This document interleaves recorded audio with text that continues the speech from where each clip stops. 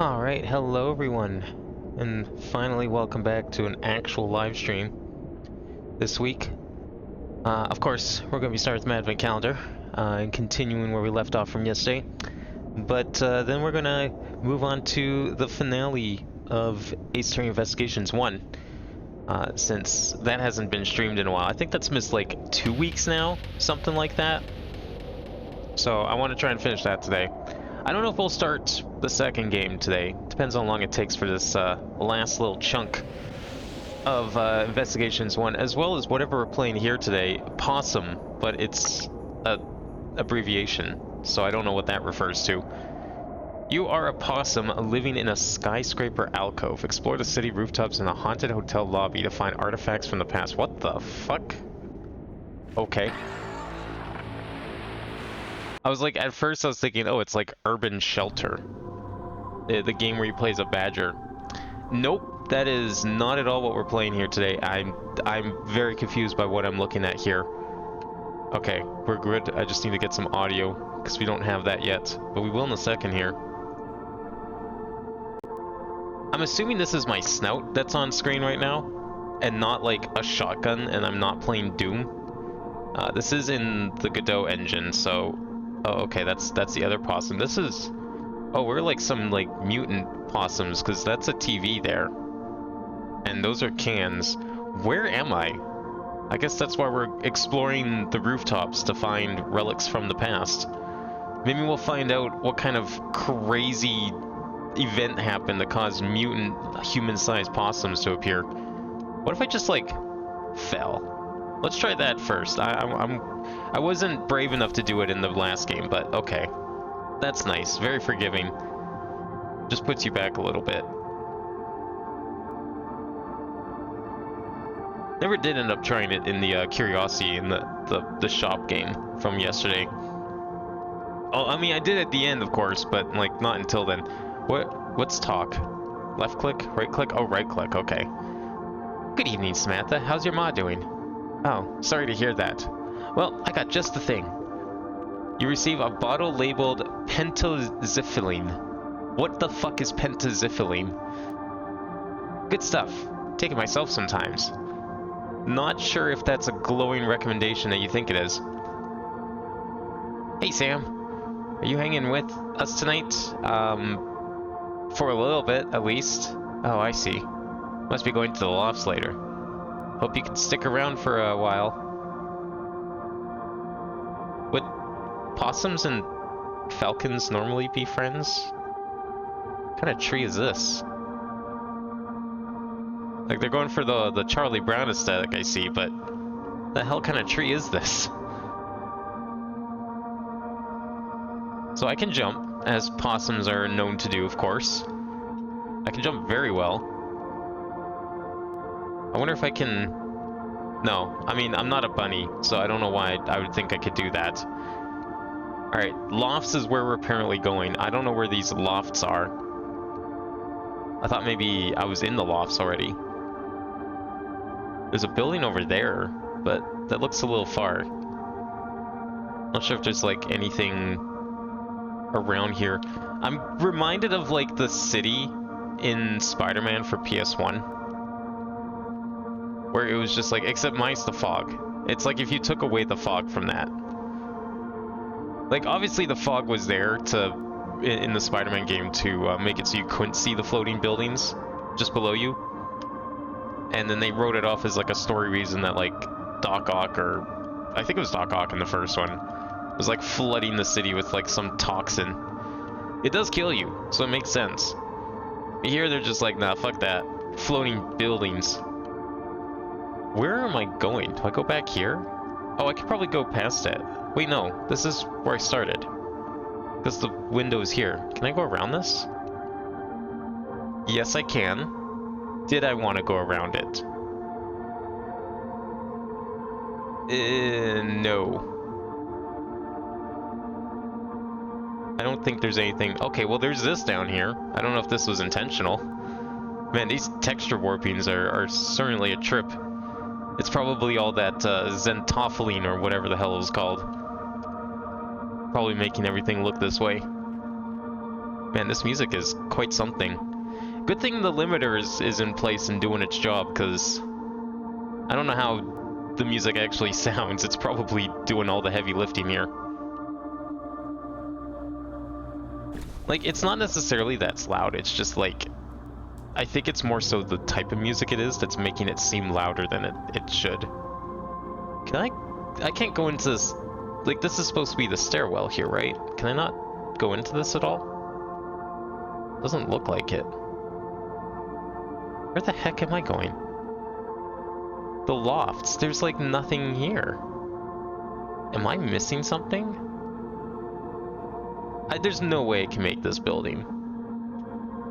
Absolutely not. Even if I didn't forget to press space to jump. Is there like a menu or something? I can toggle the screen. Probably just puts it in a window. I mean, I guess that's something. Hey, can you give me more information? No, I can't talk to you anymore. Okay. Cool. Alright, well, I can get back up here, but I think that's just so I could go back across.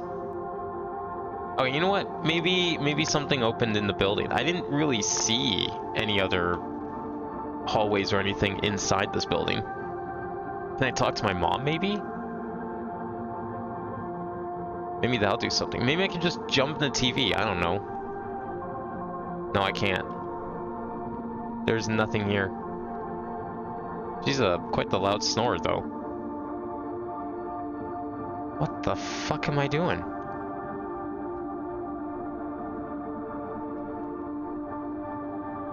Can't interact with TV. I can't go to sleep.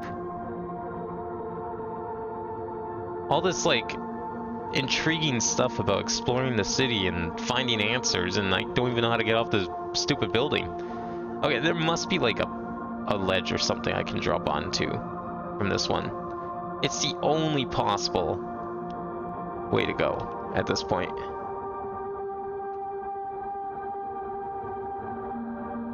Nope, I thought that was like a ledge, but it was just a really warped texture. I don't know what this game wants from me. There must be like another ledge I could jump to somewhere. Even if it's like really awkward. I have a really good ability to jump here. Probably should try and take advantage of it. Like, I was able to jump around the entrance to the house.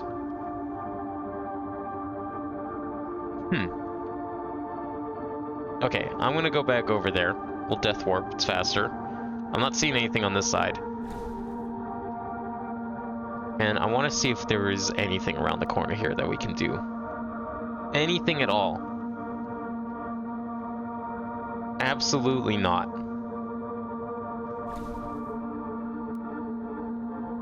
So the only ledge was down here, which is really weird. Did I try both of these directions? Maybe not. No, there's nothing there. Like, that's the weird thing. There's, like, nothing through all of this. It almost looks like there's something above me, but I won't even know where to begin with going up. Down is, like, the most logical answer, actually.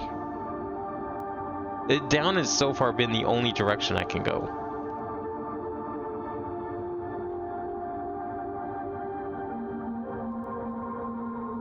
There's nothing here.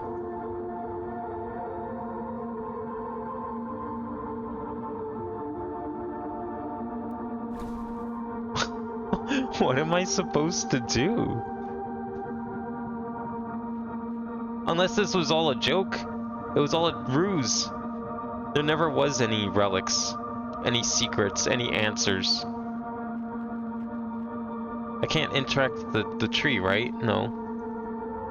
Oh, here we go. Party? Almost everyone else was heading to Chatel's bash over in the old garment lofts. Too many perfluorinated compounds up in there, if you ask me. What are you even talking about? Oh, the weather. Sarah said soft rains would be coming, but you just look around you. I mean, it's water, right? I would say snow is very soft. I think she was right. I no reason to talk about that kind of stuff tonight. Oh, okay. Presents. Still haven't gotten presents yet. Should have told me earlier. Everyone's been scavenging like crazy for Madvent, but I think I know a spot. Lorelei found it. Said it creeped her out so she didn't go in. Means there's still stuff inside. Sure Jay won't mind flying you. Oh, there we go. Did we progress it? Yes, please. So you need a ride on Jay's K service? Just hop in the box. Yes, I'm ready. Holy shit, we did it. We progressed the game. Why did it get laggy all of a sudden? Okay, we're fine. Finally. We can now collect polyvinyl artifact. Ah, yes. Perfect. Just what she always wanted. What's in the pool? Polyethylene artifact. Well, it's nice that I can actually play the game now. Oh, it's just back in there. Okay. Right.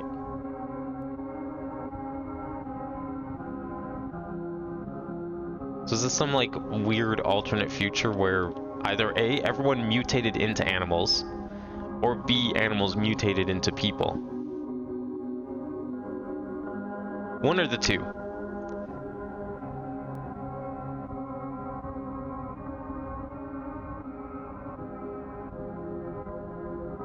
Well, I will say movement feels really good. The jump is nice.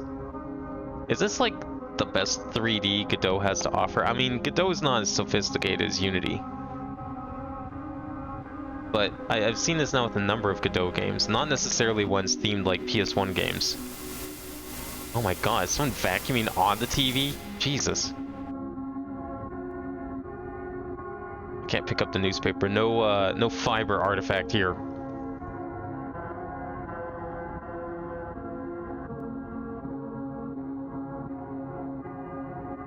Darn. Unfortunately, whoever made this game normalized their inputs, so no strafe walking for me, sadly. I love how like every first-person game tutorial is like, make sure to normalize your inputs. You wouldn't want to like not leave them normalized because that would just be bad for the player. And I'm sitting there thinking like, no, the opposite is true. Let me strafe walk, damn it. I don't know what kind of backwards world you came from, but where I'm from, we like strafe walking. Can I get this in the hole? Come on. It's really not gonna go in, is it? Come on. Right there. I was putting things in the holes all day yesterday for like a good 2 hours. Why was that so hard to put in the hole?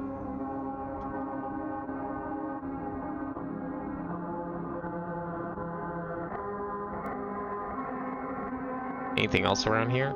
I mean, I got quite a few things. Maybe that's all we needed to do. Maybe these are the lofts they were talking about. It seems more like a hotel. Like one of those hotels with like where the rooms just open up into the main lobby area. Those always look cool.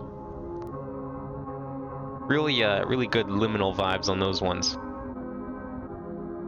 I'm ready to head out. I think I got enough stuff. I don't know what else there was to get.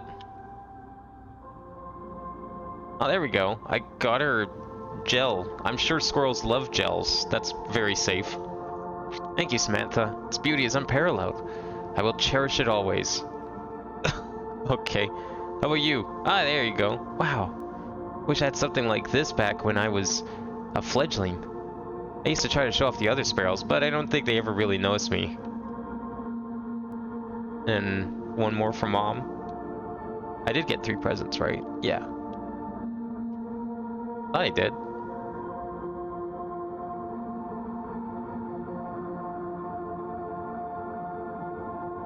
Hopefully there's not like some dark twist like Mom died in the night or something like that. I mean, this is Madvent after all. There's got to be something.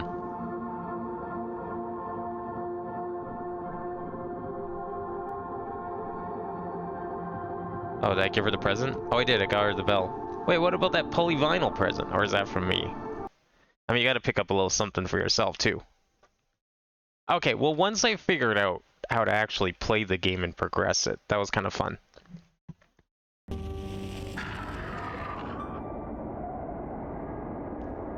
Cute little experience. I liked what little world building there was. It was silly, it was fun. That was a nice little game experience. Probably better than yesterday's in a lot of ways. A gift. Well, I guess we'll unwrap that tomorrow. Probably with a video. But in the meantime, we got some Phoenix Wright to play, so let's head on over to that. Perfect. I'm gonna close this down here. Give me a second. Alright. Gonna have to play this through OBS because my TV is still broken. But hopefully I'll get that some answers on that tomorrow. Fingers crossed it's fixable.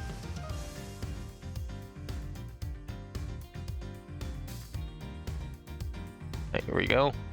Alright, so it's been a couple weeks for this. I think I kind of remember what happened. I know we got like pretty much all the big reveals last time. However, there was still one piece of evidence that we have yet to explore, and that was a videotape that we learned of its existence last part. Or no, was it? No, it wasn't that we learned that someone had it still, I think. It was it the tape from like the previous crime that all this was like started with? I don't remember. We're gonna find out what tape this was. It might have been a new tape, it might not have been. I don't actually recall what tape this was. I think it was a pre-existing tape that we knew existed somewhere. But it was then revealed that we had access to this tape. I guess we'll find out here, because there's probably going to be like a small recap or whatever. So now that we know who the Yatagarasu really was, and yet there remains much to this case that needs to be resolved. Like how the weapons crossed the country lines, for example. The two countries have incredibly strict security systems and entry procedures. Sort of a miracle, it's impossible for someone to have smuggled them in. Smuggling them in, huh? We will need to open a new line of investigation on just this aspect alone. But before we do, I would like to go through my evidence once more. Alright, so we still have to figure out exactly how the weapons were brought into each country, because if you recall, the knives, it seemed like the handles and the blades were swapped. Possibly to try and frame the other country? Who knows? It's likely anyways. Hey, there's a VCR here, sir. Now we can see what's on that tape Detective Bad gave us. It's a piece of evidence from the KG-8 incident, hidden from sight for 10 long years. I just know that this is related to the current case somehow. Detective Gumshoe, if you could please play the tape for us. Sure thing, sir. Okay, what was on this tape? So yeah, the KG-8 incident was the previous incident. That was like the incident that was also mentioned in the flashback trial. So this was like before that even. What the hell's this guy doing? Oh, he's got the card and the knife. This man, it's Manny Cochin. And he's holding a knife in his hand. This looks like footage from a security camera at the entrance of an apartment building. Why is the security camera like down on the floor? Do they just have the camera on a tripod? They put like a big like standee sign in front saying smile. An apartment building? How do you figure that? Unlike you, I actually read the summary file of the KG-8 incident. And the crime scene was the victim's own apartment. So this footage was shot at the entrance to the victim's own apartment building. At the trial, Mr. Faraday claimed that this piece of footage existed. However, no one could find it. Yes, somehow someone was able to steal it and hide it through Mr. Ernest Amano. I can see how this would have been a definitive piece and why someone would want to hide it. But it's a piece of evidence from a 10-year-old case. There's no way it's related to this case we're working on now, sir. Actually, I believe it has everything to do with the case we're working on now. The ringleader even went so far as to use Mr. Portsman to retrieve it, which means that in this video lies a very inconvenient bit of footage to the ringleader. Where? Where? Well, stop fast-forwarding through the whole thing. Maybe we can find it if we just watch it. Sure, there's some snacks around here we can get. Wait, what was that? Huh? That bit you played just now. Please show it to me again.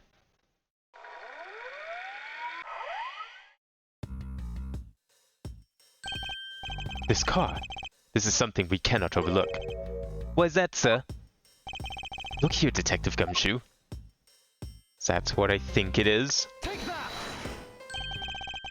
The national flag of the Principality of Cadopia.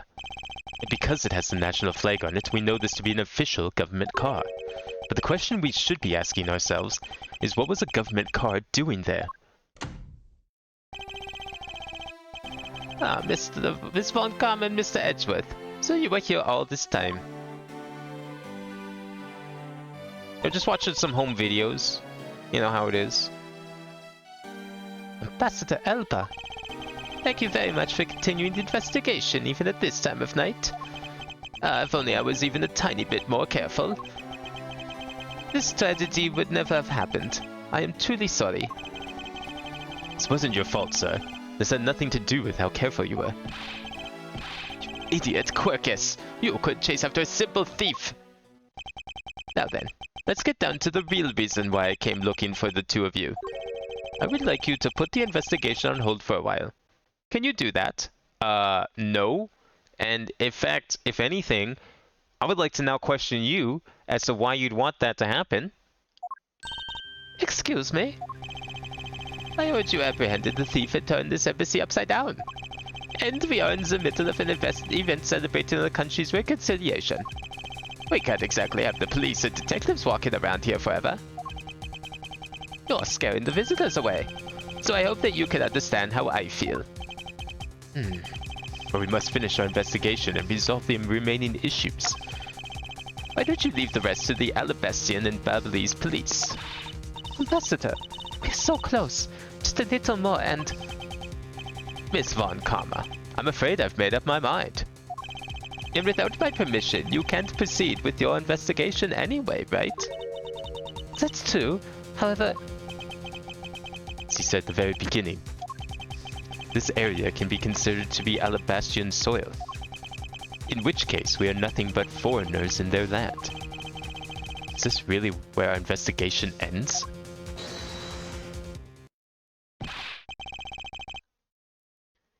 Shifu, we found Mr. Edgeworth, sir. Shifu, this way. Yo. Oh, I guess he's working alone now, because his little friend got arrested. Agent Lang, you're back on the scene rather quickly. If I laid back and took a break, I'd lose the scent of my prey, Mr. Prosecutor. Agent Lang, why have you returned? Because I have to solve this case, no matter what. Well, I'm sorry to inform you. And don't take this the wrong way, I don't suspect you personally. However, a member of Interpol was just found to be a thief, and so... Under these circumstances, I wish to put your investigation on hold. After all, I believe our own police can handle things from here. They are quite capable. At this rate, our investigation really will come to a close.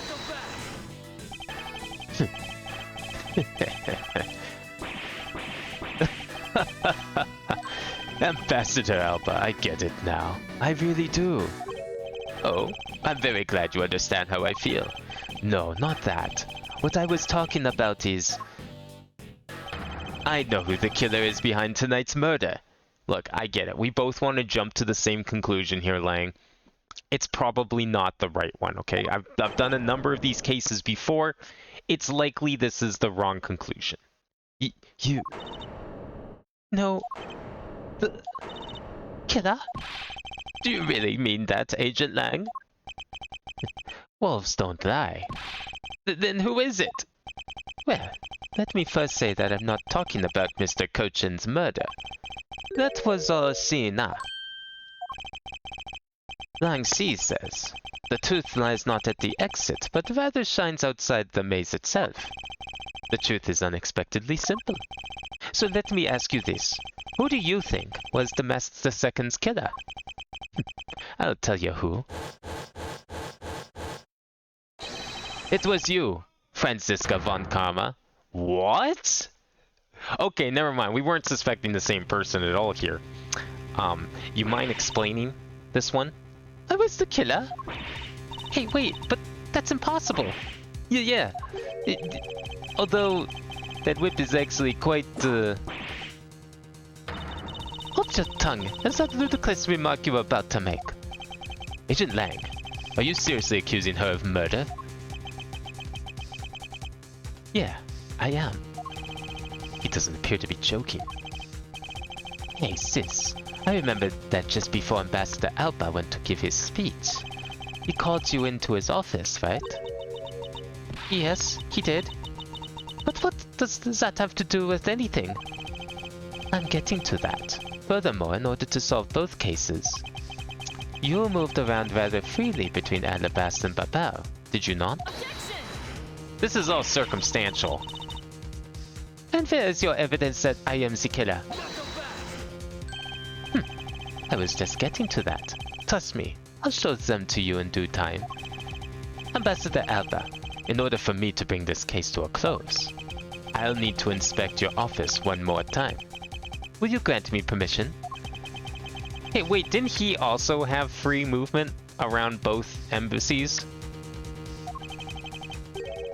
Wasn't he also present this entire time? With things as they are, I suppose I don't have much of a choice, do I? What do you mean you don't have much of a choice? You were just about to call everything off and tell us to pack up and go home. You have all the choice. You're in charge of this place.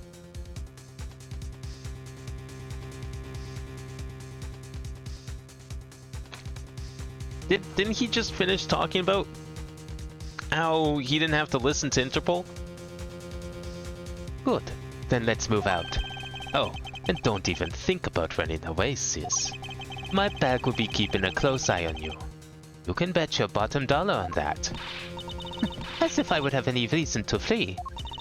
But just so we're clear, your logic had better be sound.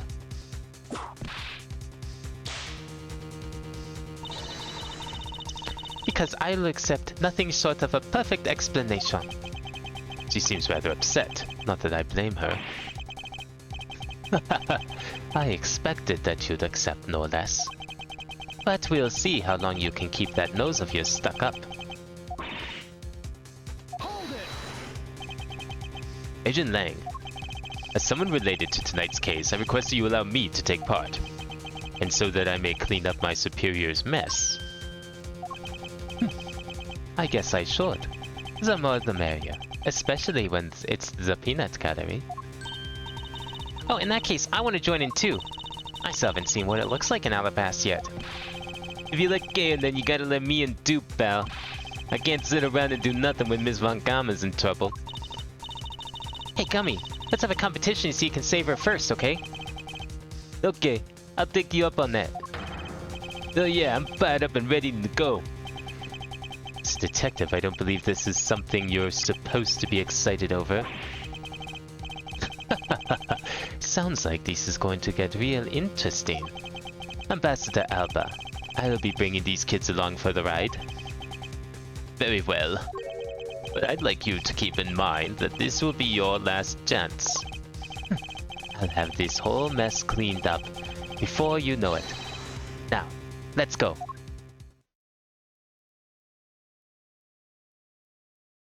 This is where we're gonna find out that he's the bad guy, right? Like, there's no way that this guy who's been in most of the game so far turns out to be good. I know we just had the other half of Interpol turn out to be the villain and the actual murderer. I still feel like he's involved somehow. Okay, now, let's first go over the facts one more time. Manny Cochin's body was found over in the Secretariat's office in Babao. The weapon that took his life was one of Alabasta's ornamental knives. And then the body of the masked II, Mr. Casino, was found here in the Alabastian ambassador's office. Through our investigation, we found that the murder weapon was this Prima Du statue, and that this is actually Babao's statue. This case, no matter how I look at it. Sis, if it wasn't you, then there's no one else who could have pulled this off. Objection! What about the other old guy standing right here? Can it not be him? Agent Lang, do you understand the full implications of what you are saying? Of course I do, sis, and I'm serious. You were on the trail of the smuggling ring, and you wanted any evidence you could find. And so, while people were distracted by the Yatagarasu's appearance, you snuck in here. That's when you two ran into each other. You and that other thief who took advantage of the confusion from the fire. Objection! And what's her motive exactly? Why would she kill this guy? Even if all that were true, how do you explain the movement of the weapons? Don't worry. I plan to show that you're the culprit behind that too. You had permission to investigate both embassies at will. With that kind of free reign, you could have easily taken the weapons across country lines. Oh shit! He actually stopped her! Yo, that's sick! Hey now, look sis, I thought I already told you. I'm not messing around here.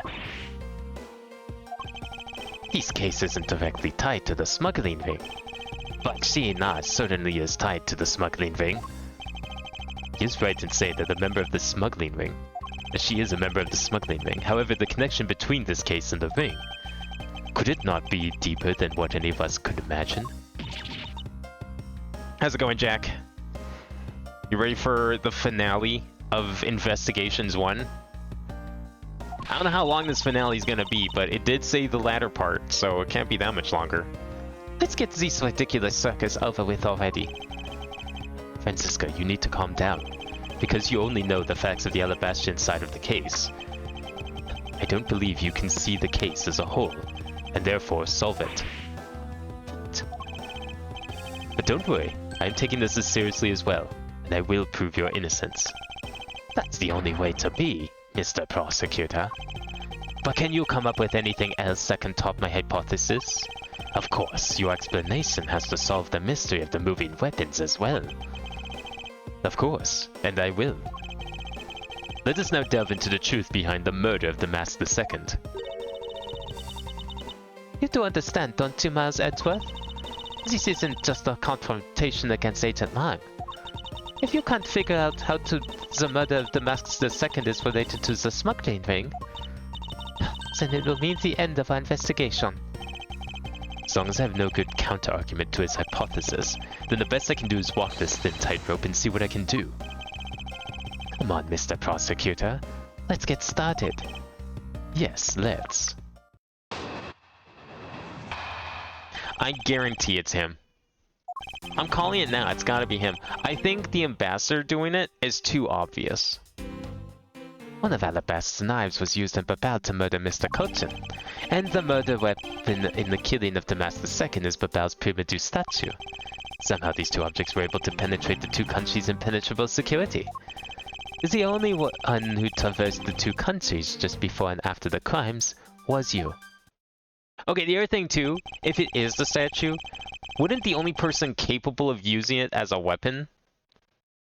Especially also if this was a statue that may have gotten moved at some point between the two embassies. It would have to be someone really strong. Do we really think Franziska von Karma can carry a giant solid gold statue that is probably like 2/3 her size? I don't think so. Let alone use it as a murder weapon. The only guy here that even looks possibly like someone capable of doing that is probably Lang. It's gotta be him. As long as I can't explain how the weapons moved about, Francisca will remain a suspect. You got it, Mr. Prosecutor. So why don't you stop giving me a hard time? Under these circumstances, who the heck can carry a weapon across country lines? I've worked through every possibility, but there's only one that's plausible. Your boss. Agent Lang, what I've learned from you just now is that you've lost sight of yourself. What are you talking about? By focusing too intently on that which is in front of us, we become blind to the truth. Don't tell me Long Xi never said anything to that effect. You, prosecutor. Who do you think you are speaking about Long Xi's proverbs like that? I don't need his proverbs, because my words are all you will need to see the truth. When do we get Edgeworth prophecies? Can, like, Phoenix Wright start pulling out a scroll during court and reading off Edgeworth prophecies? Hold it! I concur that this knife crossed over country lines. Good, but that's not the only thing that did. We mustn't forget about the other weapon. The knife was only one.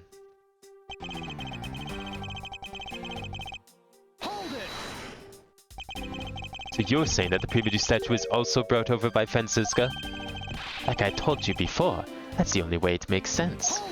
How could she have brought the statue over while it's concealed, smuggling it through a border, considering the size difference and weight difference? And how exactly did she bring it over? I haven't figured that out yet. So should that be your job to figure it out? Why are you making me do it? You can't just be like, oh, you can't disprove this, so it must be true. That's not how that works. That's a rather weak statement, considering how sure you are. Maybe. But there is one thing I do know for sure.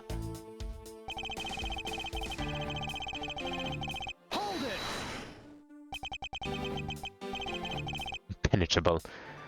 I should hardly think so. You've seen the top of the wall between the two countries, right? Who in the world could cross over that? Yeah, not even I could climb over that thing with all the barbed wire. The only way into either embassy is through the doors in the Theatrum Neutralis. So the only way for the knife and the P.O.S.S.U statue to traverse the two countries is through those security camera-equipped, well-guarded doors. What about the rooftops? Are they well-guarded? Was Franziska really the only person to have traveled between the two countries? According to the guards at both doors, she's the only one to go back and forth. The sister was in Alabas when the Yatagarasu showed. And then, just before you guys found Mr. Kirchin's body, she entered Babel. I think we can assume that when she brought the knife into Bao. Then how do you explain the P.O.S.S.U statue? I haven't quite figured out that yet. However, the fact remains that the two weapons crossed the border. Proves that the killer must have also traveled across country lines. The only things across the border are the P.O.S.S.U statue and the knife? I should hardly think that those are the only two items, Agent Lang.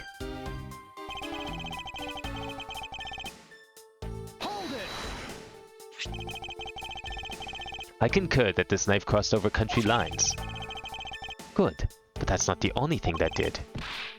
Alright, we're looping. Okay, we're done here. So I need to look at my evidence again because it's been 2 weeks since we last looked at this.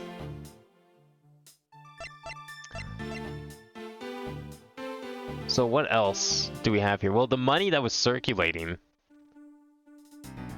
possibly could be one of the items that crossed over besides the weapon. I mean, there's probably a lot of things here that came over.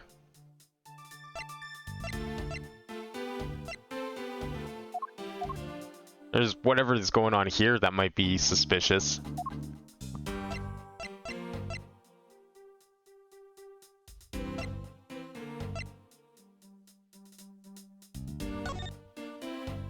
So this is the new... Okay, that's related to something else. I don't think that's going to be relevant right now. So my thought's probably this. Take was swapped with the real one is originally from Alabas. Yeah, because that's how we know the statues swap sides at some point. Okay, bills circulating in Shangfa, made by Cochin. They were all burned up in Babao.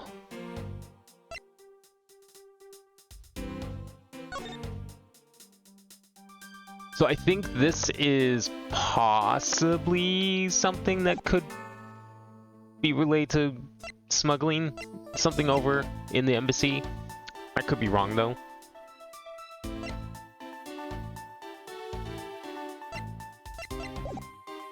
Okay, murder weapons in the killing of Damascus is pre-produced about statue, right? Soldier able to penetrate two countries' impenetrable security. The only one traversed the two countries just before and after the crimes was you. What about the Yatagarasu? Or that like fake one that we saw? The cloak and everything. Did it not technically traverse the two lines?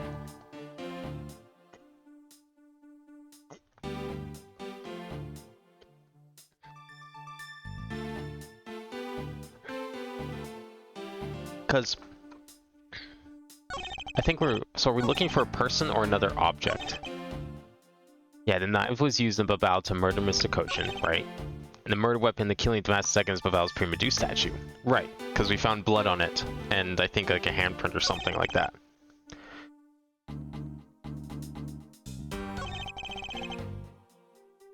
Okay, so we're probably looking for a person here. So who else could have traversed the two?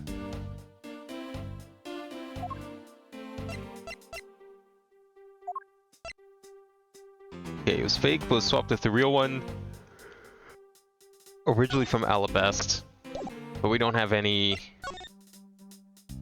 Oh, it doesn't let us, like, look at the evidence part of it.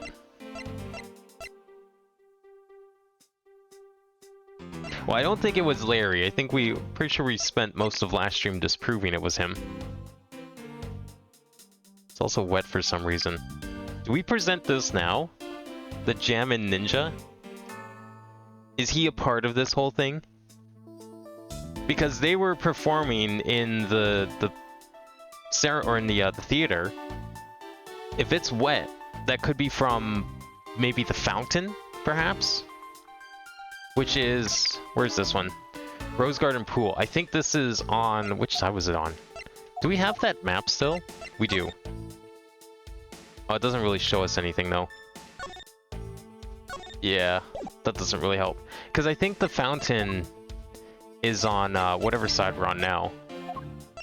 Whatever it's called. The Alabast side. Because there's a fountain on the Alabast side, I think. So that proves that the Jammy Ninja might have shown up in here. Only one traversed 2 countries just before and after crimes was you. Then we also have this picture. Fire on the 4th and 5th floors. It clearly could have gone over the lines. But I think this might have only been on this side. I'm not sure. But I think it definitely crossed the line. No, okay, that wasn't it. It's gotta be this or the pick. But I don't know. I think this is definitely the right statement to check on.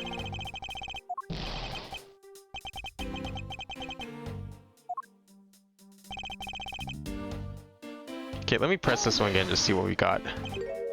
Jessica, the really only person traversed 2 countries. According to the guards at both doors, she's the only one to go back and forth. Okay.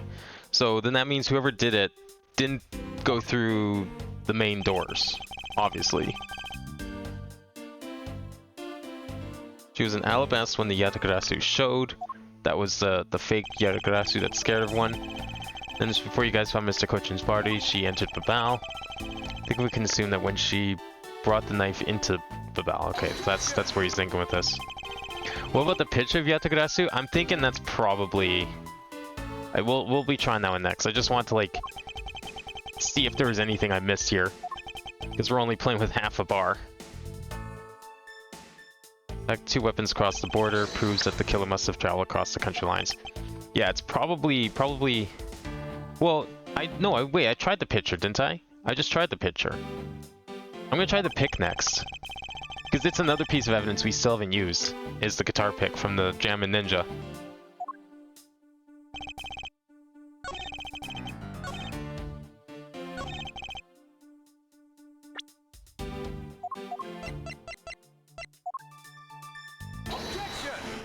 No, okay. I'm probably getting ahead of things here, but I'm probably on the right track in some degree.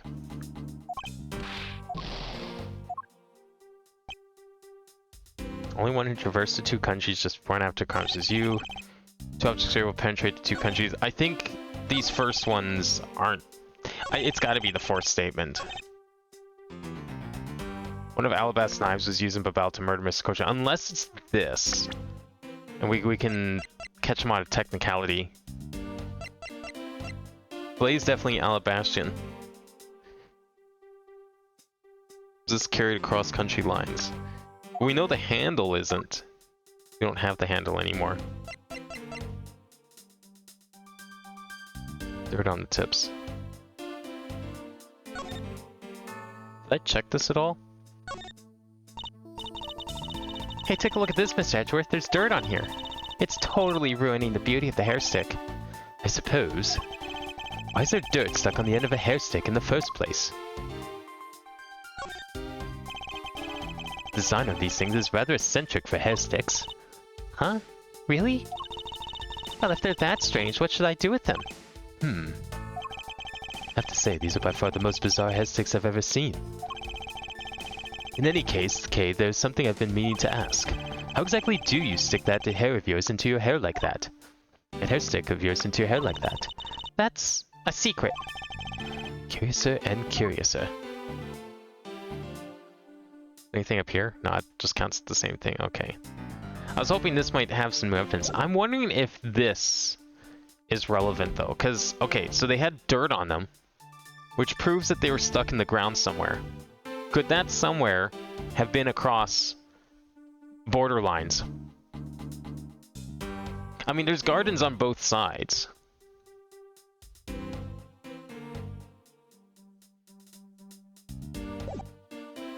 I'm gonna try that.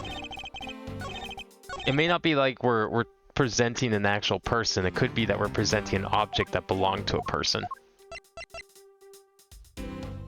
But these sticks belong to someone that we've already accused and got arrested for murder. Provably accused and arrested for murder. So would it really be them? Are we gonna just like arrest them again?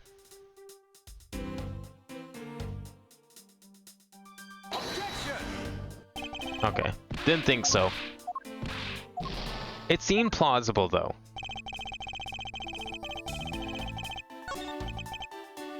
My things across the border, the primitive statue and the knife. I really think those are the only two items. Yeah, so I think that's a hint that we need to click on some item. Not like the photograph or anything like that.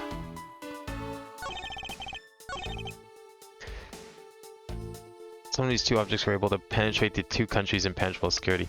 Oh, what if we... Okay, maybe this is what you were getting at before, but I wonder if this could be what we need? No. Shit. Why is this one so hard?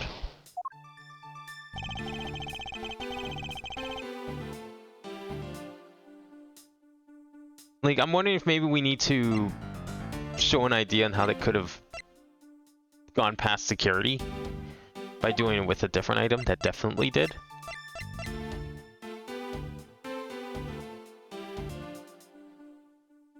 Present for embassy staff. What if these hot dog boxes didn't have hot dogs in them? I mean, they apparently did because Wendy was eating a bunch of them. But what if, like, some of them were used to smuggle? Because these went out to everyone.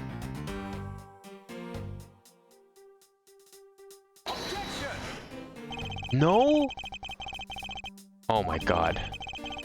That was, like, such a good idea, too. Maybe it's too obvious.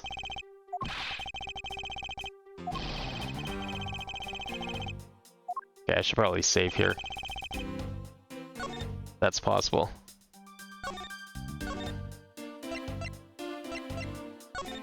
Would this be the first game over?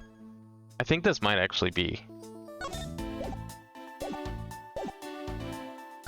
Okay, the only one who traversed the two countries just before and after the crimes was you.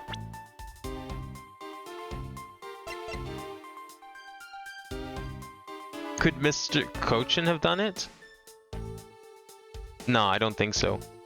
I did get a game over before? When did I get a game over before? You're probably right. I'm vaguely remembering a game over. But I just couldn't remember when it was.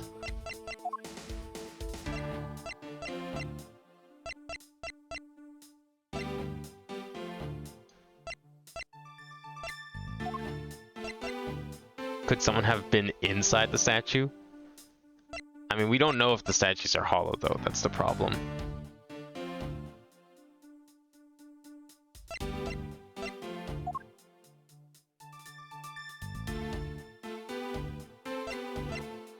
Other objects could have gone across the line.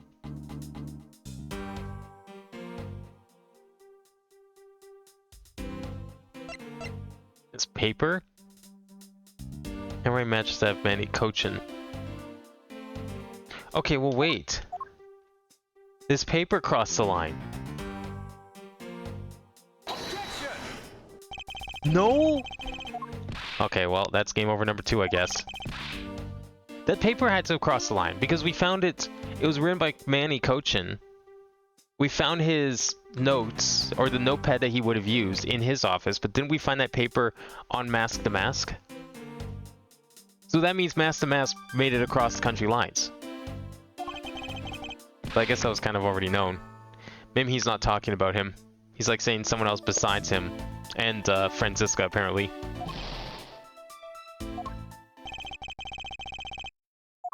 All the answers he needs. Guy doesn't even have evidence. He's just like, see, you can't disprove me. This man probably believes the Earth is flat and there's lizard people among us. Living underground in the flat Earth. Just because no one can disprove it.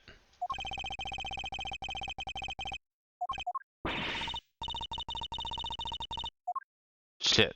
I don't know what we're supposed to pick here.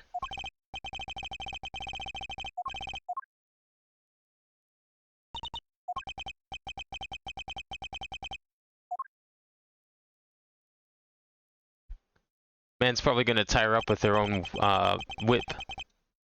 Thus the truth was lost for all eternity. Okay, I do remember this scene, so you're right. I did get a game over once before. Was it maybe in the amusement park case? That could be it. Retry. Is that what we want? Oh, we get full bar here. Perfect.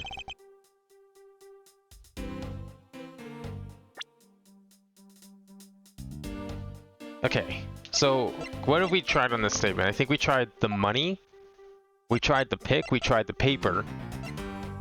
Pretty sure I tried the hot dogs. We tried this.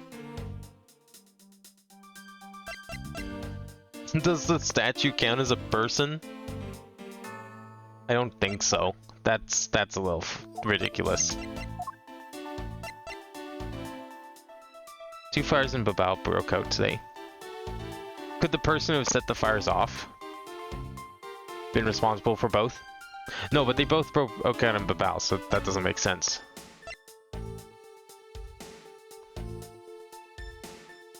Only fireplace wall in Babao side has been used.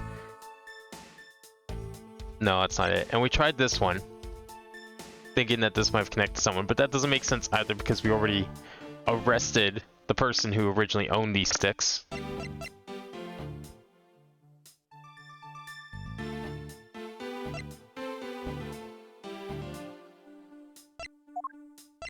So what's left?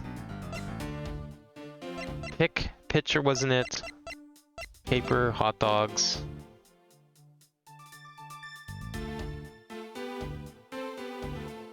Would it technically have been Larry? Because wasn't he supposed to go and talk to the ambassadors? Or at least like one of them? So he was technically in both countries?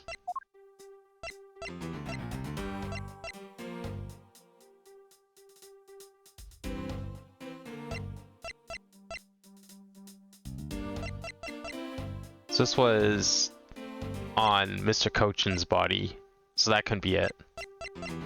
And we know the knives.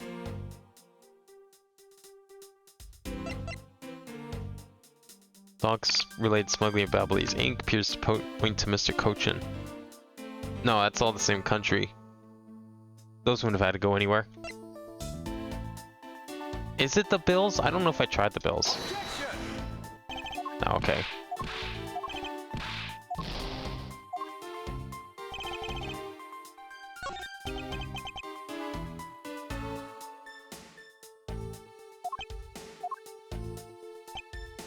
What if it's Mr. Cochin? I mean, it could be. Maybe the fact that saying item is throwing me off, you're right. What if the body was swapped? No, it wasn't Mr. Cochin. That would have been pretty cool, though. I could kind of see how that could be the answer.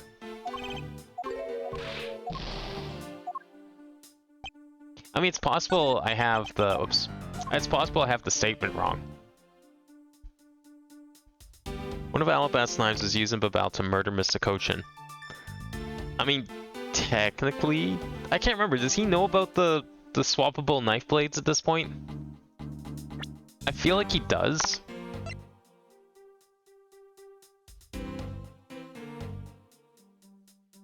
mean, he knows the knives were transferred, so I don't think this is news to him. Pointing that out makes no sense.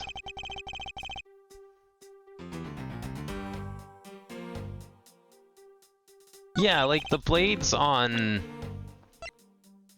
these knives, you can take the blade out, but the blades and the handles each have their country of origin's insignia on it. But it turns out that the blade, like the handle itself, I think is from Alabast, but the blade I think was like from Babal or something, or was like the opposite. And so like one of the blades ended up on a, yeah, because like Mr. Coachman was murdered by this knife. And it turned out that the blade was actually from Alabast, whereas the handle was from Babal. So at first, before we found out that it was a swappable knife, we just assumed someone came in, took a knife off the wall, and you know, stabbed him because it was convenient.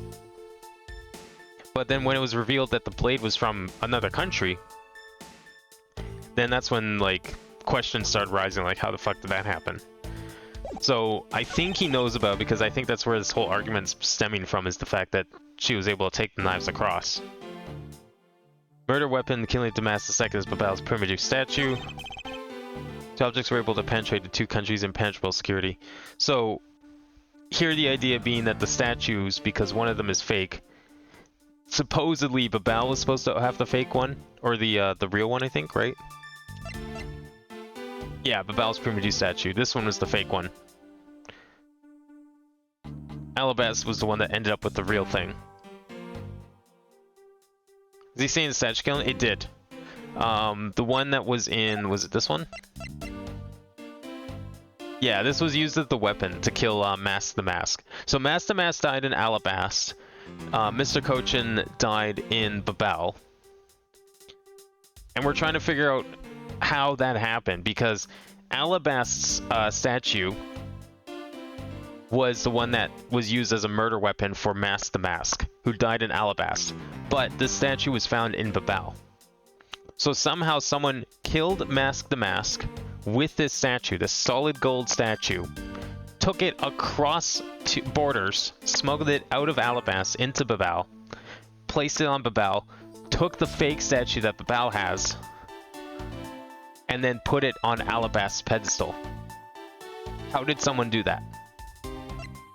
And supposedly Franziska is the only person that could have done it, because she's apparently the only one that went to both countries.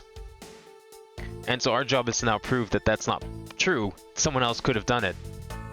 And I'm trying to think of what evidence could possibly be for that, because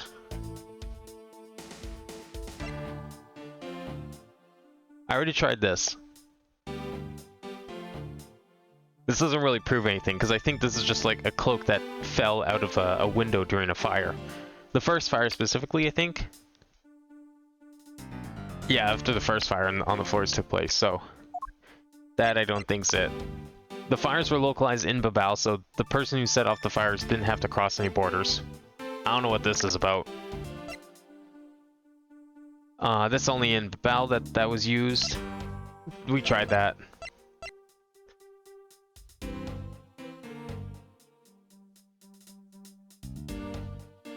That's old evidence. Also old evidence.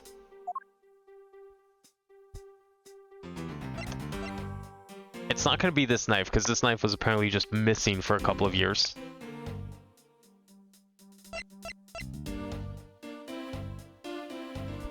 So how do you smuggle a statue? What is the best way to do that?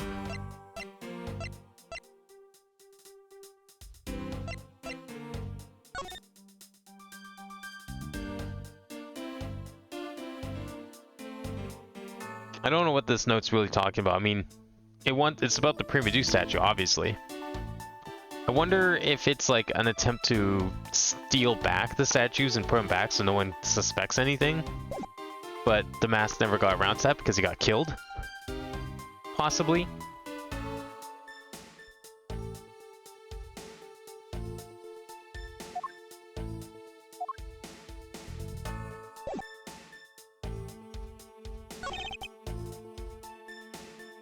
So it's got to be this one. This is the only erroneous statement. I just have to prove how. How many stairs are there? Do you mean statues? How many statues are there? There's two. There's a real one and a fake one. So the real one, which was originally in Alabast, that's where we are right now. We're in the Alabast office, is the murder weapon for Damask the Mask. He was killed by the real statue.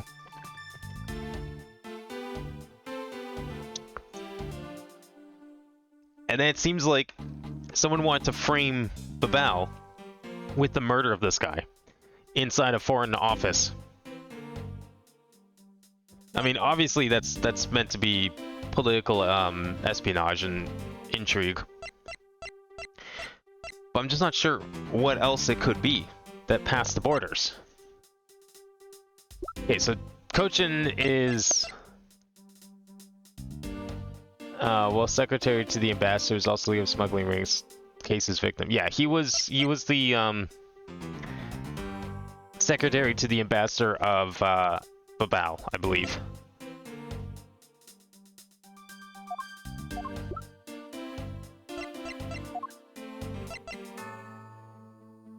Only once traversed two countries just before and after the crimes was you.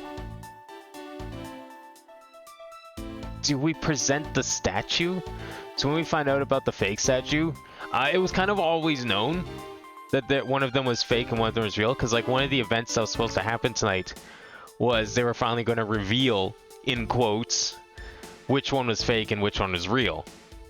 It was all meant to be a setup for like political reasons, but completely unrelated so far. But it was kind of public knowledge that one of them had a fake, one of them had a real. Turns out Babao knew which was which the whole time.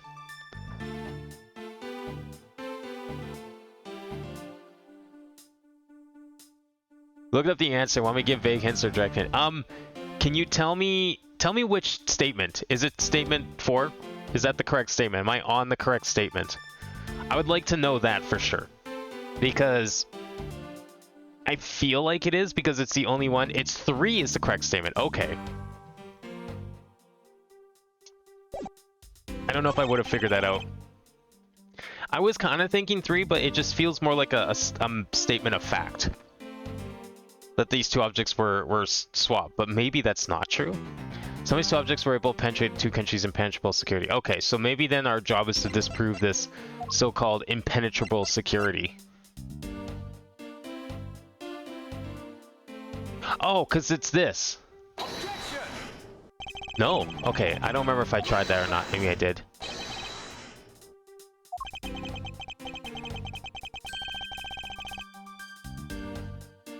Only 2 items? What do you mean only 2 items? I have way more than 2 items. I have like 3 pages of items. And that's after that Edgeworth apparently threw out a bunch of stuff.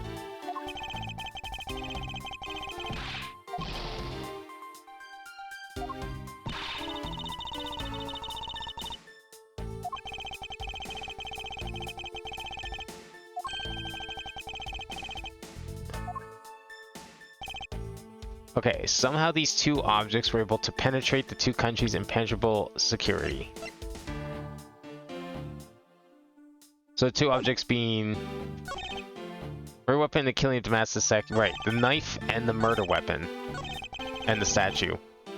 Somehow they were able to penetrate security. Okay, so how does a knife and a statue penetrate security?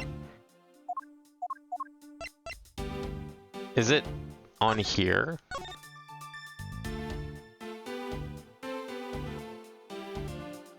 P.O.S.S.U.M produces the very luxurious Cadopian paper.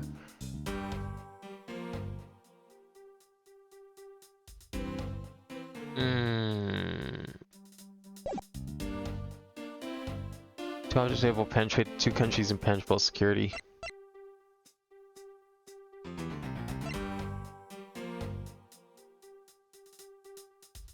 I thought I tried these bills, but maybe he bribed them with fake money. I don't want to say directly what I'm saying because it'll make very obvious the answer. Oh, okay, I see. You're reacting to something that you read about the answer. Okay. Alright, so we definitely tried this paper, which I thought was obvious because that clearly shows someone was trying to break into the other side. Did I try this? I think I tried the hot dog boxes. I mean, that would certainly be a way to smuggle the knife, but that doesn't explain how you smuggle a statue. You're not putting a statue in a hot dog box. The statues ever have to be moved to different signs? Well, from what we understand, the statues were swapped at some point. Yeah, this one's originally from Alabast. The fake statue was originally Alabast's, and the real one was Babel's, I think. So we know for sure that the statues were swapped.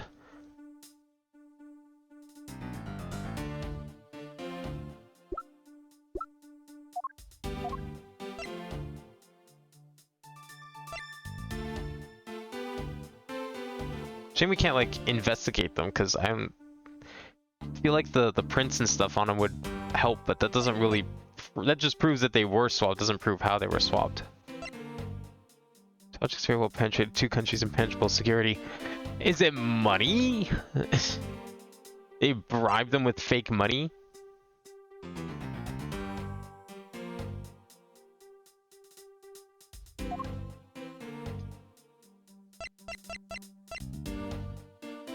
I'm gonna try the hot dog boxes again. I think I already did. Yeah, I did.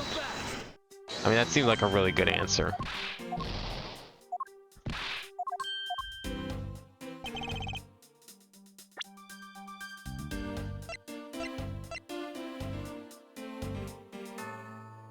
Okay, what let them do it? Is it Mr. Cochin before he died? Do we know when each of them died?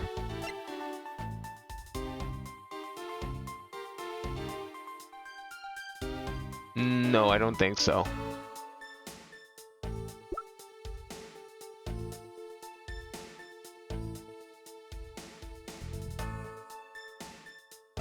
Yeah, there's nothing in here about, like, when they died. I couldn't remember what the order of operations was, so I'm wondering if maybe he could have helped with the mass murder, but that seems weird considering he hired him, so...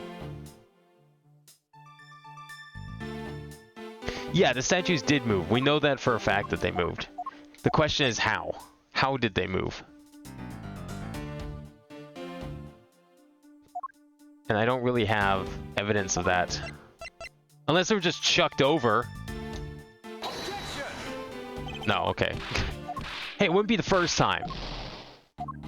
Someone chucked a statue.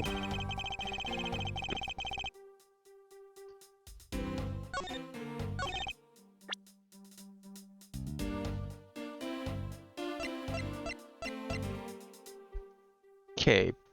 2 objects were able to penetrate the 2 countries' impenetrable security. Through the garden.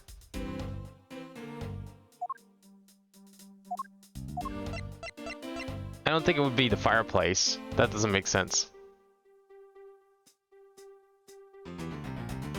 It did move in the knife also. That's 3 items that moved across the border. Oh, you're right. Okay, so he doesn't know. I couldn't remember if he knew or not. Nope, that's still not the answer. Okay, how do we get 3 items out of this? How do we show 3 items? You're right. That is 3 items. That's a contradiction of itself. It's cost the primitive statue and the knife. Oh, is it the other statue? Yeah. You're right. Okay. Holy shit, it was obvious. I wasn't thinking straight. I like read 2 in my head. It's like, yeah, that makes sense. And even Edgeworth, like, straight out says it. Oh my god. Okay, used to be real, has been swapped to the fake from Babel, was used as a weapon. This one? No, it'd be the other one then. Because this would have... Yeah, because naturally, logically, if you're swapping the statues, that means both of them would have had to move at some point. Oh my god. It was sitting right there, it wasn't even complicated. Didn't even require me to have, like, pre-existing knowledge of the case so far, or anything like that. It was literally right there in the wording. I read 2 and I was like, yeah, that's perfectly fine, that makes sense. Holy shit. Agent Lang, those 2 items are not the only 2 to cross the border tonight. Oh? The Master Second was killed by Babel's Primedu statue, yes. But if that's the case, then tell me, where did Alabast's Primedu statue go? To Babel. Precisely. If the two statues really were switched, then this means that both statues were smuggled across the border at some point, which means that a total of 3 items were smuggled across the embassies. I guess so. But you know what? It doesn't matter the number of items, only that the sis is the only one who could have done it. Because the only person who went back and forth between the Alabast and Babel is her. Is that really true? Was there no one else who traveled between the two countries? Actually, there was definitely another person, one who paid a visit to both sides of the wall.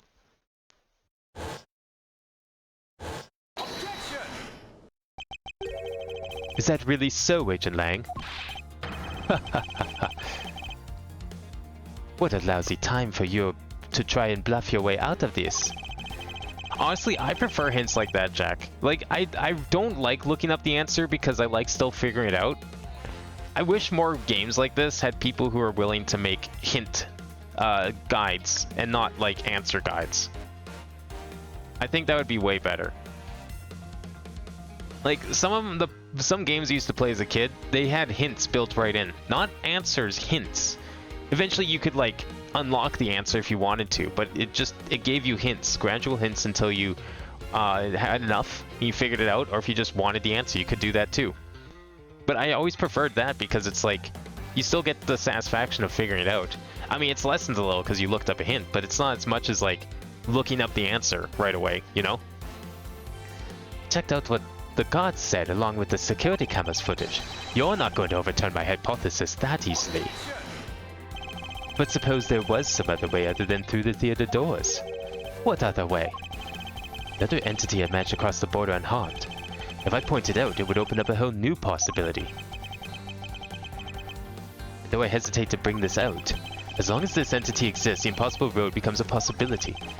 So are we talking about the cloaked figure during the fire, or are we talking about Mask the Mask?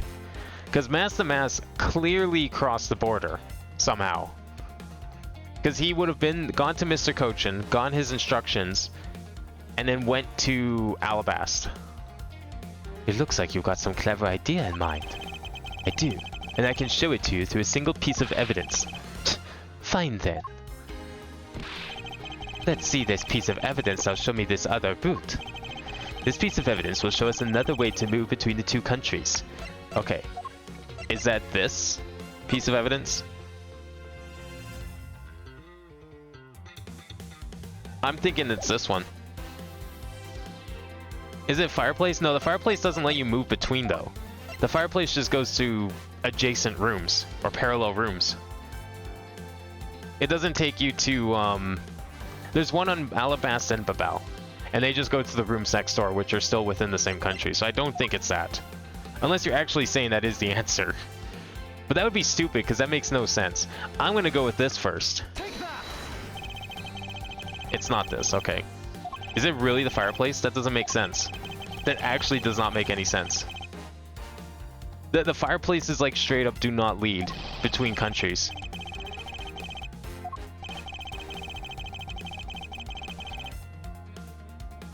I thought I could swap. Well, it does turn around, but it doesn't, like, the building is like a U shape, and the border line is like right down the middle of like the top part of the U. It's like, or if you draw a U and then you cut it in half with a vertical line in a symmetrical half. One side of it will be Alabast, one side will be Babel. The fireplaces are up on like the stick parts, the far ends of the U, the tips of it. They're nowhere near the borders, and then nor do they face the borders. Okay. Near the road. Okay, so what it could be though. Take that. Yeah. Are we really going to insinuate someone's chucking statues over a wall? Solid gold statues? Again, not the first time. Still can't believe it. Agent Lang, I'm sure you're familiar with this unforgettable photo. That supernatural photo? Like I said before. Humans can't fly. No, of course not. I understand that perfectly well. Don't start claiming that Sheena somehow grew wings either. I wouldn't dream of claiming that. And I won't allow you to take back what you've said either. I'll say it again, it's not humanly possible to fly through the air without wings. So you better have a good explanation for this, Mr. Prosecutor. But how can I prove who it was that flew through the air in this photo? Wait, not humanly possible. Eureka! Very well. You will have your explanation. It sounds like you have a good idea simmering inside that head of yours. Let's hear it. The face hidden within the photo's blurry trailed shadow is... Is it the statue? Is it actually the fucking statue that's in there? But which statue is it? Is it gonna be this statue since that's the one we were talking about?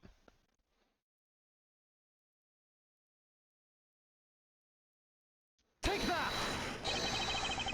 Not so fast! Shit, it's not. Okay. Maybe it's the other statue.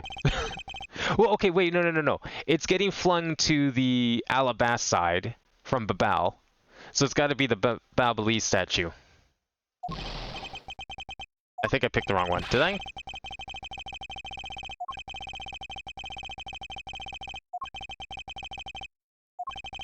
The man-shaped shadow that flew through the air, wrapped in the darkness of the night. Its real shape can only be one thing. Okay, yeah. So this is the... It's originally from Alabast. No, yeah. We're going to Alabast. Was swapped with a fake from Babal. No, this is Alabast's. Yeah, so Babal would have gone over. No, so it would have been this one that would have been in the photo. Because if what I'm thinking is true, see how the photo, while the cloak is going to the left? Over the wall?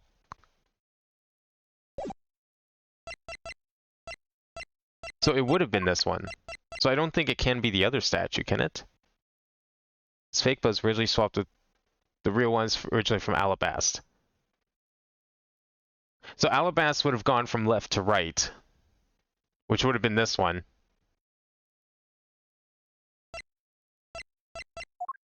So no, it would make this one.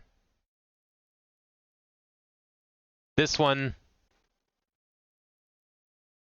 was going from Babal to Alabast, right? No, but the wording in the descriptions is confusing me here because... So up to the real one, this one's originally from Alabast. This one was swapped with a fake from Babal, implying that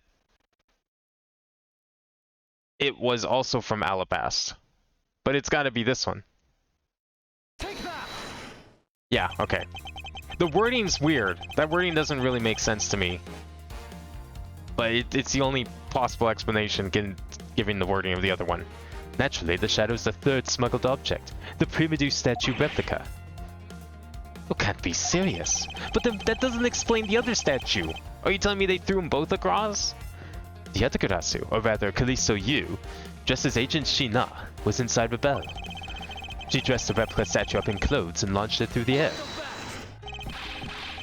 Mr. Prosecutor, you left out a very crucial bit in your explanation. I know I did. She launched it through the air. And how exactly did she do that? He's literally baring his fangs at me. But he has a point. How exactly did it move through the air like that? As long as this remains unsolved, we won't be able to move any closer to the truth. Which reminds me, didn't he say this earlier? Hey, sis. I remember that just before Ambassador Alpa went to give his speech, he called you into his office, right? So, just before the murder, Francisco was called here, right into this very room. If that's the case, then that may be another avenue I can pursue. Agent Lang, in order for me to answer that question, I will need to hear testimony from Miss Von Karma. Oh? What are you up to now, pretty boy? Earlier, you mentioned something of interest to me. You said that just before the murder occurred, Miss Von Karma had been in this room because Ambassador Alberg had called for her. And for that reason alone, you believe her to be the killer. Yeah, I guess I did say something like that. In that case, I believe it is my duty to ask her what her side of the story is. Huh. Do you really think a criminal would tell the honest truth? No, I don't. Which is why we're asking her. You know, not a criminal.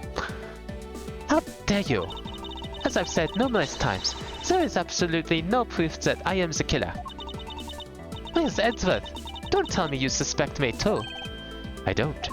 However, I can't ignore the fact that you were in this room at one point in time, which is why I would like to hear about it from you.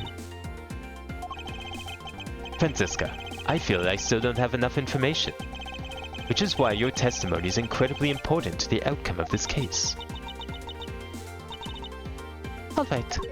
So, what would you like me to talk about?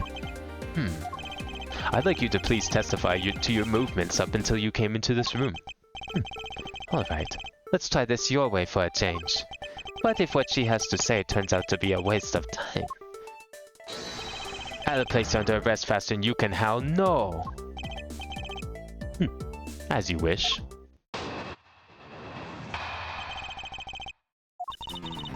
As I said earlier, I was assigned to guard duty in the Alabastian embassy. After I saw the steel samurai off on his way towards the ambassador's office, I returned to the Rose Garden for a bit and checked up on the security situation. After all the preparations were in place, I called back by Ambassador Alba to his office. Franziska, I want us to make this clear from the very beginning.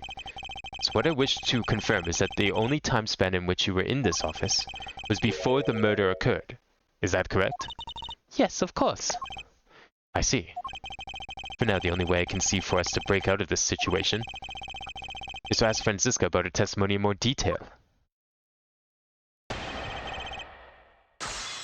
Alright, time to press.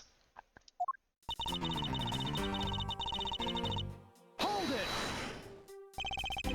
I thought your duty was to fact-find anything you could about the smuggling ring. Yes, that was my job. But upon hearing that the Yatagarasu had sent a calling card to the embassy, Ambassador Alba had called upon us to protect the embassy instead. That instance 7 years ago.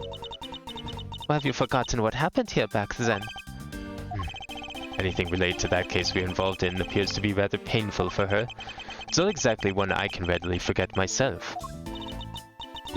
It looks like you remember the case after all. Of course I do. I inspected every location, every possible escape route, and every aspect of the police's security detail. I did all that. Then after that... Hold it! So you were at the theater as well? Yes, and I suppose you were also there as well, watching that stage show? Well, yes. So Franziska was there. Well, after the show was over and I saw the sealed samurai off,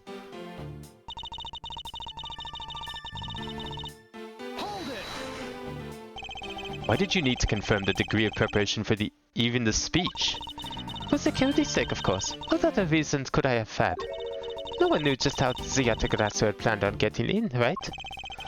Yes, I suppose you're right. And in the end, the Yatagarasu did choose to appear in the Rose Garden. Even if it did turn out to be nothing more than a shadow. Who would have thought that she would use a shadow? Calm down, Franziska. She must still be nursing a grudge over the fact that she couldn't figure it out herself. Anyway, there was no one in the Rose Garden. And we were aware that the speech was set to start soon thereafter.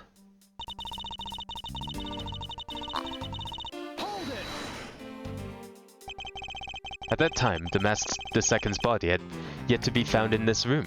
Is that correct? That's right. But Ambassador Alba was here. One could hardly miss his rather large presence. A criminal will say anything to get out of getting arrested. How do we know you're not lying? Well, if you need proof, I'd be happy to oblige you.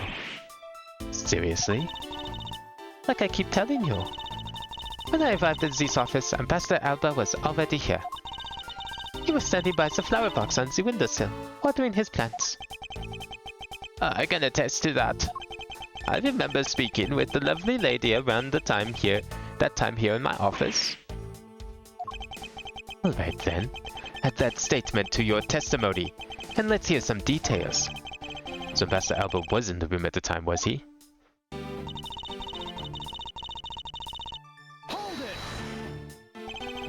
For the sake of being thorough, I'd like to ask you for something. How did you know that Ambassador Alba was watering his plants at the windowsill? What do you mean by that? The entrance to this room is on this side, however, the window is on the opposite side. If what you say is true, then when you entered his room, his body would have been like a wall. He would have been blocking your view of what he was doing. Isn't that not correct? I suppose it was a bit hard to see around him. But fortunately for me, Ambassador Alba is not an immovable wall. Would you shove him? I knocked before I entered, and as I did, he turned around to greet me, with a watering can in his hand. So it's only natural to believe that he was watering his plants, right? I suppose. After his greeting, we spent a little time talking about his flowers. He'd obtained them himself, and is growing them with the utmost care, you know? Yes. The plants in this room, are all like my children. The passive flowers in the flower box on the windowsill are growing beautifully too. All 4 of them are in full bloom. Miss Von Karma, what did you just say now? I said that the flowers are growing in beautifully. What about that statement do you not understand? Do I not understand? I do not understand why a certain thing is the way it is. I'd like for you to append that statement to your testimony. Very well. Oh, we got 6! Hold it! I'd like to confirm this with you one more time. There were 4 passion flowers in bloom in that box, correct? Yes, I should hardly think that I could have miscounted such eye-catching flowers. There must be a deeper meaning to the statement. And it appears I must take a gamble on this meaning for me to make any progress. Primitive statues were already switched by the time the murder happened. In light of that fact, what Franziska saw in this room before the crime is of incredible importance. Well, don't worry. It's clear that somebody didn't watch Sesame Street growing up here. Because, that ain't 4. See, I know numbers when I'm paying attention to them, anyways.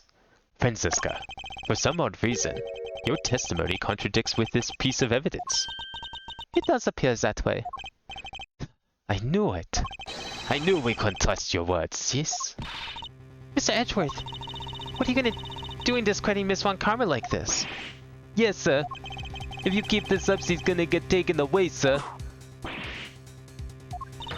All I've done is state what I saw. I have not made a single mistake in my testimony. And for this, I am still under suspicion for murder. Is the number of flowers really all that important in this juncture, Miles? At the very least, it is a contradiction in this enigmatic case. One that I find hard to dismiss as relevant. Then let's hear it, Mr. Prosecutor. What does the number of flowers have to do with anything? What does it prove? I believe the answer to that will become clear if we were to examine that flower box. How did this contradiction come about? There must be something behind this discrepancy. They're my beloved flowers. I've grown them with the utmost care. So I ask that you please be gentle with them as you examine them, Mr. Edgeworth. I understand. Immediately cuts them all down, uproots them. Wait a second. Something looks familiar here. I see many issues with this box. This patch of soil looks as though it had something removed from it. What are you doing, Mr. Prosecutor? Why'd you climb up all of a sudden? I'm still here, waiting for an explanation, you know.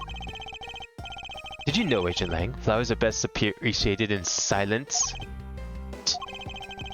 Looks as though two things are pulled out of this flower box.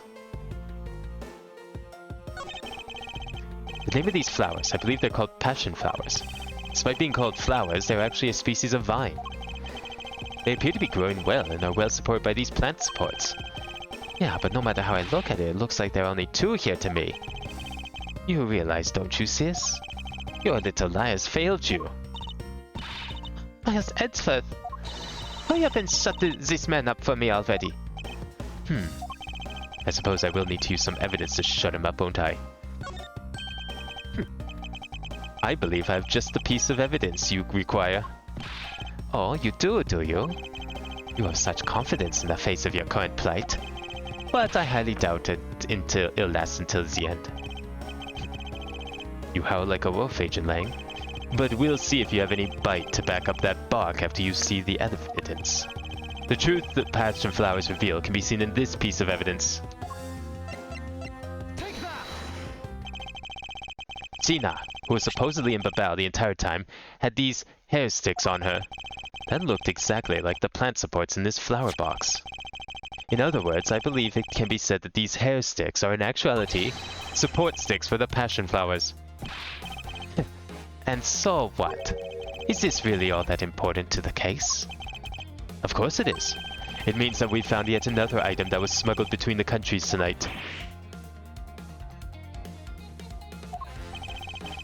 Think about it logically, Agent Lang.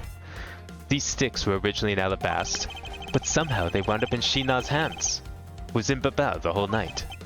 So make no mistake, these sticks were smuggled somehow, just like that knife and statue. Very well then. I want to hear from you exactly how they wound up in Babel. Yeah, good fucking question. How did these support sticks find their way to Babel and why? There must be some reason as to why they ended up there.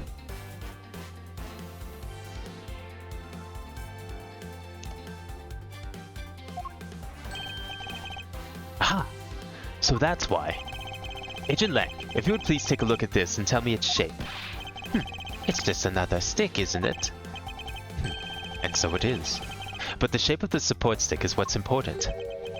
But when they are used with something in this room, that's when it all comes into focus. Something in this room that's shaped like the plant stick slash hair sticks?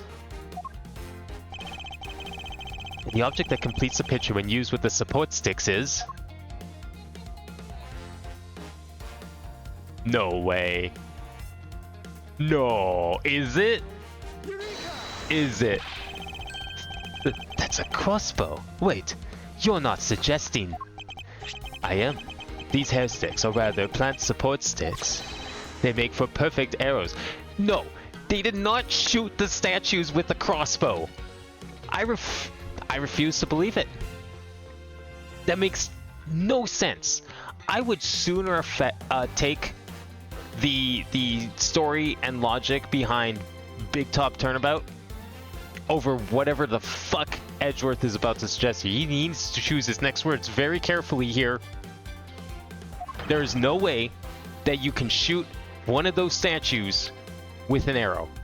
What else are we shooting? Why are we just randomly shooting plant support sticks with a crossbow across international borders? There's no reason for it. They have to be carrying something. I've done it. I found the common thread that connects the two offices. But this thread has yet to be completely untangled. Even using the arrows, how does this explain how the statues were transported? Furthermore, who could it have been who fired these sticks as arrows? There must be a common thread that ties all of these things together. Mr. Prosecutor, hold up a second. You do realize what happens when you tie a statue to an arrow, right? They don't fly at all. Thank you. For once I agree.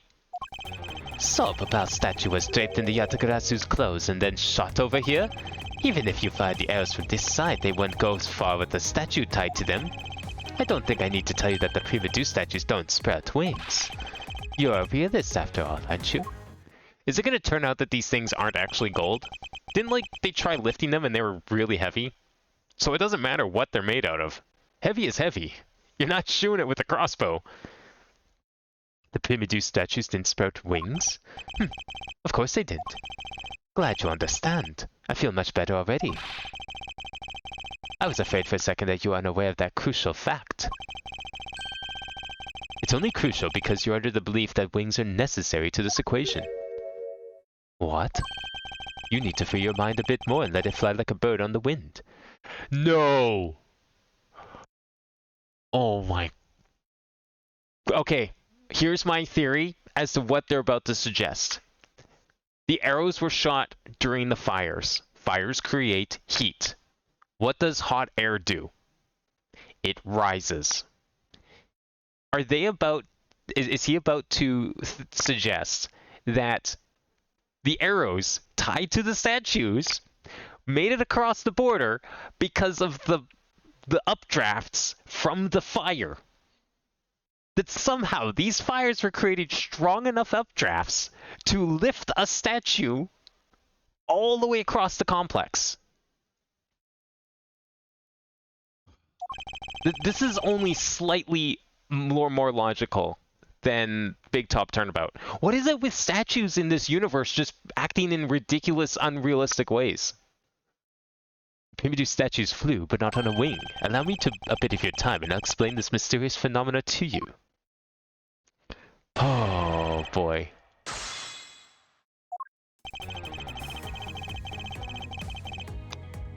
Hold it!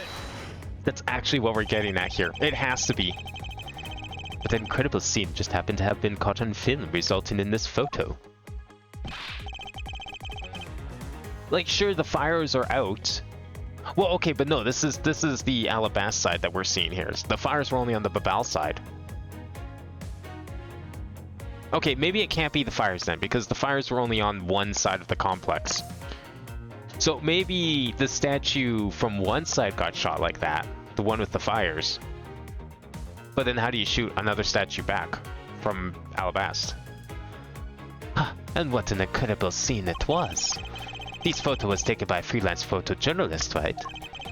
Yes, so I hear. And not every photojournalist is known to be honest, right?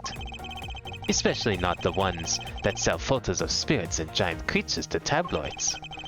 Yes, I know what you mean. I've seen these sorts of photos many a time in court. But there have been times when those photos have turned out to be telling the truth.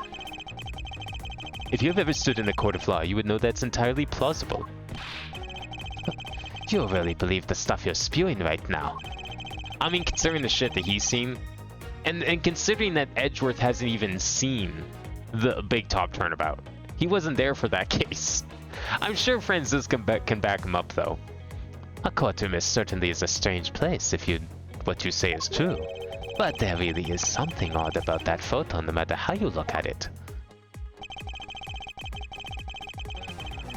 Who is Lang? He's part of Interpol, which Interpol is always depicted as like European / everywhere but North America FBI, which isn't true. That's not how they operate, but in movies and games and everything, Interpol is always treated like that. So that's why he's here, because that's Interpol. Yeah, he's kind of like a policeman, but he hates lawyers. I think like a lawyer screwed him over one time or something, and so he's hated them ever since. Both prosecutors and defense lawyers. He just hates court. He thinks court can't get the job done, so he prefers to take the law in his own hands. But we are in agreement that an arrow by itself would reach the other side, correct? But just the arrow by itself is pretty meaningless, don't you think, Mr. Prosecutor? Because there are things they have wanted to smuggle were a lot bigger than nothing. No, that's not necessarily true. What? What I need right now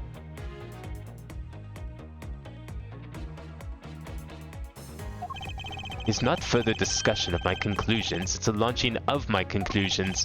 What the shooter wanted to launch with the crossbow is not the statues themselves, but rather something a crossbow can launch that can be used to move the statues. Okay, alright, that's better. I'll take that. That makes more sense.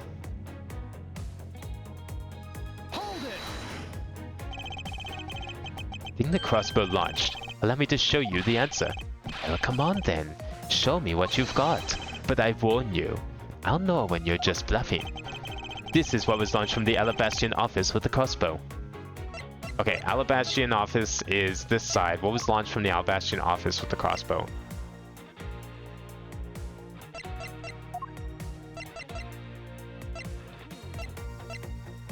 Could it be wire? Could be wire. Could it be the knife?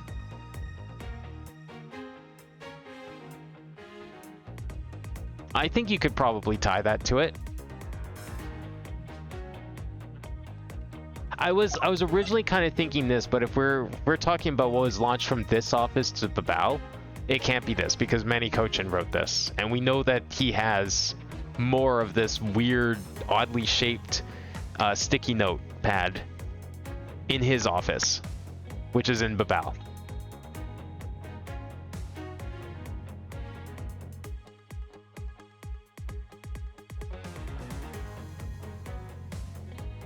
My guess is a knife blade. I'm thinking it's the knife. It's either the knife or the wire, because we're using these as arrows.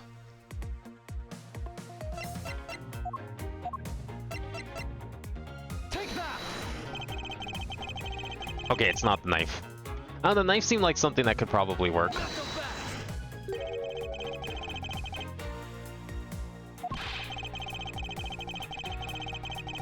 I thought maybe a knife. Is it the wire? Okay. That makes sense. It was going to be one of the two for me. I figured the knife was slightly better because like we knew what the knife was used for at this point. We have no idea what the wire is being used for at this point. But considering that would be kind of weird to launch the murder weapon. But then again, if like whoever you're waiting for to commit the murders on the other side, if you're working with them. All right, let me try that again. Oops. Hold it. All right, so we'll present in here. Okay, this was launched. Yeah, it's gonna be Take that. the wire.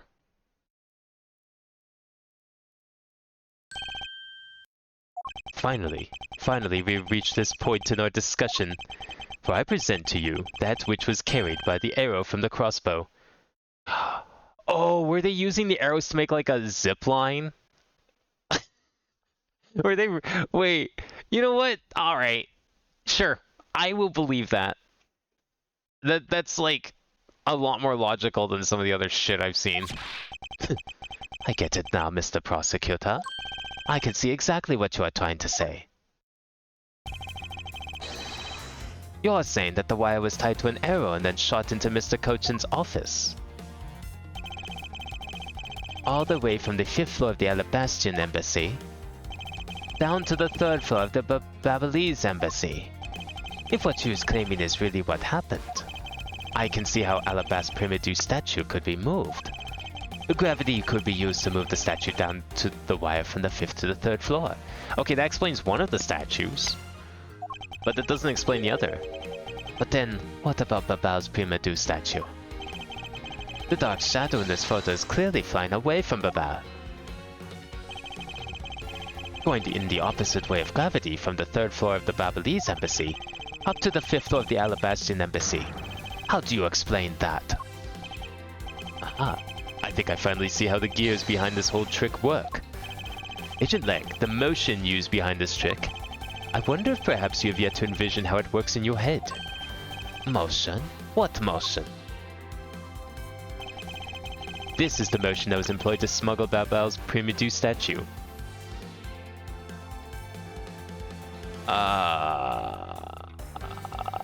What's this, like, 3rd grade physics shit? Bungee action? Just gonna slingshot it back across? No way.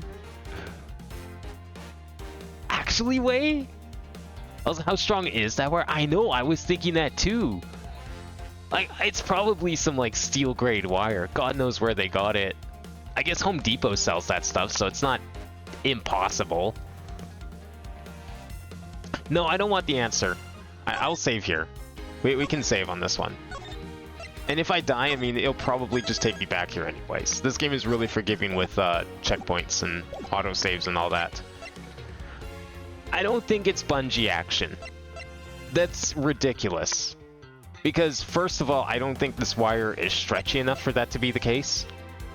And there is no way in hell you are slingshotting a statue across like that.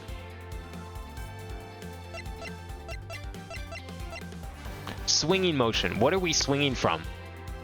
There's nothing in the middle to swing it. Rotary I could see. I don't know what kind of crazy wire we're dealing with here. the evidence that we have in our dossier doesn't seem that long. But I mean, it's long enough to go across here, so we're talking like some... They took the entire stock from Home Depot, is all I'm saying. So maybe they had like a winch they could have used to like reel it in. It's got to be rotary motion. It's the only thing that makes like a lick of sense. The wire shouldn't be capable of bungee. There's nothing to swing from because there's a huge wall in the way. There's no like hinge or pole or something down the middle. It's got to be rotary. I believe it was done via rotary motion. If the two statues were transported simultaneously... Simultaneously? Get real! The statues would collide somewhere along the way.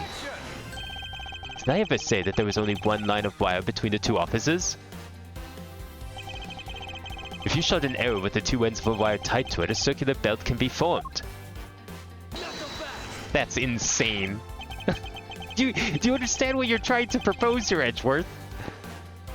Long C says, don't object and call a success what is beyond reasonability, taking into account the tension differences between the two wires. The top one would sag too much to the point where the statues would collide anyway. Lang, you're from the wrong universe. You can't apply logic here. Agent Lang, as you know, the primitive statue is a one-of-a-kind national treasure, and the fact that the Babel statue is a hollow replica of the real statue, it would naturally be lighter than the real one, meaning that my idea is very plausible. Oh, is it very plausible, huh? Okay. Dong Shi says. I'm not reading that. Fuck you. You don't deserve it, Lang. I'll take this over my original theory of like some ridiculous method using fiery updrafts and all that. I'm sure there's a case where it all comes down to like some sort of updraft created by a fire. There has to be one in this series somewhere. It's too ridiculous for there not to be. Here's what I believe happened. Miss Yu and her mystery co-conspirator set themselves up in two different rooms.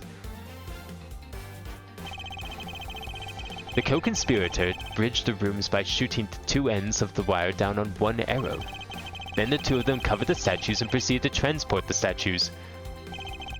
After the switch was complete, another arrow was fired, carrying the other end of the wire down to Babel, where it was to be disposed of.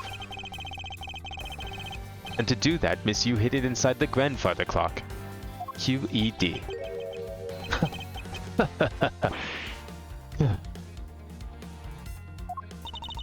This proves it, right, Agent Lang?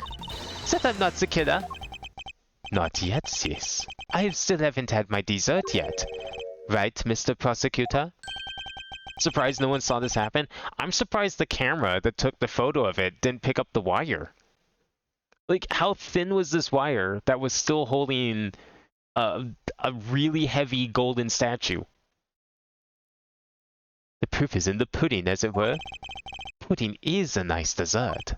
So, do you think you can do it? Can you prove that what you said is what happened? Because remember, if you can't, I'll be taking a certain someone back home with me as a souvenir. I agree that as long as there's no proof, my hypothesis remains just that. However, what I have laid out is no mere hypothesis, for there is one more piece of evidence. One more? Well, this should be interesting. You think you have a piece of evidence that will turn your hypothesis into fact? Well then, let's see it, Mr. Prosecutor. The thing that made it possible to create a circular belt out of a length of wire, I believe that it is right here in this very room. Circular belt out of a piece of wire. It's not the fan, is it? Now then, I believe this is what made the circular belt transportation method possible. It's not the fan, is it? It's the only circular thing on screen. It's not gonna be the clock. It's not gonna be the clock. I refuse to believe the clock.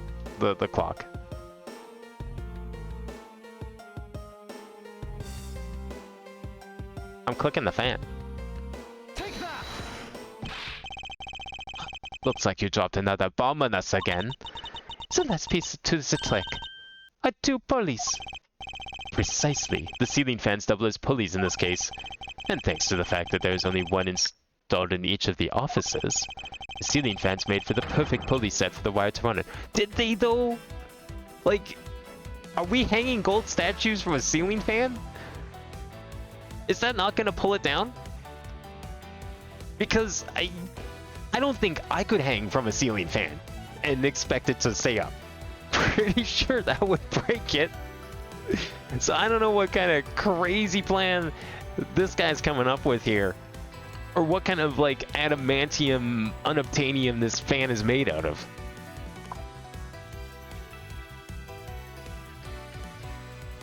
Let alone the fact that the braces up in the ceiling have to be made out of the same material. I'm having a hard time buying this.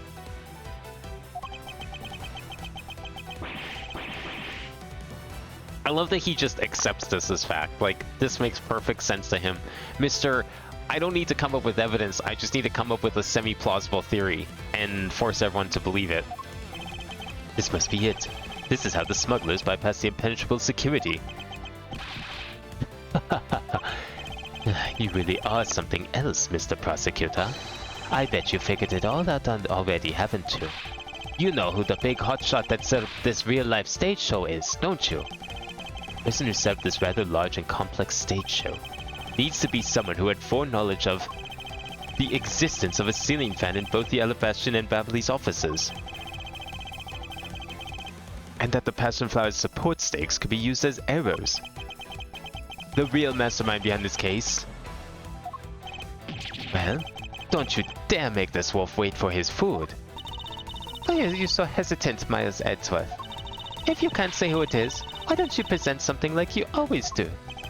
A single point of the finger here in this case will explode into an international incident. However, it's already too late for me to stop the forward momentum. It appears that I have no choice now, but to rush in. There is a piece of evidence that will point us to who the mysterious mastermind is. Okay, it's evidence, alright. Something in here. Is it? Maybe.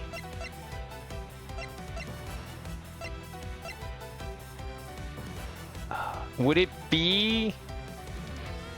Is it Manny Cochin that did it then?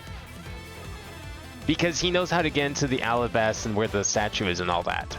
So he must have been in this room, right? It's the only possibility. I would just grab the wire tied to the ceiling fan, hoping like it's a switch. But it won't stay up. Ceiling fans aren't strong. You can't just hang from a ceiling fan. Yeah, how heavy a gold statue that size would be, if it like, even if it was hollow gold, that would still be like hundreds of pounds. That thing's huge.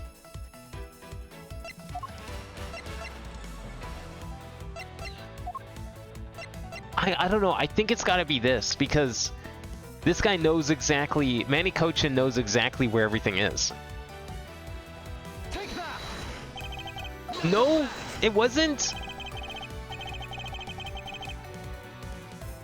How wasn't it? It was too obvious. Like, how does he know where this shit is? Are you kidding me? What else could it be? How does he know the location of the office and where it is and where the statue is? And yet it's not, he's not the one that would have known. Like, how did he not know about the fans? That's insane. I'm shocked, actually.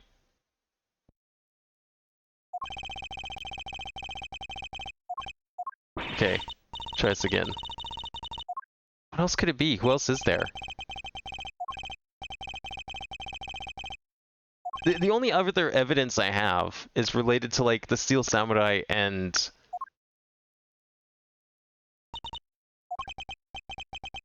I don't think it's what's her name? Crow or whatever her name was. I don't think it's her. Because I thought we spent this whole time proving that she was never in this room.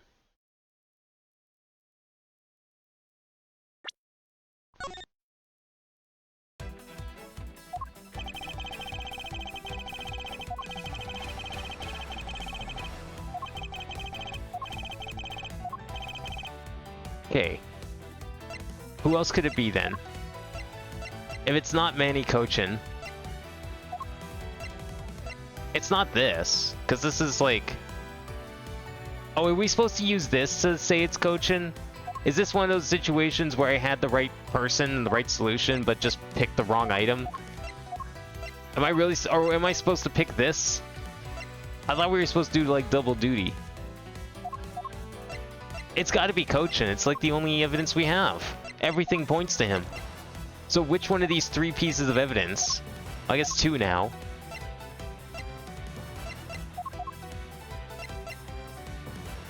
I mean, I guess it's gotta be this, then. Okay, what else could it be? Who else could possibly know about this room? We don't have any evidence on the ambassador here, so it can't be him. Because we got nothing to protect. Check the hairpin things again? Why would I check these again? Okay, well they're not checked off.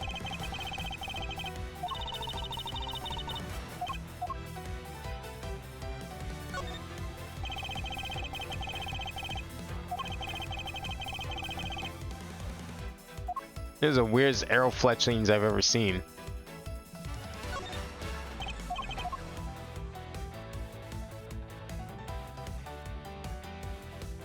Okay, we checked everything, right?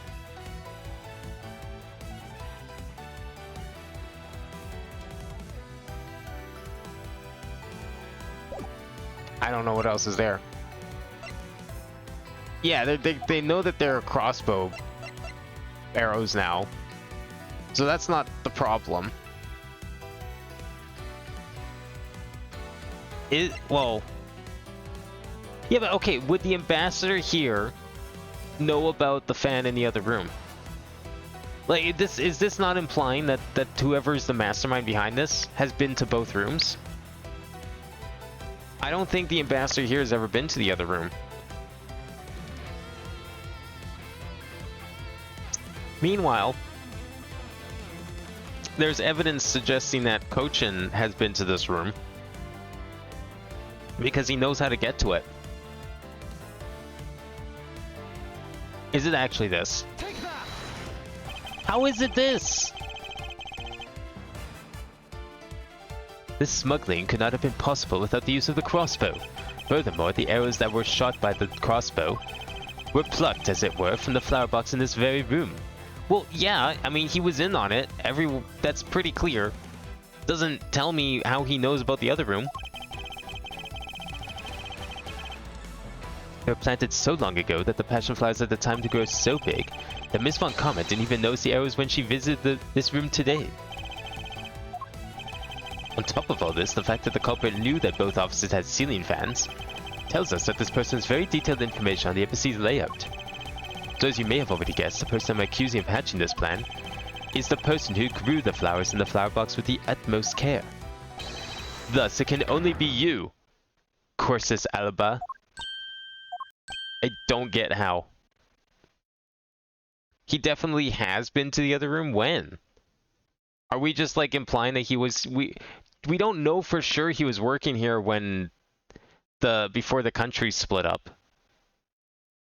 So that doesn't prove anything. So how does he... How does he know how the rooms look? How would he possibly know?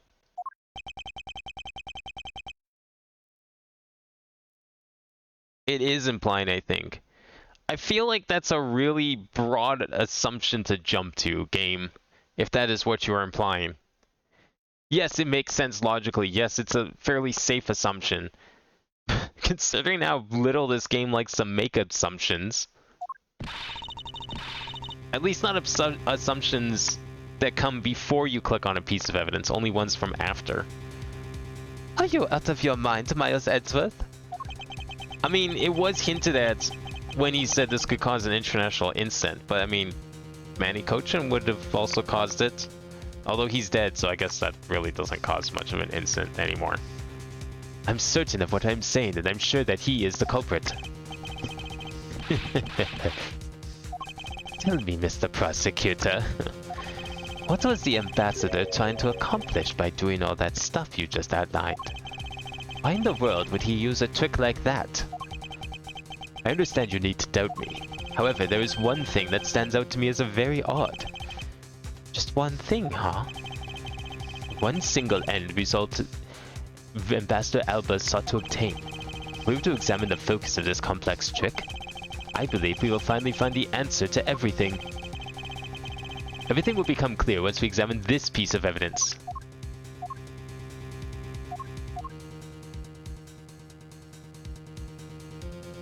Is it this? Now do we give this? Take that! It's still not this! What the fuck? What is this for? Not so fast!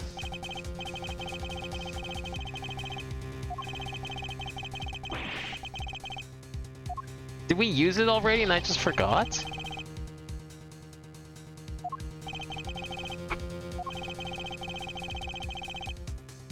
Was the evidence already undergone intense scrutiny? I don't remember what all evidence we used then, from like 2 weeks ago. When's been partially checked, and that piece which lies at the heart of smuggling is what I should present. Okay. Are we examining this again? Or the wire?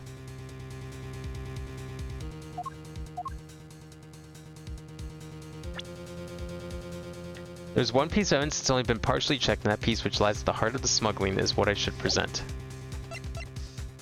Is it the video?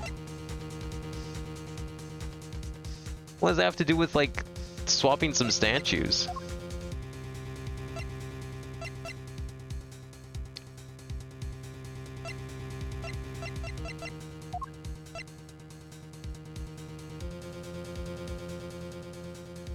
Okay, what have we not used? I'm trying to actually think this one through now. Okay, we used the flowers, we used the photo. I don't think we used this yet, but maybe I'm wrong. I feel like if we did use it, he would have cleaned it up at the start of the stream. So I don't think it's that.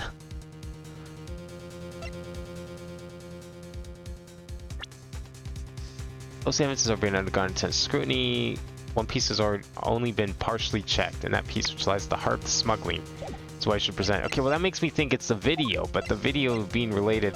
Well, this is also at the heart of the smuggling. Take that! No, okay.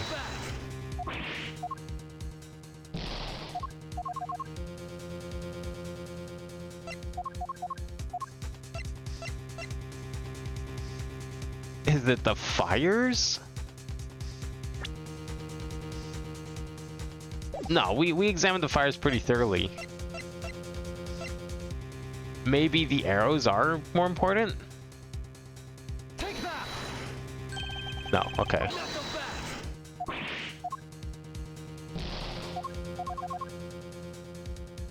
I mean, if I was investigating murder, I wouldn't think of items in rooms across the building. Well, yeah, exactly. It's like, why does this guy know about the fans? It's gotta be something in this room, I guess, but...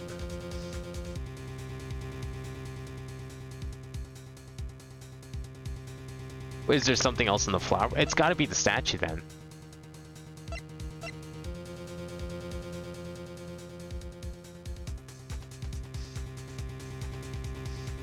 Used to be real, was swapped with a fake from Babel. Yeah, this is the one that came from Babel. But it's actually... Yeah, this is the real one from Babel. It's gotta be this then. Take that! No? Okay, maybe it's the real one.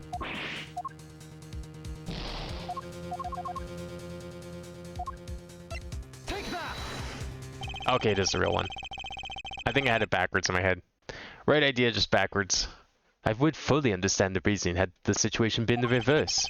However, to go through the trouble of swapping the real primitive statue for the fake, I sense a very shady reason for such a bizarre action. And who better to ask for that reason than King Primidu himself? Well, okay, wait. Why would... If it was the opposite, he just said... So, the fake one was here, the real one was in Babel. Oh, no. The real one was here. Oh my god, these statues are so confusing. Keep forgetting which one was where. This fake was swapped to the real one. It's originally from Alabast. Yeah, so it was originally from Alabast here. So yeah, no shit he wants to take the real one and then swap it with the fake one. Then why is Edgeworth saying he would fully understand the reason had the situation been in reverse? Like, does he think this is too much effort to steal a statue otherwise? Fully understand the reason had been situation be reversed, meaning they already had the real one and they were swapping with a fake. Is that because he's thinking about the murder scene? I don't know.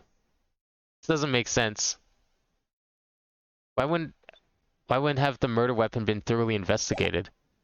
Yeah, exactly, right? I don't know. Ask them because it was the correct answer. I apparently just presented the real thing.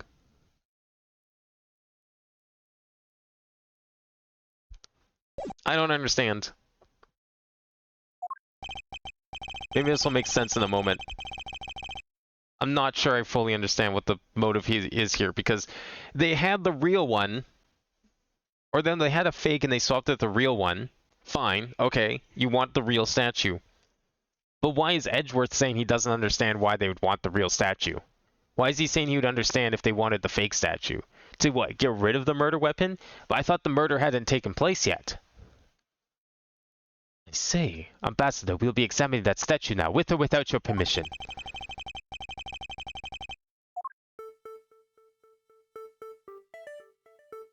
Okay, what we knew about the handprint. These are Mr. Cochin's fingerprints. The fact that they're on this here suggests that the statue once belonged to Babel. So it was smuggled from Babel to Alabast, huh? Was there a need for them to smuggle it in?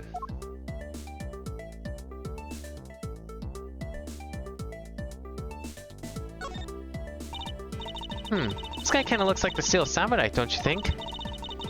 Maybe it's because they look alike that he was picked to be the Goodwill Ambassador? I suppose that's possible. Take a look at this area around the base of his neck. It looks like a gap. Hey, you're right. Maybe it's meant to be some kind of secret? Perhaps it's possible to open the statue from this gap in its construction. What? I haven't opened it, Miles. Okay, so this statue was in Babel, correct? Right? This is the one that was in Babel. What is that? Wow, it really did open up. Hey, what's this thing that fell out? I believe a more thorough examination of it is required. What in the... Is this... This is what I think it is. It's a plate for making counterfeit bills. Somehow it appears that we've at long last arrived. At the exit to this complex labyrinth, we finally hold within our hands one of the counterfeit money plates. And the reason why the replica was smuggled into Alabast to begin with. This was found within the fake Primedu statue Alba smuggled into his country. That was the fake? I thought that was the real one. Those descriptions are very confusing. Okay. Let me take a look at this again. I thought this was the fake. It was a fake, but it was swapped with the real one, is originally from Alabast. Okay, I'm reading this again for like the umpteenth time, and I think I finally understand. This entry is talking about the idea of a statue being in Babel, not this specific one. It is talking about, let's say, the stand itself and what has been on it over time. There was a fake statue, but the real one was then put there instead. So Babel ended up with the real statue, meaning the real statue was in Alabast originally. So now Edgeworth's comment on it making sense that you'd want the real statue, he'd understand if they were trying to take the real statue, but instead they were trying to put the real statue back and take a fake, was because the real statue, or this one, had... Oh, I can't actually examine it. This is Alabast's Primedu statue. Used to be real, but has been swapped with a fake from Babao. The real statue had... Or is this the fake? No, this is the fake because we're talking about the way it ended up fully. They gave back the real one to take back the fake because the fake had the plates in it for the counterfeits. Okay, I think I understand. This wording, to me, does not make sense. It's confusing. Confusing wording. How does that work? I know. It's the wording in there that's confusing.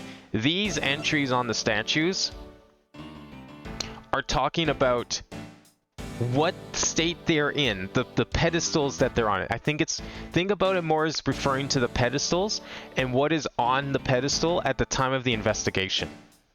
At the time of the investigation, Babao's statue pedestal was holding the real statue. The real statue is the one that got damaged by the fire because it was there by that time. It used to be holding a fake statue, but at some point it was swapped with the real thing because there's one real and one fake. That just has to do with like the lore and history of these two countries. Not super important. All you need to know is that there's two statues that look identical, and the only way to tell them apart is the idea that one of them is the real statue and one of them is a fake statue. That's all you really need to know. Here is Alabast's pedestal. That is where we are right now. It used to be holding the real statue, but has been swapped with the fake statue from Babao. I think this wording could be improved a little bit. I think that's what kept confusing me, is because I couldn't fully grasp what the fuck the descriptions meant. But now I do, and now it makes sense. The Primedu statue can only be handled by the ambassador or the secretariat, and the replica is nothing more than a hollow shell covered in gold. These two circumstances make this statue the ideal object in which to hide contraband. After receiving the statue contained a counterfeit plate from Shina, the ambassador had the misfortune of accidentally running into Damas II. Surprised by the thief, the ambassador raised the replica statue at Damas II and... Yeah, see, I thought he was using the fake statue to kill him, but it was... Or sorry, the real statue to kill him, but it was the fake. Because I misread the descriptions of the statues. It makes a lot more sense for someone to be using a fake statue as a murder weapon than a real gold statue, because a real gold statue would be a lot heavier, whereas the fake is hollow and it's only gold plated. Much, much lighter. Much more plausible to be used as a murder weapon. So I had them backwards too because of those descriptions. I think if those descriptions were just worded a tiny bit differently, I think I would have been less confused and I might have been able to grasp the puzzle solutions a little better. Then, in order to frame the sealed samurai of the murder, he covered the samurai sword in blood. Well, Ambassador Alba? I mean, I figured this guy was probably guilty. He just had guilty written all over his face the moment he decided, like, yeah, can you guys just, like, stop investigating, please? You're the leader of the smuggling ring. My country is a mess. And it's all because of you? You're the one who killed Damas II. Answer us. I never thought that you would figure things out to this level. However, there is one point I disagree with you on. The head of the smuggling ring was... Mr. Cochin. The two countries were in cahoots with each other to make fake counterfeit bills for one of their countries? What the fuck? That was their plan. Quit screwing around. I have no sympathy for someone who would try to pass the guilt onto a dead man. If there's one thing I'm sure of, it's that you're the real ringleader, Quercus Alba. It's not good to speak with such subjectivity, you know, Agent Lang. Subjectivity? My conclusion is anything but, and it is the result of logic and investigation. Logic and investigation? Only seconds ago you were ready to arrest Miss Von Karma. I don't think we can give such flippy-floppy logic any real weight. Do you?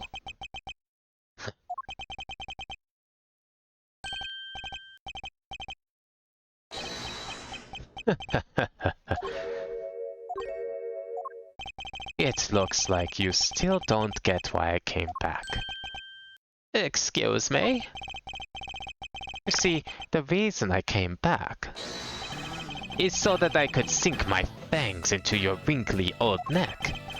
From the very beginning, my real target has been you. What? Agent Lang, I demand an explanation. Sorry, sis. I didn't mean to put you through all that. I knew you were innocent from the very beginning. You did? I knew that this whole incident had been meticulously planned and prepared for. So naturally, the occupant of this room, Ambassador Alba, seemed the most suspicious. But without the Ambassador's permission, we couldn't get in to take another look around. Ah, so that's why you put on this big show to accuse Franziska of the murder. I like that Edgeworth is like suddenly approving of the fact that this guy just accused Franziska. It's like, that's a great strategy. I'll have to think of it next time. Using Franziska's debate to be able to gain its entry and investigative rights. Yeah, if I hadn't done that, I doubt the Ambassador would have given the okay to poke around. So that's what all this was about. Very well. I will forgive you. But in exchange for using me as bait, you will have to take some responsibility and help us find the truth. Agent Lang, for giving me such a great opening. I thank you. You know, I just knew, Mr. Prosecutor, that somehow if we were able to find some proof by investigating this room, that you would be able to figure out the real culprit with your special brand of logic. Evidence detectives collect combined with the logic of a prosecutor. That's just as it should be in a prosecutor-detective team, right? Bullshit, Lang would have literally arrested Franziska if we didn't do all this. We saw him do it twice. Oh, don't worry, he was just putting on a show, okay? That's just all part of the thing. It's just unfortunately that, you know, in the timelines where Edgeworth failed, he would have had no choice but to, you know, arrest, quote-unquote, Franziska. It was all part of the ruse, because if at any point he didn't follow through with that, it would have dropped it. It would have been more suspicious if he didn't arrest her after all that. One thing I do know is that I'm itching to see that old man get what's coming to him. Oh, you're quite scary when you want to be, aren't you? Hey, you're the one who was planning to use me to push all the guilt onto Sis. But unfortunately for you, you misjudged me.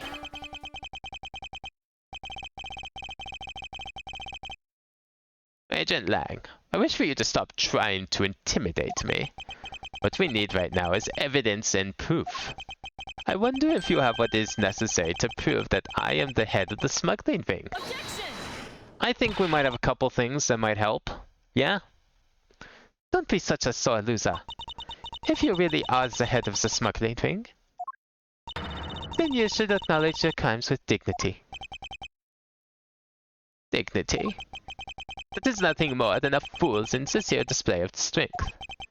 If you really wish to show me, for me to acknowledge my crimes, then I would like to first see some of this thing you have called evidence.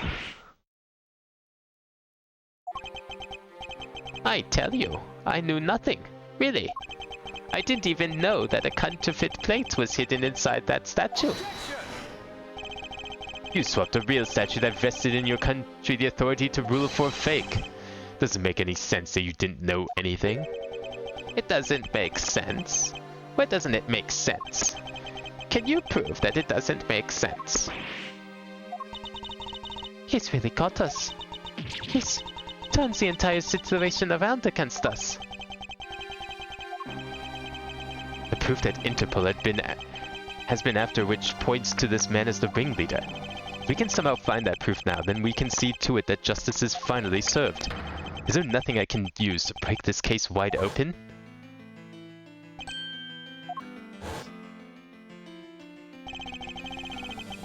The trump card and the videotape. With those two items, we might be able to finally bring this man down. but the card is evidence from a case that Mr. Faraday hid away in secret. And the tape was stolen by Detective Bad from the police. They're both illegal evidence. No matter what, a protector of the law can't be allowed to use such pieces of evidence. That would go against his very code. And yet, needless to say, we Von Karmas are commanded to achieve nothing but victory, and by any means necessary. The only way to bring someone like that to justice is to do so outside of the courts. That's what we thought at the time.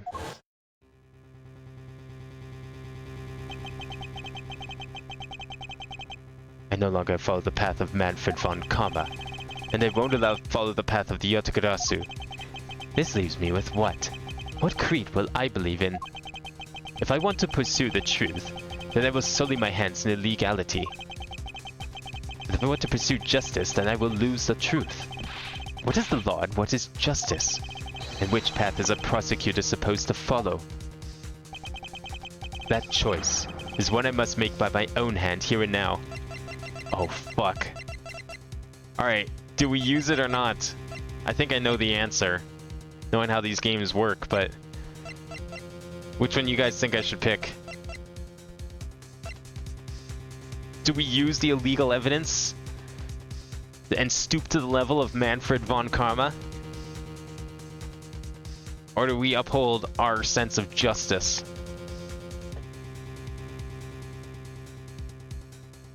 Even if it means letting this guy get away with smuggling and murder. Alright, we're gonna use the trump card. There's no limit to the law. Any limit that exists was set there by man. When a person goes beyond that limit, then the law too crosses into new territory. What reason were laws invented? The answer to that is what I must now show. Ambassador Alba, I wonder if you might recognize this. Oh, I wonder what that card is. I've never seen that before in my life.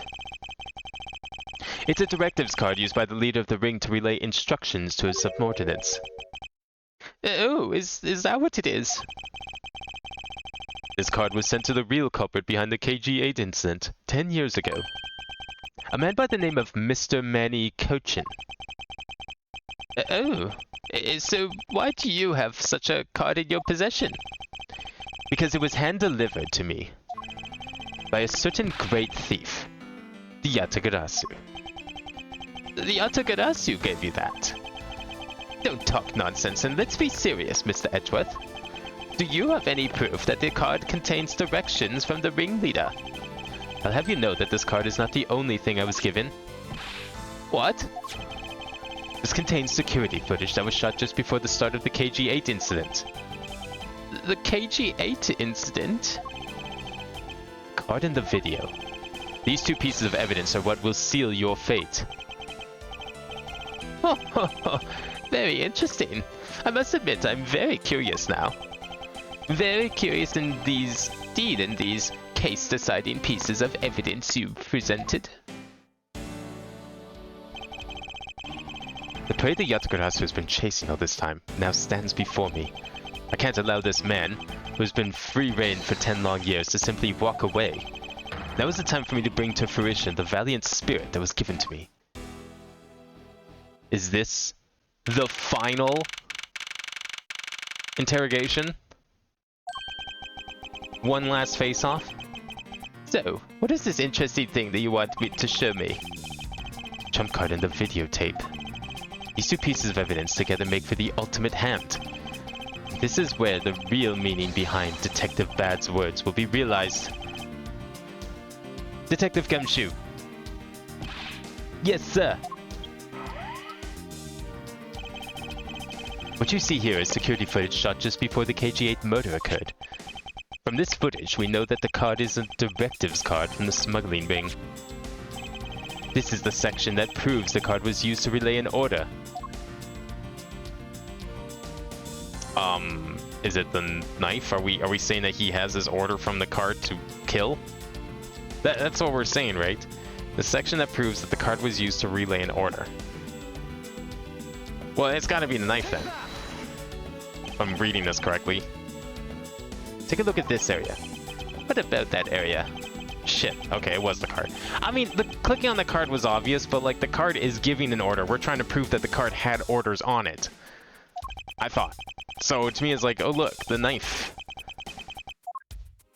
Okay, it's the card then. I'm reading too far into these things. I need to take them more at face value. I've been doing this like for the last 5 games. I need to stop. Take that! As you can see, Mr. Kochin is holding the card in his right hand. I see. The killer is indeed holding a card with the exact same design on it. But that card and the one you have, just because they look the same doesn't mean that they are, does it now? But there's an very easy way for me to prove that they are in fact one and the same. All we have to do is simply take a look at this.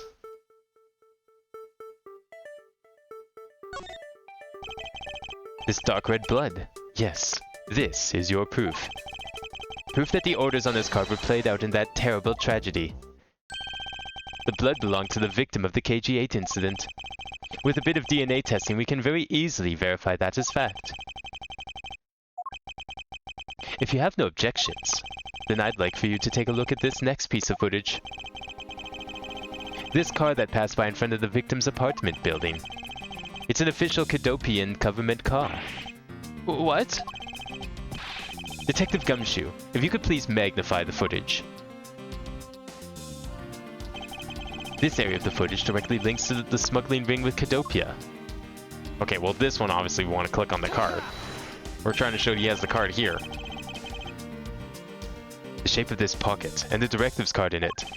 It tells us that without a doubt this person in the car is Mr. Kochin. The license plate on the car was also captured by the security camera, and with it we can easily find out who was sitting in this car on that day 10 years ago. Which is why I can say with confidence that you were riding in this car on that day. Checkmate, Alba.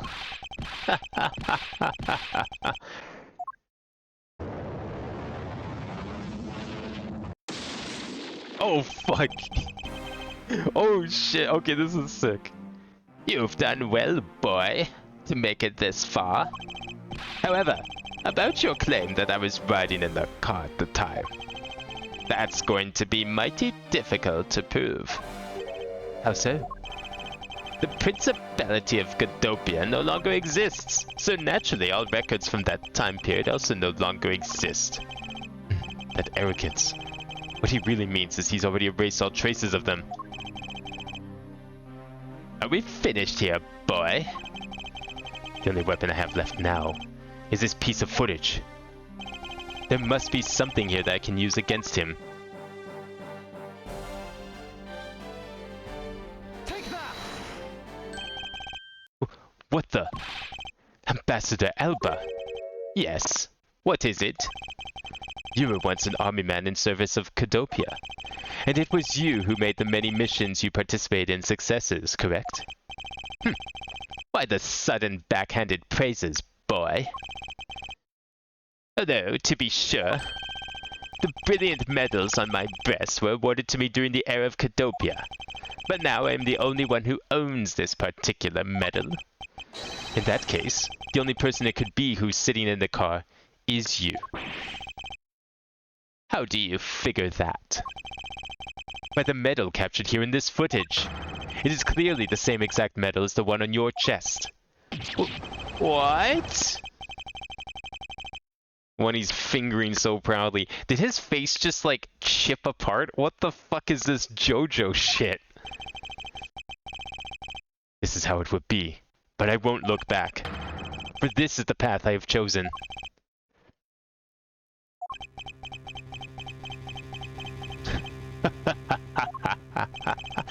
You've moved me with your devotion to this case, Mr. Edgeworth. Why is he taking such an arrogant stance with me? It's almost looking possible, isn't it? For the lot of you to have come this far. It looks like I just might lose our little game this time. You might lose this game this time? You don't get another round, Mr. Ambassador. Is that a fact? Very well. I've decided to confess and admit my guilt. You're going to confess? And I will accept whatever punishment that may come as a result. What the? Regarding the Master Second's murder, I admit it. I did it out of self-defense. Why do I not buy that? You're claiming it was justified self-defense? The Master Second attacked me and I felt that my life was in danger. If I had done what I did, I might be the one you found dead instead of him. What a pathetic performance. I'm not giving you one. Wow, you two really know how to laugh in inappropriate times. If you wish to claim it was justified self-defense, then we will need to see some evidence. It's always the evidence with you, isn't it? But if that's what you require, I'll provide it. That man left a mark on me when he attacked. What? I don't particularly want to show it off, but this is proof that it was in self-defense. I'm an old man, and sometimes I don't pay enough attention when I should. But the Master Second didn't have a single weapon on his body.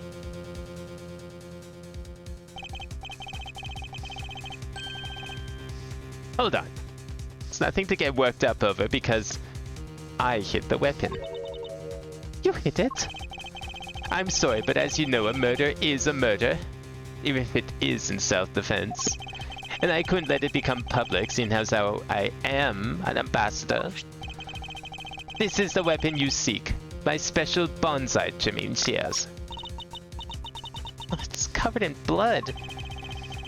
It was trembling quite badly during our struggle, but that's when he grabbed the shears that were sitting in my office and attacked. So you see, it was an act of self-defense. Is he right, Mr. Edgeworth? Since he has both a wound and the weapon that caused it, it's enough to declare it so. Master Alba claims it's proof he was stabbed by Damas II, so it was justified self-defense. Can we, like, not prove possibly that he did that to himself, like self-inflicted wound? You know, to try and support this bogus theory? No way. Which reminds me, I guess there is still one more accusation I need to resolve. Smuggling and counterfeiting. Unfortunately, all of that is my secretary's doing. I had no knowledge of what was going on. Yeah, right. Stop spewing nonsense. You're trying to throw my investigation under the bus in your desperation. If you want to get real honest, everything in this case can be connected to you.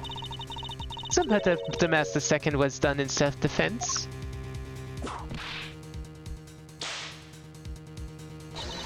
In my trials, no man escapes his crime alive.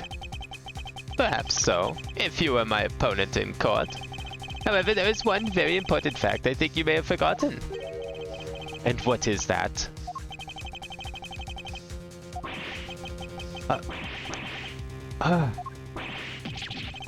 That's what you mean. Extraterritoriality. That's right. This embassy sits on what is effectively Alabastian soil. So any trial that is to be held will be held in Alabast. Therefore, this crime I just admitted to will never be tried in your courts. Agent Lang, what is Interpol's stance on this? Agents investigate, that's our job. The judgment of people who have confessed to their crime. That's the court's job. And I've already confessed to all of my crimes, Agent Lang. Furthermore, by the very nature of my position, I have full extraterritorial rights. These rights are effective even in your country's soil. Therefore, no matter where a crime may take place, I will never stand trial in one of your courts. That arrogance and your expression. That's nothing like the face of someone who is ready to accept the consequences. Don't tell me you have all your own country's judicial system eating right out of your hands. These crimes you all speak so seriously of. To me, this has all been nothing more than a game. You may chase me out of this embassy with your accusations, but it is no big deal. Alabasta has numerous other embassies in other countries around the world. All you would accomplish is you would change the backdrop of our little game. These 2 layers of protection that extraterritoriality provides him. This is why he is one of those who cannot be brought to court. You see now, don't you? I live in a whole different world than you. Now, if you'll excuse me, I need to go and fetch your eviction papers. Damn, we're getting banned from a country we've never even set foot into, technically. Is there nothing we can do?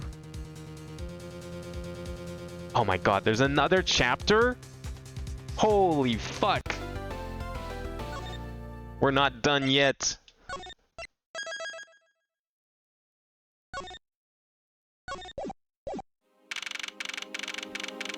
How much more of this is there? Holy shit.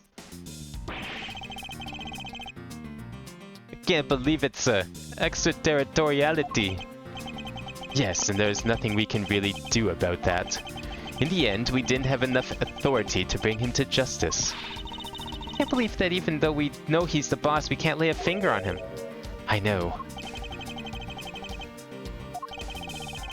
Hey, Mr. Prosecutor, sorry to skip out on you, but I've got some business to take care of. We can't even give an evil guy like him a slap on the wrist? Then what the heck were laws created for? What good are they? The law can't help us. Then I'll go as the Yatagurasu and take care of this myself. Don't you dare. Mr. Edgeworth. Sorry, that was a bit too harsh. I know how you feel, sir. We're trying to take an ambassador after all. And he did tell us earlier to get out of the theater. This is kind of their country, I guess. But I feel like I've been slapped across the face for just doing my job. What am I going to do? Should I retreat for now and formulate a better plan of attack? Come on, everyone. We can't give up yet. Okay. There's always murder.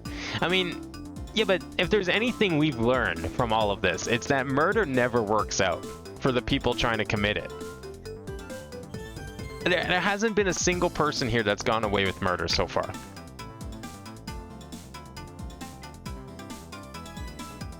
Not even this ambassador is going to get away with murder when we're done with him.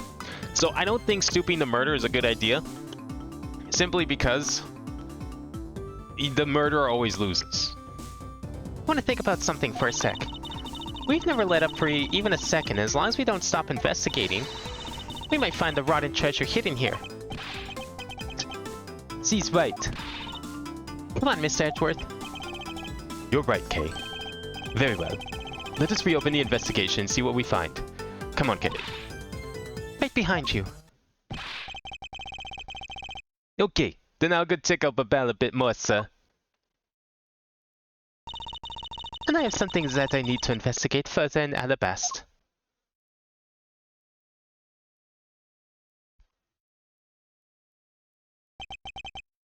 Now then, before I gather any more information, I should do a bit of housekeeping. Passion Flower's data erased from my organizer. Oh, we're still going. Okay, surely this has to be like the last section. How much more can there be? Ambassador Alba seemed agitated over something. I wonder why. There are 2 special circumstances that surround the ambassador. First, the embassy itself has extraterritorial rights. If something happens on Alabastian soil, we are unable to legally prosecute them. Cool. Sounds like embassies are the perfect place to steal whatever you want. And murdered the Master II, run a smuggling operation and make counterfeit bills, apparently. But I thought all the counterfeiting was done by Mr. Coach and Babao? Yes, he apparently used the embassy's coupon printing press to do it. But it's the same story over there anyway. Babao also has extraterritorial rights. Which brings me to my next point, the ambassador's extraterritorial rights. Those rights are effective even in our own country. Really? No matter what happens, he can never be tried in our courts. He retains some very special rights, indeed. Basically, no matter what wrongs he may commit, we can't bring him to trial here. So I guess we really don't stand a chance, do we? We might stand a chance if we can somehow nullify either one of his special rights. So where can we catch him on that?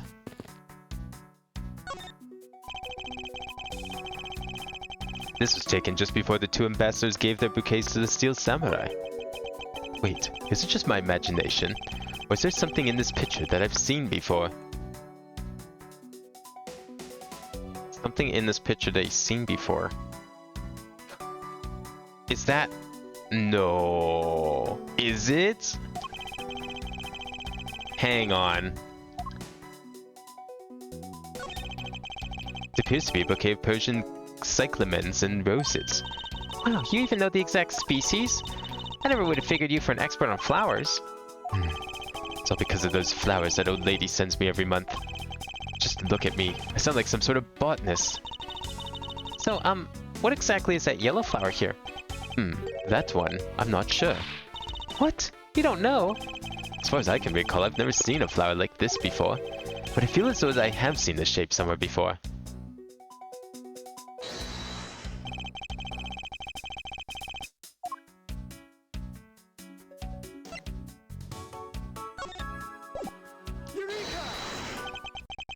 Bao's national symbol is the butterfly, and Alabast's is the flower. It would appear that someone is employing the old hide a tree in a forest trick. What are you mumbling to yourself about? Wait, what? The handle on this knife, it's... Yes, it's the handle that was supposed to be on the blade that killed Mr. Cochin. The weapon that killed him was carried through the Theatrum Neutralis. In the very bouquet Ambassador Alba was carrying. Taken at Theatrum Neutralis, the murder weapon can be seen in Mr. Alba's bouquet. The flower motif. It looks like one of the flower petals is missing.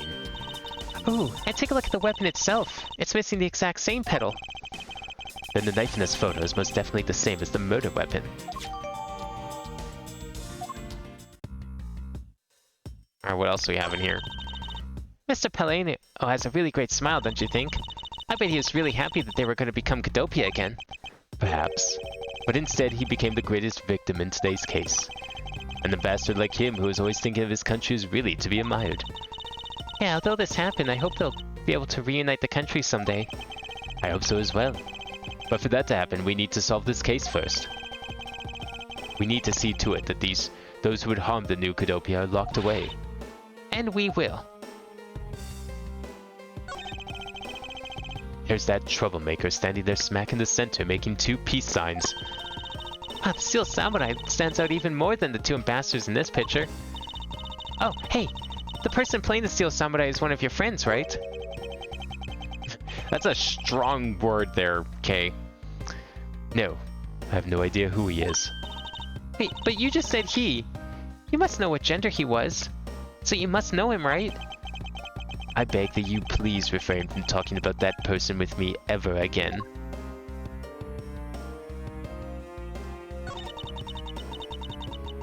I can't believe he was pretending to be a harmless old grandpa. Talk about deceptive. I don't suppose anyone expected him to change that drastically. I bet he was thinking of something evil behind that cheery smile. Okay, please try to remain calm and focused here and now. Yeah, you're right. Sorry, I got all worked up there. Well, the only way we're going to be able to steal the truth is if we keep on investigating.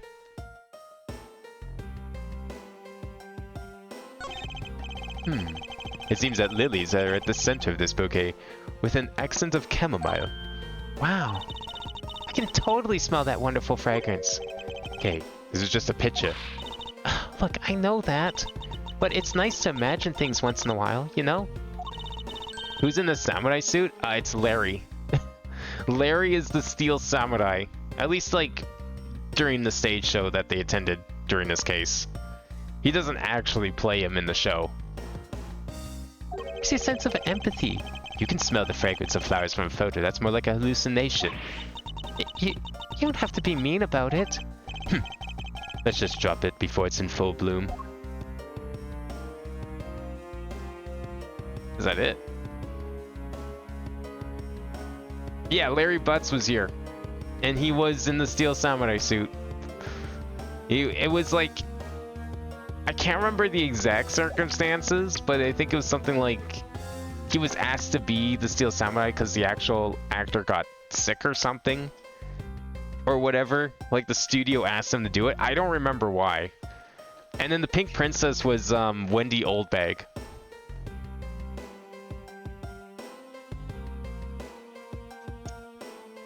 The last stream of this game was wild. It was very much like an everyone is here kind of moment. What else can we look at here? Flowers were sent by a variety of people and businesses to celebrate the Goodwill event. Even the Steel Samurai received some flowers from the ambassadors. So many bouquets here, it's like a wedding ceremony. I believe the flowers for those are a slightly different reason. What do you mean? This event was supposed to be like a wedding between Alabasta and Babel, right? Actually, I believe they're more in a state of divorce. Okay then this event was supposed to be their remarriage ceremony. I suppose you could call it that. How much did they get paid? Probably nothing. If I had to take a guess.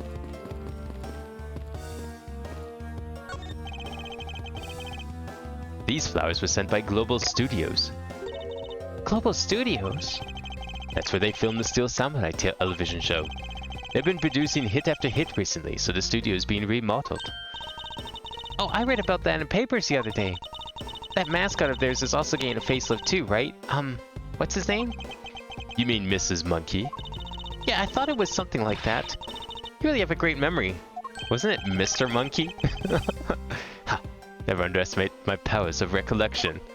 Except that it totally was Mr. Monkey.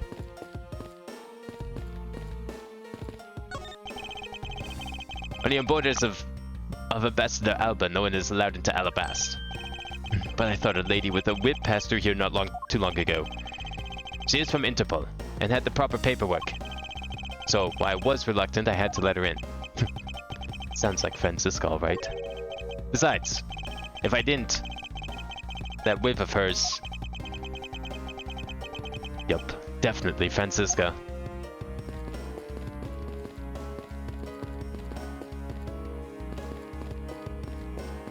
Probably supposed to do some logic here. Hello, and welcome to the Embassy of Babel. I'm sorry, but I don't really need to enter your country at this time. But right now, for a limited time here at the Babelese Embassy, we're offering the very special Experience the Terrifying Fire's Ashes tour. So, how about it? Shall I sign you up? We're fine, thanks. We have an investigation to run. Alright, I think we got enough stuff for some logic deduction here. Use Babelese Embassy's printing press and Babelese ink to make counterfeit bills. Babelese Embassy is undergoing renovations from top to bottom.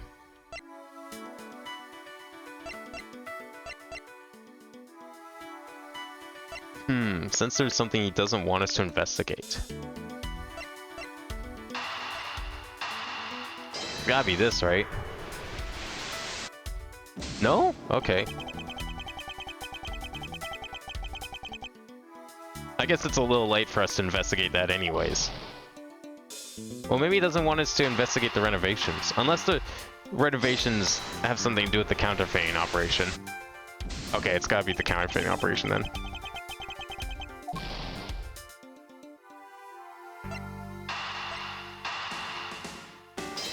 Maybe to expand the counterfeiting ring? Yeah. What's funny is, like, that was the first thing that came to mind, but I decided to make it the third thing I tried. We know that the counterfeit bills were printed using the embassy's press, but the necessary materials, such as the Babelese ink and paper, must have been hidden in a secure location. What do you think would have happened if the renovation had begun? Well, he probably had to find a better hiding place, or get rid of it all. Right, so we can assume the renovation was the cause of the plate and bills disposal. And the reason Mr. Cochin was killed as the ringleader of the smuggling operation. Based on what we know, who do you think was the one with the most to gain? Okay, let me reread this. We can assume the renovation was the cause of the plate and bills disposal. And the reason Mr. Cochin was killed as the ringleader of the smuggling operation.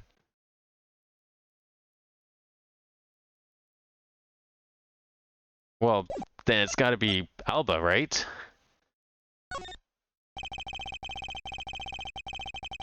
So one person who has been erasing all evidence of the smuggling operation. From both embassies, the co-conspirator who is mopping up, Ambassador Alba. Ambassador Alba has a very strong motive to kill Manny Cochin. Try and control things.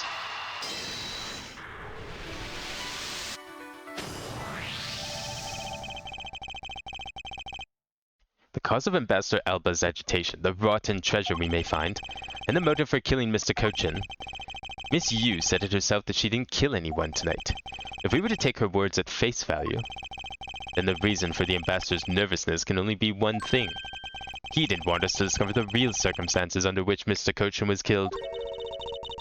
Then you mean Ambassador Alba is the real killer?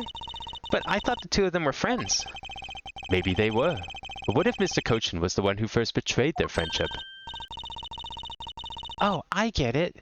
Wasn't Mr. Cochin pushing really hard for Mr. Palaliano to be an ambassador after the reunification? Yes, and that was the real reason why he wanted to steal Alabast's Primedu statue.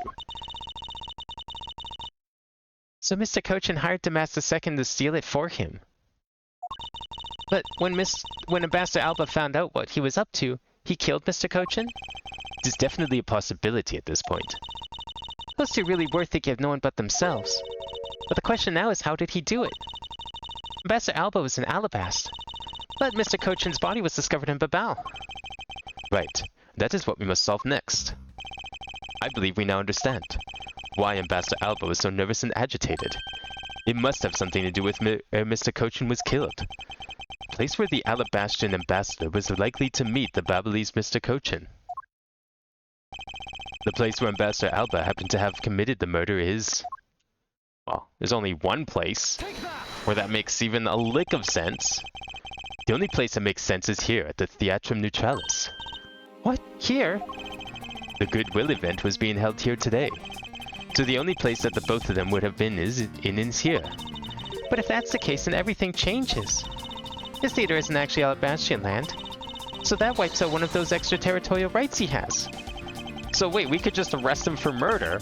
If we could catch him on murder of Mr. Cochin, then that's all we need, right?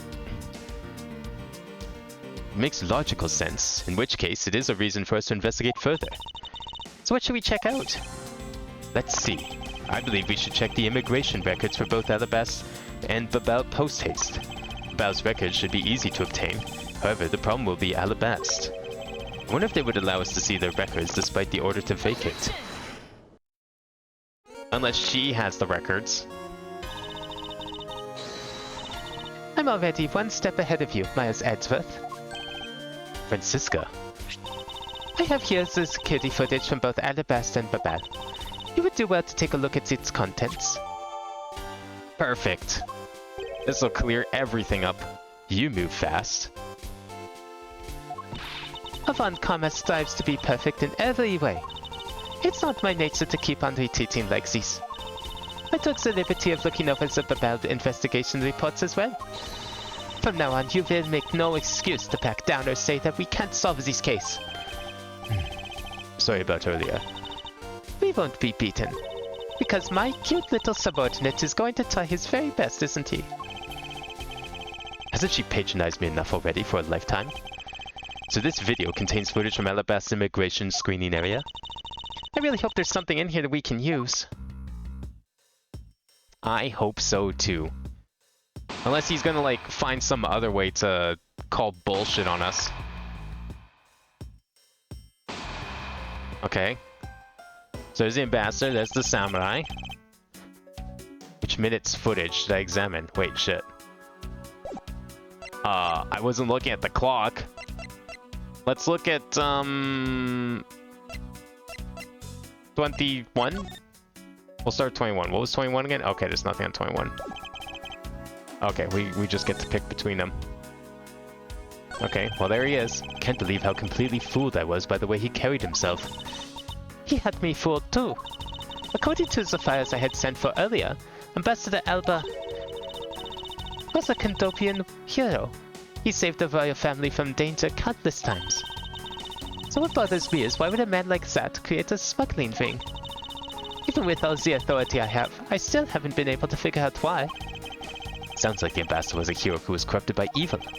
No matter what happened in the past, we can't let the man he is now escape justice. This man is the immigration officer who was on duty. He's making the exact same scary face he was making a minute ago. Wait, is it just me or is he blushing? It appears that he gets flustered around the ambassador. I guess the ambassador is well respected inside Alabasta too. You could say that. The guard doesn't appear to be capable of looking at the ambassador. I won't judge. You know, this guy likes older men. I mean, have you seen this man? Maybe he saw him in his true form. I wouldn't blame him for anything, really. Those are the posters of this country's tourist spots. So most are of Gatewater Land. I wonder if Alabastians in general like theme parks at all. The guard who stopped you has been to Gatewater Land a number of times apparently. I guess they don't have theme parks in Alabasta, huh?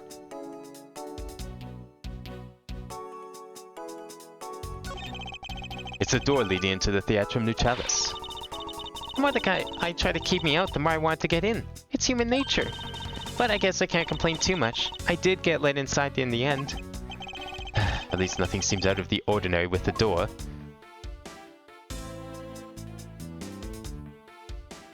Nothing else here? Okay, let's try 23 next. Doesn't something about this lump's shape strike you as odd? Huh? Is that supposed to be the shape? No, there's clearly something odd about the bulge. If only we had the pushcart itself, we could compare and confirm my hunch. Wait, was Larry, like, secretly smuggling stuff into Alabasta? Oh no. Maybe he is a criminal. Next, let us check the footage from Babal's security camera. I hope it shows something good. Alright, so here's the other side. Really, there isn't a single sign of a suspicious person or anything. That right there is the contradiction. Huh? Did I miss something? You didn't miss anything. Because there was nothing to miss. However, what is missing is the image of Mr. Cochin entering his own country. But wasn't his body found in Babal? It would appear to be the true face of our final puzzle has finally revealed itself. And there we go. The lack of evidence kind of proves the evidence, really.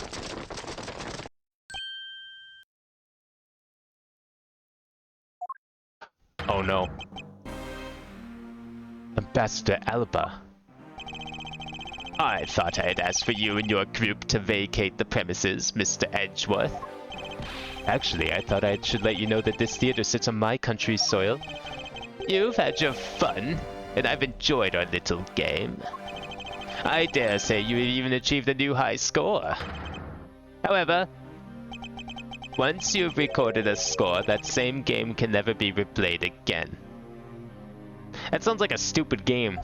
I don't want to play it. Do you understand what I'm saying to you? Your game is done, and it is game over. No.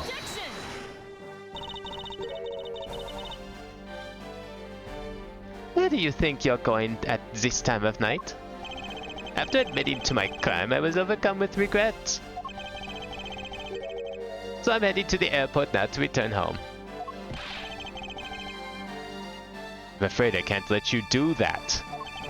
There are still too many issues we need to discuss with you. You can't stop me, Miss Edgeworth, and you know it.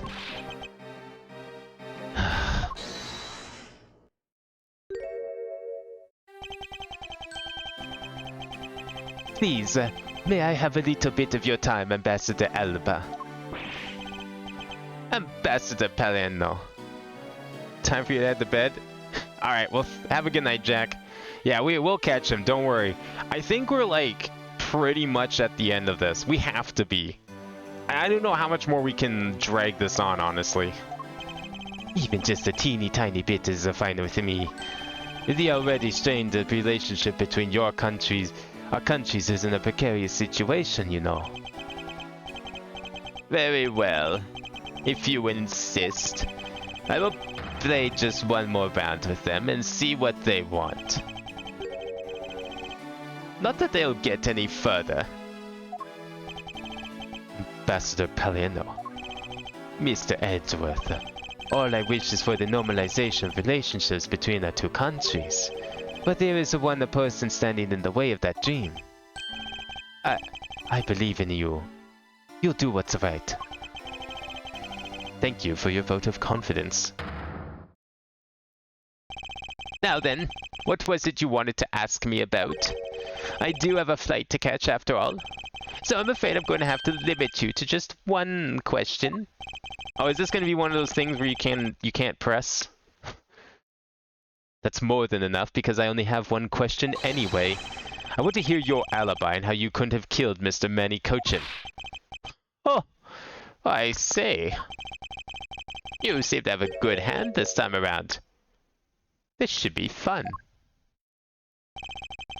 This really is the very last chance we have to bring him down. I won't even allow an even atom-sized contradiction to slip by. Here we go, the final showdown, I assume. Frankly, I still don't understand why I'm being placed under suspicion here. Under your hypothetical scenario, Mr. Coach and I were fellow smugglers. But to get to the point, I was in Alabasta the whole time. So it's simply not possible for me to have killed him in Babel. That is my alibi. You're right, it's not possible for you to have killed him in Babel. He's gonna be very surprised when he finds out our whole argument is about the fact that he killed him in America. So that is your alibi? That is correct. It's simply not possible for me to have committed a crime in Babel. Now that we've cleared that up, I'd appreciate it if you would move out of my way. I said hold it. What is it this time? I thought I told you I'd only allow one question. You did. But you still have yet to really answer my one question. What? Until you tell us the truth, I will refuse to budge on an inch from where I'm standing. Very well. I'll play with you just a little longer. Mr. Edgeworth, as my subordinate and representative of these country's prosecutors, you are forbidden to lose. Of course. That is something I've understood from the start. That guy's the one who ordered my father killed, isn't he? Yes, I believe so. Goal of the first Yatagarasu was the capture of the smuggling ring's leader. My father and Uncle Bad. Their legacy will live on. Through me. So that's why we've got to catch him, okay? We will, I promise. Now, Ambassador Elba, let's have at the truth now, shall we? No matter how many times you ask, my answer remains the same.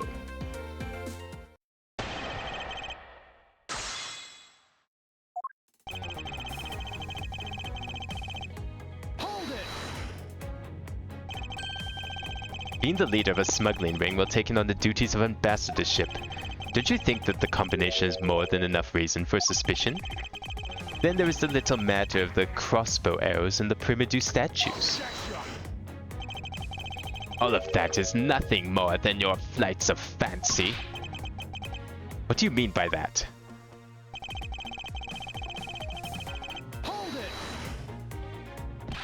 It's not a hypothesis. Earlier we proved it to be what happened. Well then, let's leave that to one side for now. Because it doesn't change the fact I have no motive. Oh, so you really had no reason to kill Mr. Cochin? If you want to suppose I had one, then why not? I'll indulge you. After all, this is nothing more than a silly game to me. Even if that's how you see things, I'd appreciate if you would take me seriously. I'm sorry. I suppose you're in a bit of a pickle. Very well. A game is no fun if the playing field isn't level. Therefore, I formally claimed I had no motive to kill. Now let's see you disprove it. How can he stand there looking proud when he knows he killed another human being?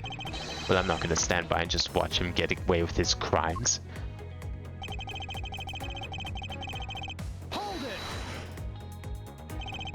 Are you serious that just because you were partners that you had no motive to kill? I'm only following your hypothetical scenario to its logical conclusion. Looks like he's not going to admit it himself, that he was in league with Mr. Cochin. I suppose not. But I do know his relation to the smuggling ring and to Mr. Cochin. You mean he's the ringleader and that Mr. Cochin was his subordinate, right?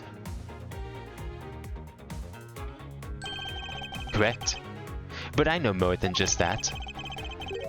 Miss Von Karma, I'm sure you remember the safe in Mr. Cochin's office, correct? Yes. The safe had 2 compartments to it, didn't it? Yes, and why do you think those stolen goods were being stored in Mr. Cochin's office? Would it be because he was trying to cheat Ambassador Alba behind his back? So Mr. Cochin didn't turn the goods over, but decided to instead to keep them for himself?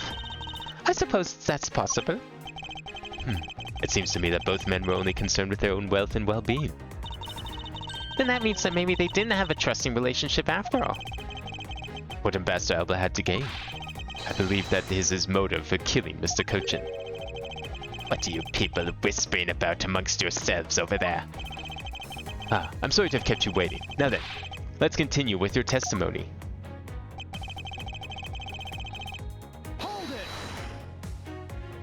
it! And what exactly did you do while you were in Alabast? I had a meeting with the Steel Samurai, and then I arranged a few files. Around the time, a thief who was sneaking in took me by surprise. Are you saying that it was the Master Seconds that made the first move? I mean, we already kind of went over this. Yes, and it was after I attacked that he hit him on the head with the Primitive statue. Unfortunately, he died from the blow. But it was an act of justified self-defense. Calling it that doesn't cover up what you really did. Cover up? No, my boy. I'm not covering up anything. I'm telling the truth. You were planning to admit it, which is why you tried to frame the Steel Samurai. If you weren't an ambassador, I'd be letting my whip fly loose on you right now. I am terribly sorry that I didn't clean up the body better, but I am a busy man. I had a special speech to give in the Rose Garden after that. You know? Yet despite that, you still had time to kill Mr. Cochin, didn't you?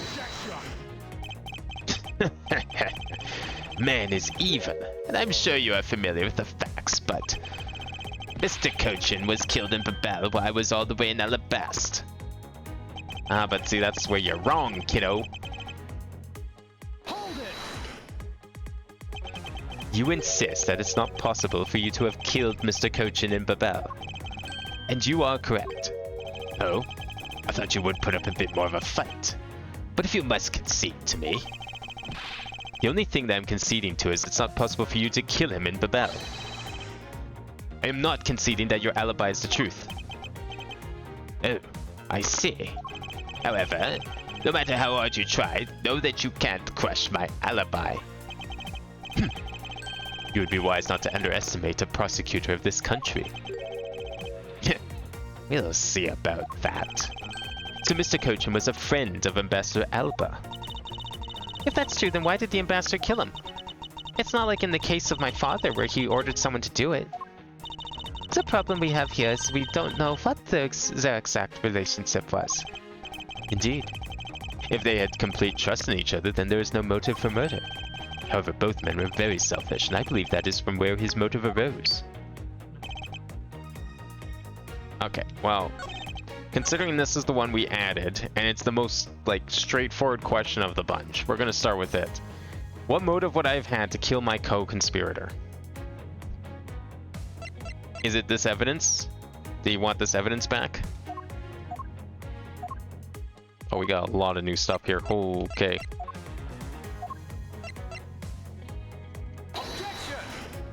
No. Damn it. I picked the right thing, right? Yeah. Okay, well, I thought that was it.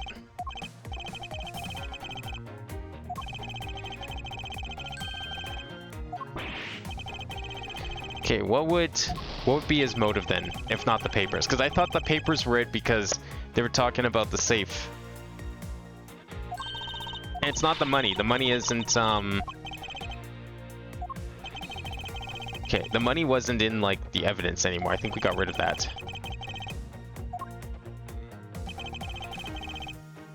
What motive would he have to kill his co-conspirator? Oh, the money is here. It could be the money, then. Maybe he wanted the bills back? But if he killed him in the lobby, then, like, what's he going to... I guess he could still get in there. On the pretense of, like, I'm just gonna go visit him. It's fine. Or it was to get these back.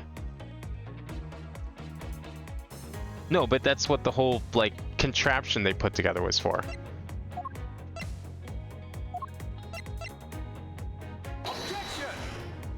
Oh, okay.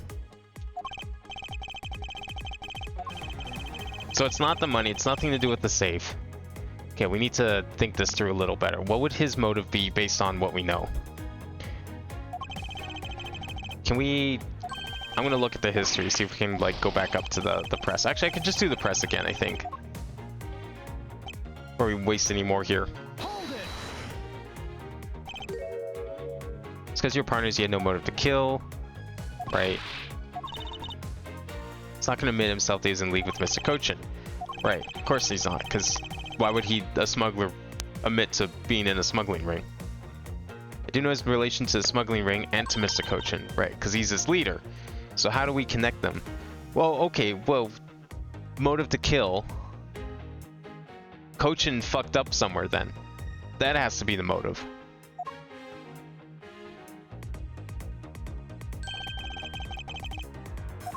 Do you remember the safe in Mr. Cochin's office? Yes, he has already mentioned the safe, so I thought it was something here. Safe had 2 compartments to it, right? The front, I think, was supposed to have the counterfeit bills. And the other was the secret compartment, which had all the papers.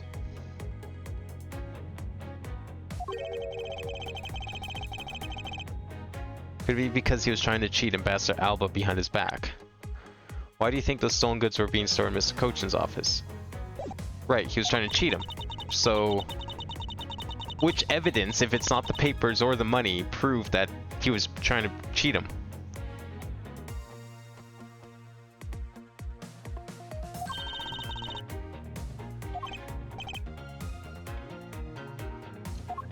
Okay. They didn't have a trusting relationship. Yeah, because like, if he wanted to betray him and take the smuggling ring. Well, okay, then in that case it must have been... Ambassador Alba had to gain. I believe that is his motive for killing Mr. Cochin. Okay. So what would he gain by killing him? Access to the papers? Well, the papers were about the ink, right?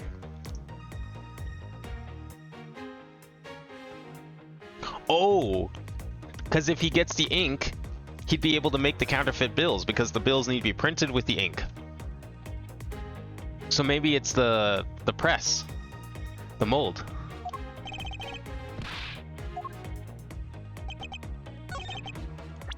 Could very well be the mold then. No? Okay.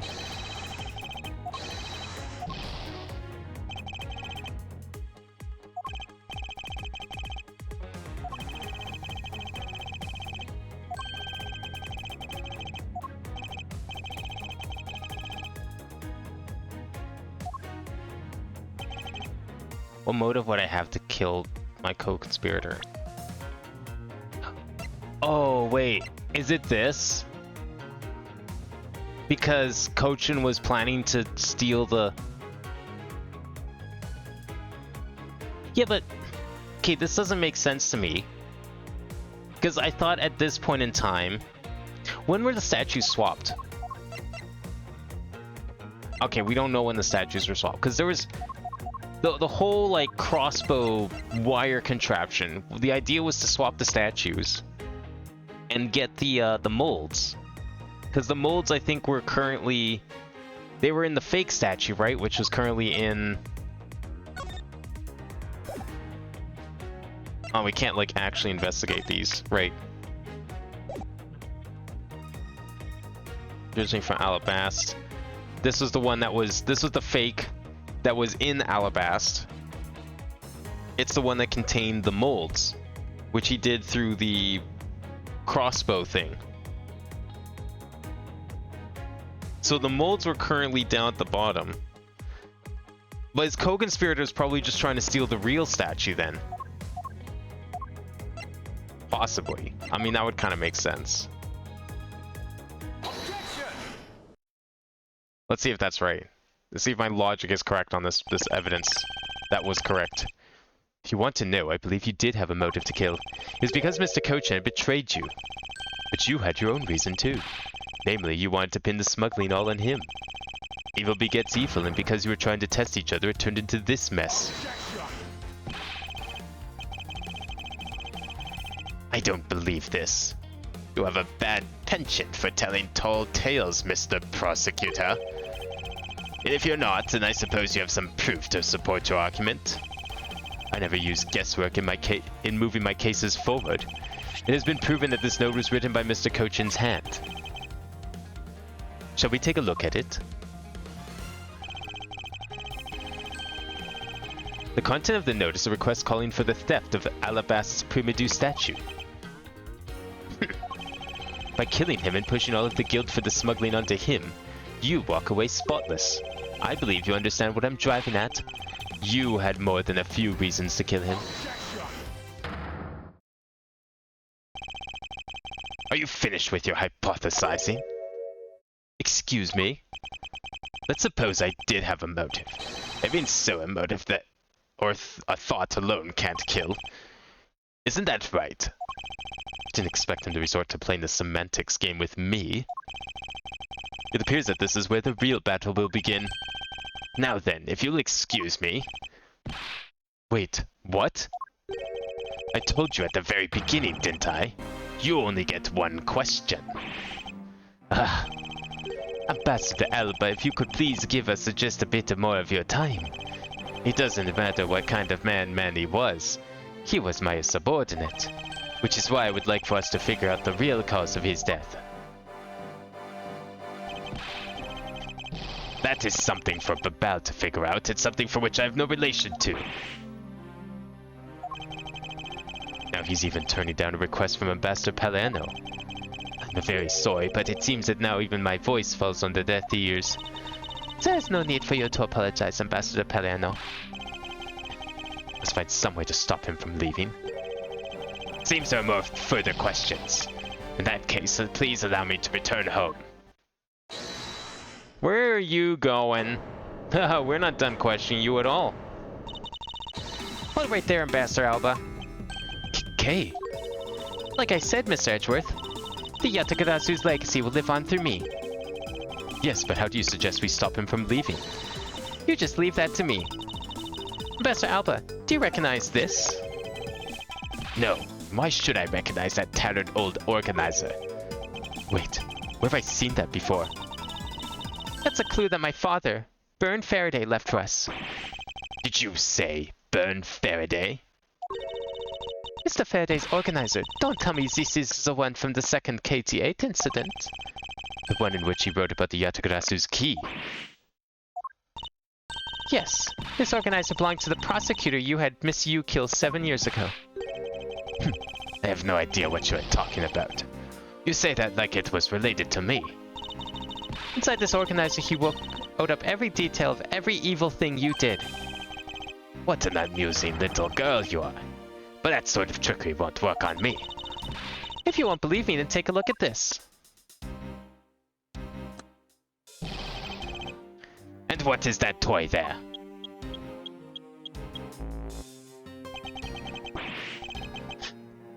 Nuts.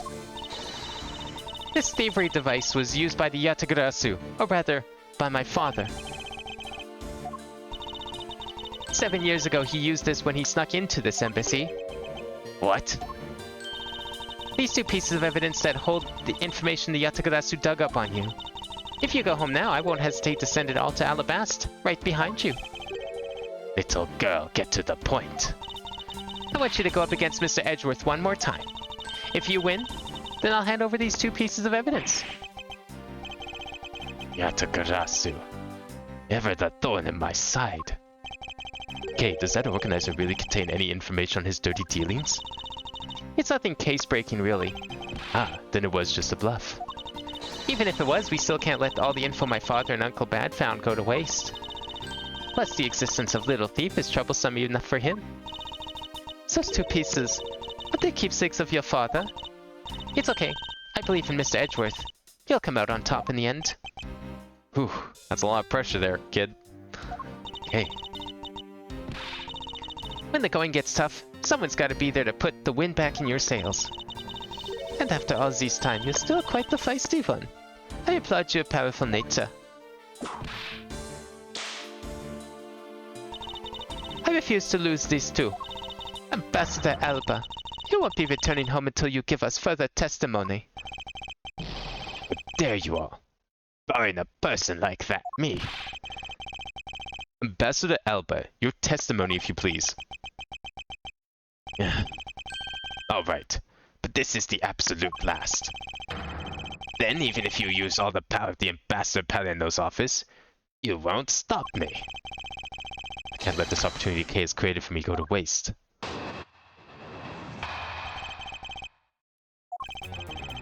The last time I met with Mr. Cochin was here at the Theatrum Neutralis. After that, I was in Alabasta the rest of the time, as I stated earlier. In any case, I did not see Mr. Cochin again after that. So you see, there's no time span in which I could have killed him. Wouldn't you agree? Okay, I think I know what evidence we need here. Now, since you people are practically begging, I'll allow you to question me. What an arrogant old man. Yes, but no matter. We can't allow this chance to escape us. I will warn you though, you've reached the end of my patience. Waste my time with any inane questions and you will be punished. Oh yeah, pressing is punishing. It's back, baby. So any needless pressing or presenting will hurt our case. In that case, the only thing you can do is present the correct evidence. Understood? Of course. I don't intend to let him intimidate me. I know Mr. Coachman was killed before he returned to Babao. In which case, there is only one statement to which I need to present the evidence. Yeah, I think I know where this might be going. Okay, first we'll save.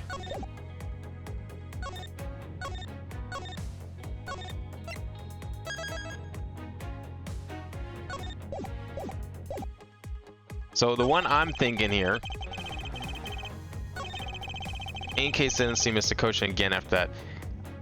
I mean, I guess it could be this one, but we have no proof that they saw each other. The only proof thing that we have here is the suggestion that there is a period of time in which he could have killed him. Which is right here. And that's going to be on the second tape. Which of the entranceways into Babao and Alabasta from the Theatrum Neutralis? So that's that one. And then this one, which is the fact that there was no one that came in here at 525. Now, the only thing here though is, well, yeah, so he went back here 522, which means that he would have killed him at 521. He would have had to kill him before 522. Hence why, despite the fact that the ambassador went back to Alabasta, no one came to Babao.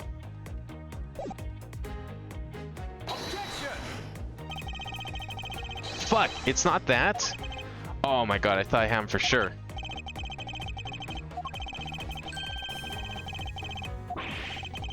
Oh, it's like double penalizing now. Okay, gotta be careful here.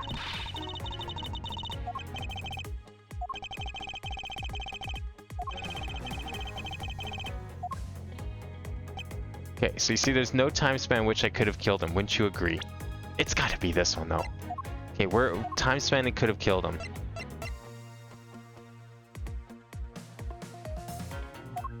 But what are we showing exactly?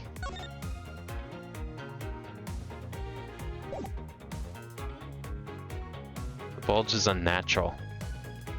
Are we gonna use the cards? Be like, there's a body in that cot. We can't prove it because we don't have the card, but I know for a fact there's a body in it. Did not see Mr. Cochin again after that. Alabasta, okay, wait. The last time I was with Mr. Cochin was here at the Theatrum Neutralis. After that, I was in Alabasta the rest of the time, as I stated earlier.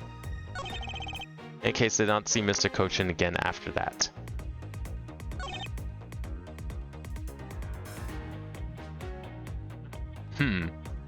I wish we had more time frame, like a timeline of events. Like, when was this picture taken? We don't know. I'm guessing it was after the show, but I don't remember when that ended. I don't think we have, no.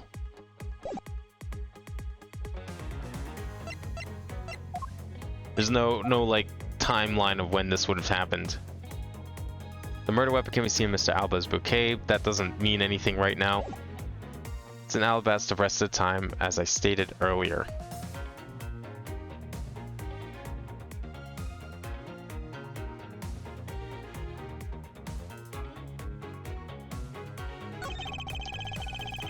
In case they did not see Mr. Cochin again after that. I don't think we can prove that one. We have no proof that he saw him. Unless it's referring to the picture, but I don't think so. There's no time span in which I could have killed him. Wouldn't you agree? Well, I think there is, because, like, the fact that he was missing.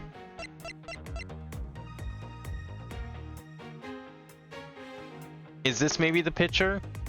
Well, no, he wasn't there. Cochin wasn't there during that. I guess that's true. We don't know where Cochin was at this time.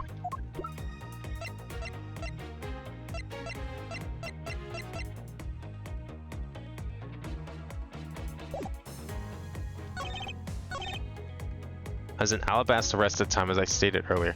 Okay, so maybe the first order of business. Amazing. Diplomats really do know how to craft answers that don't answer anything. So if the only place he met the victim was at this theater, then when was he killed? We know that Mr. Cochin did return to Babel alive, which means that the only time he could have been killed is when they were both here. And that means that he was planning to kill Mr. Cochin from the start. Okay, so maybe it is the security camera? I was an alabaster the rest of the time, as I stated earlier. Maybe this is the one, because, like, he technically wasn't? I'm gonna try it. Oh, okay.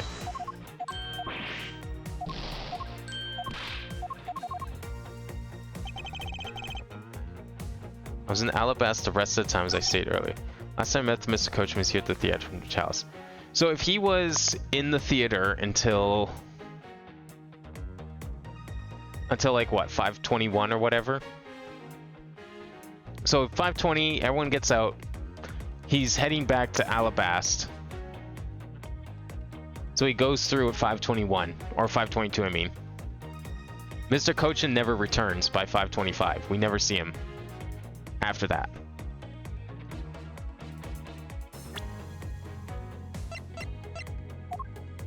Last time I met Mr. Cochin was here at the theatrical house. Okay, we both agree on that because that supports our theory of trying to set him up as the murderer here.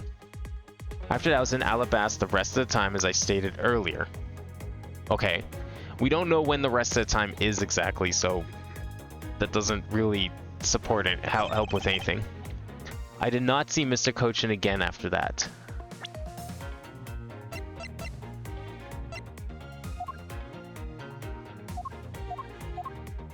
But how do we demask the second?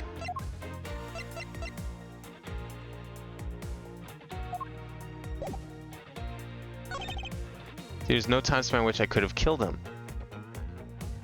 Wouldn't you agree? Do I press here? No, I think I just... They said the only option is to just present correctly. So I can only present. What are we presenting? What? There's no time span in which I could have killed him. I think I tried the push card already. So it's not that. We tried the security footage.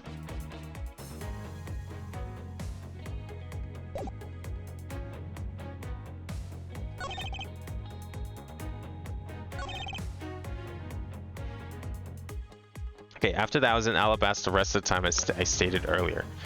I think this could be the lie, because we know he wasn't. But I think I already tried putting the camera on this one.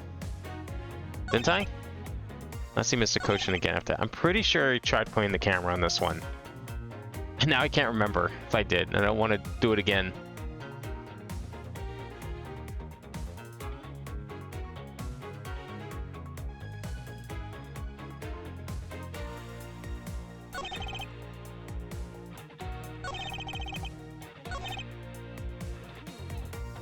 Are we allowed to press this? Like, maybe there is something here we need to press, but it's weird because, like, they set up here. Where was it? Oh, here we go. That is now best rest time, so I stay. Yeah, I did do the security camera then. Okay.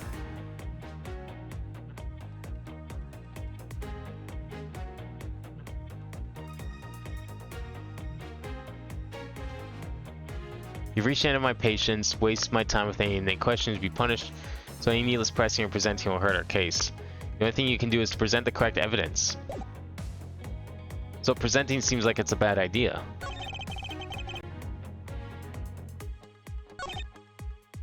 Did not see Mr. Cochin again after that. Last time I met with Mr. Cochin was here at the Edge from New Charles. Isn't that a lie because he wasn't here? It was with, what's his face? Yeah.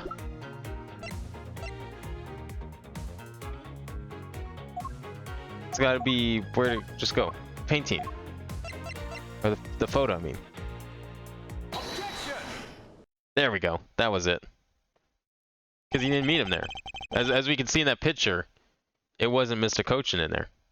I'd like you to take a look at this picture. It's a rather nice picture. Isn't it? It was to commemorate the restoration of relations between our nations. Oh, it's commemorative, alright. One that captures the proof I need to show that it was you who committed the murder. Come again? This is the knife that killed Mr. Cochin. I see you recognize it as well. Recognize it? As well you should, for it was you who brought it to this theater. You hid it among the flowers you were to give the Steel Samurai. Meaning that you killed Manny Cochin here at the theater. It's time for me to catch my flight. We're not through yet. His objection sounds like Manfred's objection. It's great. It's game over for you, Mr. Edgeworth. But I thank you for the entertainment. No matter how passionately you orate, the end result will still be the same. I won't be returning to this country ever again. That's right. This man is an ambassador, and he has extraterritorial rights. No matter how hard we chase after him, he won't be able to have him tried in court. Yes, that's exactly the face you should be making. The face of a worthless cur.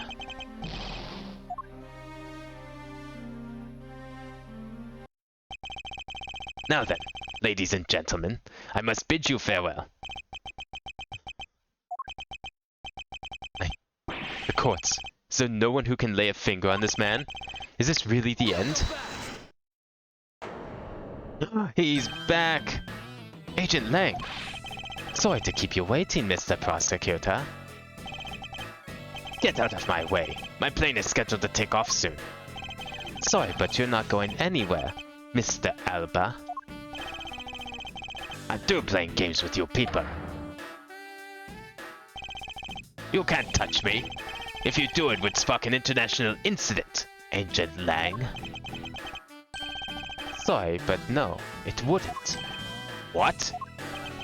Hey, Mr. Prosecutor. Good job holding the fort down until I got back. So, Mr. Alba. Your diplomatic immunity has just been revoked. What do you mean, revoked? Spare me this nonsense and let me through. Rangxi says, Before aiming for the throat, draw the neck shield off first. Interpol headquarters in the Imperial household of the Kingdom of Alabast. Took a while to get things rolling, but they finally moved on it. The Imperial household? You! What have you done? You have been relieved of your duties as ambassador, Mr. Alaba. Oh shit!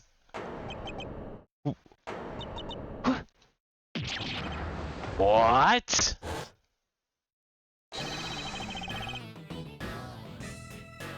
Effective today. Effective right now. And you have Mr. Prosecutor's videotape to thank for this. The video the other Grasu provided. You can't be arrested simply because you're an ambassador. In that case, I thought I'd strip you of that title. You underestimate me, a descendant of the former of detainment philosophy, Yang Xi. 4,000 years of deeply entrenched connections and networks around the world have really paid off. He's back to old man mode. It can't be. I don't believe this. My ambassadorship has been revoked. Looks like you're finally coming to grips with your new standing. Looks like he's turned docile again. He's probably in shock from the loss of his shield. What a shame. I had so wanted to use my whip on him. Why is this happening to me? I'm just a hard-working, honest ambassador. Do you really think you can still pull that on us now? We've already ripped away the mask and seen you for who you really are, Mr. Alba. He's transforming again. Second win!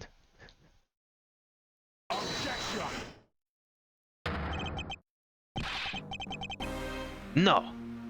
I won't be stopped now. He still intends to fight us? So what if I'm no longer an ambassador? You still don't have any evidence on me. The fact remains that you cannot arrest me. I'd expect no less from you, the boss of the smuggling ring. Well, the rest is up to you, Mr. Prosecutor. Understood. You say that I killed Mr. Cochin in the theater. But even if it's true that there was a knife in my bouquet, I left that bouquet in the theater, so anyone could have taken it out from there and used it, right? Besides, the claim that he was killed here itself is odd. After all, wasn't his body discovered in Babel? Are you claiming that I carried his body all the way over there? Preposterous. I'll be the one to prove whether it's preposterous or not. Ex-Ambassador Alba, are you ready? Because this is no game. This is war. Really? It kind of sounded like we were playing Clue a moment ago. I killed Mr. Cochin in this theater using a knife that was stuck in my bouquet. I left that bouquet in the theater. Anyone could have taken that knife from there. Besides, Mr. Cochin's body was discovered in Babel, right? There is no way for me to have transported his body from the theater to Babel. I think there is. But what are we starting with here? Are we starting with the transportation? Are we starting with the how he could have done it? Look, don't you think you've had enough fun with me? You've already stolen my ambassadorship from me. Would you have me surrender too? I mean, that would help a lot. You have no plans to ever return to this country, isn't that right? Did you know that a bunch of your subordinates are seeking asylum because of you? As if I care. Hey, Mr. Prosecutor. Put this guy out of the embassy and we can finally end everything. I know, and I will give it my all to see that he leaves in handcuffs. Without the title of ambassador, he is just another witness. Yes, just another witness. Alright, what are we waiting for? Let's get this guy. And get him good. I wonder if they understand that all I can do is present evidence to the testimony.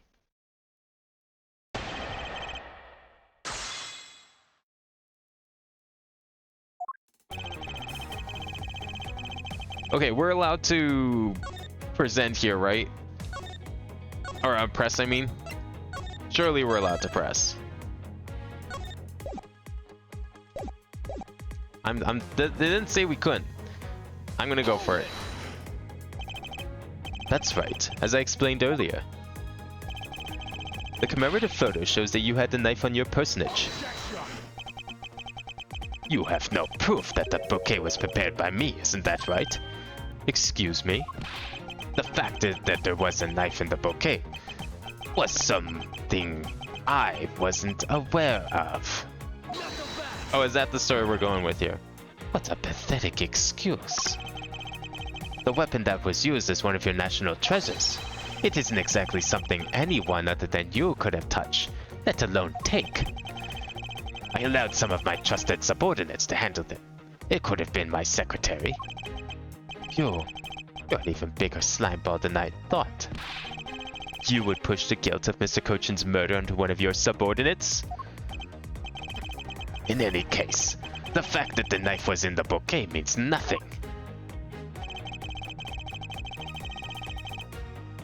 Hold it!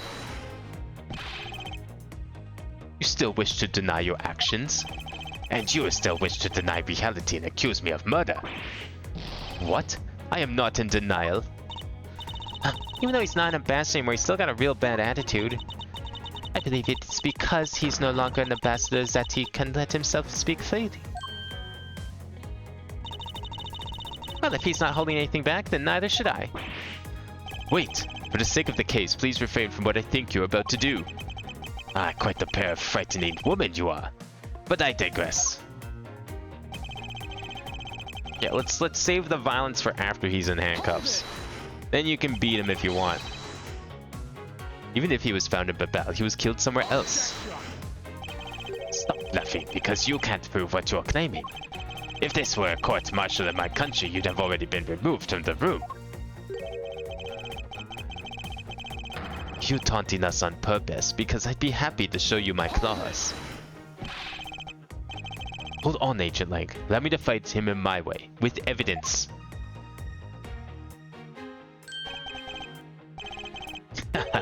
I was just joking. I'm not so easily ruffled by the likes of him. Too bad.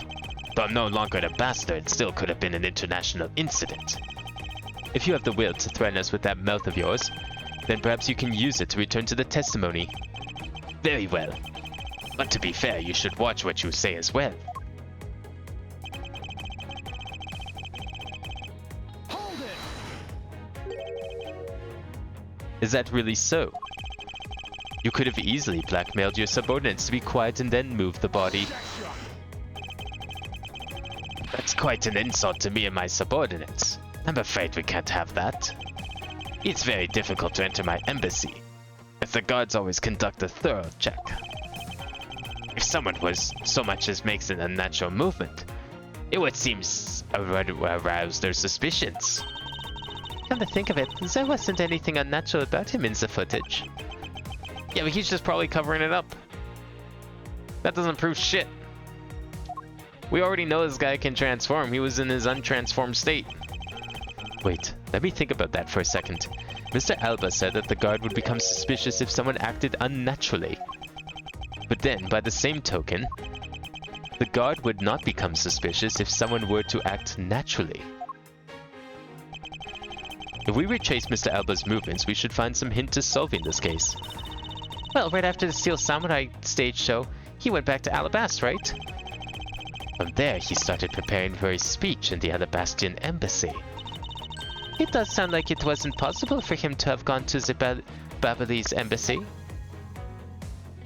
Okay, I think I know what to present. He could have gone to Babel, but the body didn't remain at the theater either. Is it possible that the body was temporarily taken to a different location first? Okay, so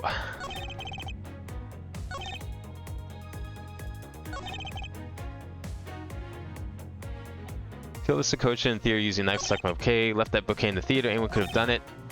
Mr. Koch's body is discovered in Babel, right? There's no way for me to transport his body from the theater to Babel. Okay. My guess, let's do a save.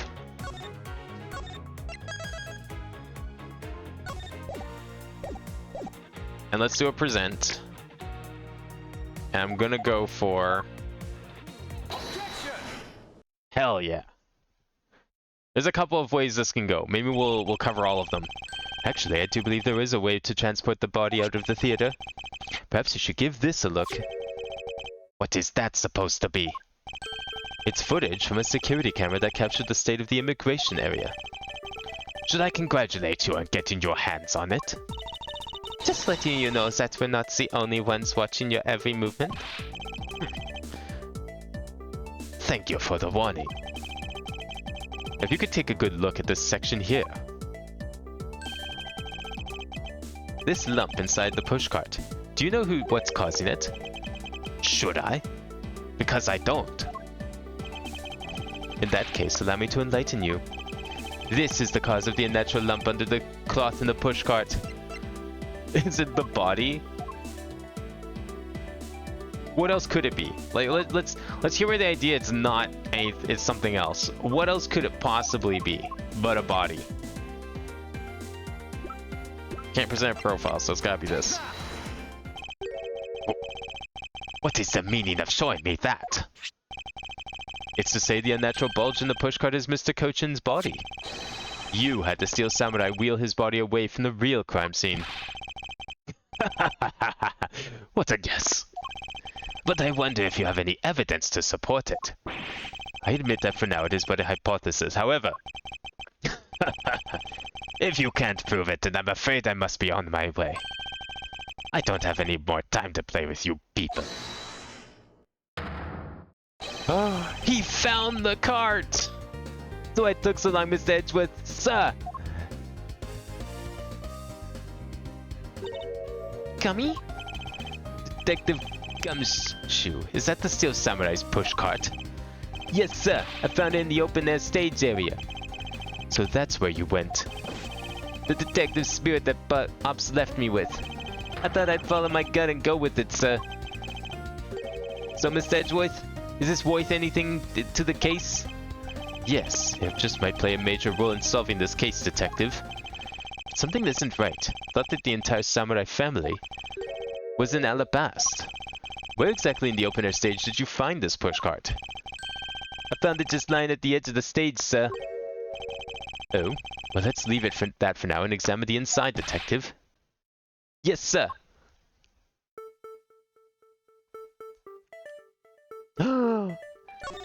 Is that blood I see? It's blood. This must be Mr. Kochin's blood, which only goes to prove that Mr. Kochin's body was indeed transported by the pushcart. I believe you understand what this means, correct? You killed Mr. Kochin at this theater, and then placed his body inside the pushcart. And then... you forced the Steel Samurai to unwittingly move the body for you. I forced him to move the body into Alabast. What nonsense! Why would I bother to do such a thing? You were scheduled to make a speech in Alabast, meaning it was difficult for you to make a stop in Babel. However, what if you moved the body to Alabast?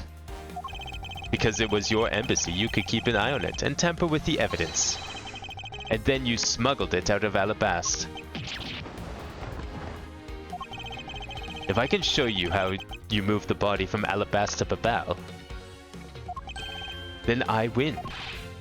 But you can't. The security between the two countries is incredibly tight. I'll be the one to judge whether I can or cannot prove it. And so I ask you to provide us with testimony regarding your movements after you return to Alabast. Yes, Edgeworth, have you figured it out? Do you know how the body was moved? To be honest, I have nothing to support my hypothesis at this time. However, I don't believe I've made a mistake in my logic up to this point. Which means... there is no questions that can't be answered, right? The Primitive statue was smuggled successfully through a brief flight through the air. So why shouldn't there be an answer as to how the body was moved? Which means that there must be a logic flaw somewhere I can exploit.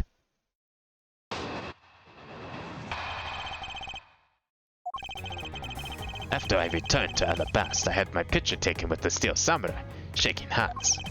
Then, just as I was about to start my speech, the Yatagarasu appeared. I feared for the national treasure, so I raced back to my office.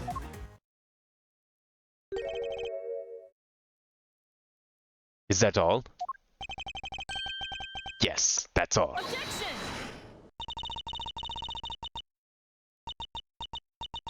It looks like you left out a few things, such as the murder of Damask II. Furthermore, you left out the part about meeting with me in your office. Ah, those trifling matters. I don't believe I need to speak of those things again. I do so hate to waste time. What? You. Is not every life precious? Do you really need me to answer that for you? Objection! People like you cannot be allowed to wander freely through society. Then you'd better try hard, because I doubt you'll find a single contradiction. He's really full of himself, isn't he? Yes, he is. How can he be so confident at a time like this? Come, don't be shy. Go ahead and ask whatever you'd like.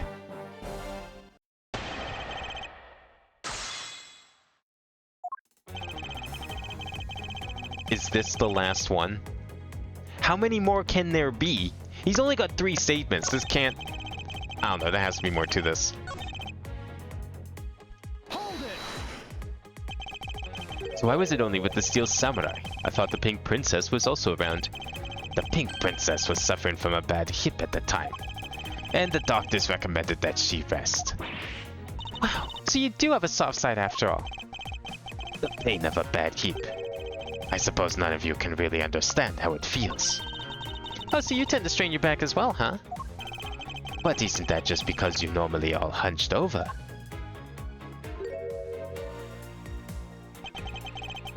He did need to keep up the act no matter what, I suppose.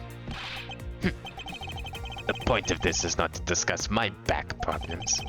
For about 15 minutes after our handshake, I was in my office preparing for the speech. Hold it! That Yatagarasu was just a trick you had set up. A most amusing joke. And how do you propose I set it up? If you really want to know, I can explain it in detail for you.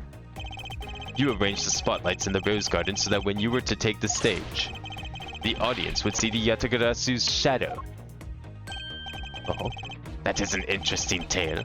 Sadly has nothing to do with me. What's it going to take for you to fess up to anything? Very well then, let's move on to a different question. After the Yatagarasu appeared, what was the state of the Rose Garden? Everyone took refuge inside the embassy. I even helped with the effort. And then, of course, once everyone was inside, well... Hold it! And what happened after you returned to your office? I don't want to keep on repeating this, but... Upon my return, I had that stroke of bad luck and bumped into Mask Man. Objection! And I don't want to keep on repeating this either. But his name was Damask II. Who cares what he was called? By the time he got to the primitive statue that he was supposed to steal, it had already been swapped for the fake. Talk about an unlucky man. Being bludgeoned to death with a fake statue.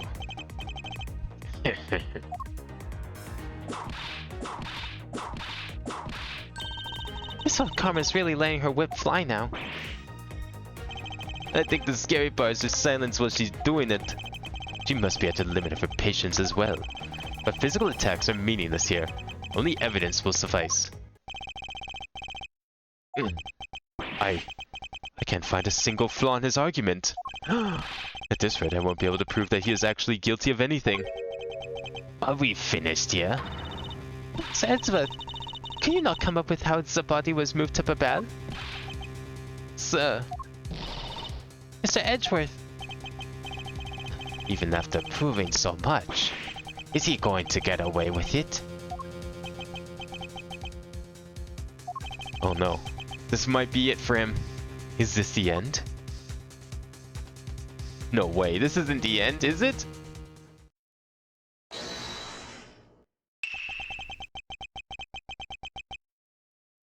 Who is it this time? They're here. It's Larry. What's Larry gonna do to help, though? Wait, who the fuck's the kid in the costume? I thought that was a puppet. It would be a great honor if you would allow us to be your allies in battle. Evil Magistrate, it is time for you to pay. It's the Steel Samurai. No, you are mistaken, for I am Steel Samurai Daddy, married man of Neo Tokyo. And this is Pink Princess Mommy. Edgy Poo. Is this really what we need right now? Two people I want to see the least. Larry, what are you two doing here? Way to show your gratitude, Edgy. We just wanted to help, yeesh. I'm gonna get the bag out with a single thrust my samurai spear. No! Go away. How can you be so mean to us, Edgy Poo? All three of us came to lend a hand and this is how you treat us. Well, since this grand, and I see they managed to find the Iron Infant. Does that really matter right now? Hey! Is it just me or is the Iron Infant completely soaked? Huh? Oh yeah. I found him in Babel, but he was in the middle of the pool. Wait a second. Larry, go back to what you just said. Huh? Oh, it appears we made it. Not that far back. Something about finding the Iron Infant in Babel. And he found it in a pool. I don't recall there being one in a Babel. Oh, that. Well, I was in Alabasta the whole time, so I have no idea how the Iron Infant wound up in Babel. I thought I lost him in the Rose Garden. But I guess to me this cute kid can swim, huh? What? Larry, you lost the Iron Infant in the Rose Garden? Are you sure about that? Yeah, I'm sure. But I found him in... That's enough, Larry. Interesting development. The Iron Infant that Larry lost managed to move between the two countries. Furthermore, the Iron Infant was found soaked in the middle of a pool. This is what I've been looking for. It's another smuggling route between the countries. Key to the route the Iron Infant took to travel from Alabasta to Babel is... What are these? What are these terms? Like earlier we had like all the physics terms, now we got like bilateral symmetry. Key to the route the Iron Infant took... I mean... Yeah, two-way symmetry, right? Because I mean that's the whole building here. Oh, that's right. This embassy was built with bilateral symmetry in mind. Detective Gumshoe. Yes, sir. There's a location I wish for you to examine post-haste. It is where I believe the route you used to smuggle Mr. Cochin's body lies. Does something like that really exist, sir?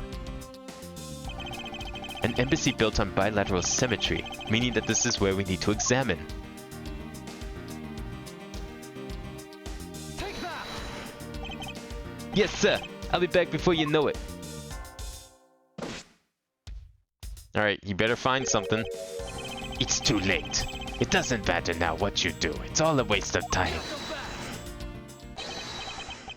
You will stay here with us and wait.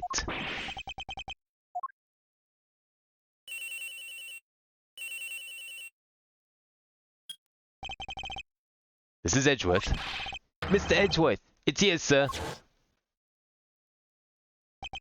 It was underneath the stage. Now, why would they need to cover this up? There's a reservoir here, just like in the Rose Garden. Unless it just happened to be getting covered up, which just suited the ambassador's plans. Just as I suspected. What is it? The two sides of this embassy are mere images of each other, which means that there is also a pool at the corresponding location on the Babelese side. Mr. Cochin's body was moved into Babel through the pool in Alabasta. Avoiding the topic with a vague answer like that is unbecoming of a prosecutor. If you don't mind, I would like to see more physical proof if you have any. What, would you like to go for a little swim? Try it out yourself? The Iron Infant is positively soaked in water. Why do you think that is? It's because he was fished out of a pool. And not just any pool. It was the Babbly's one. I think it's pretty obvious that at this point one must be true. The water reservoirs in the two country yards are connected. And where is your proof that the two sides are connected?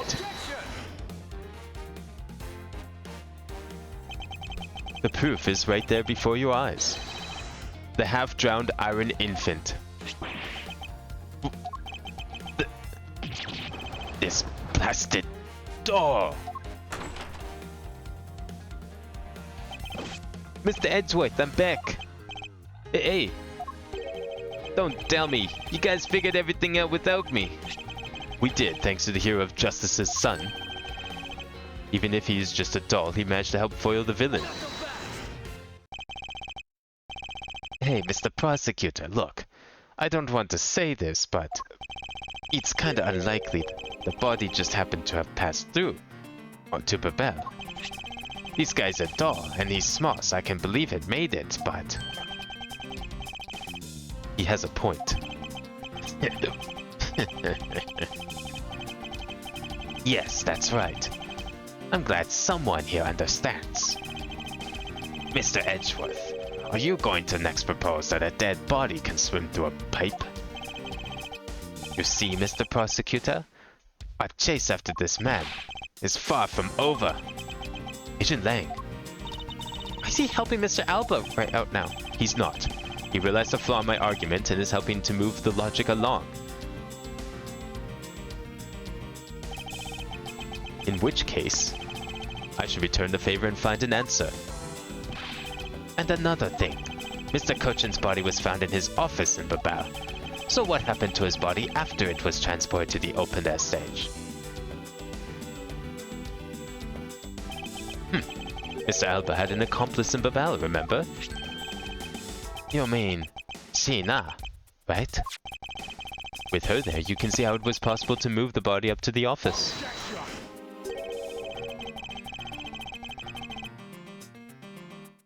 Are you seriously claiming that she swam through the connecting pipe with the body? He's right. Miss Sheena would drown if she did that.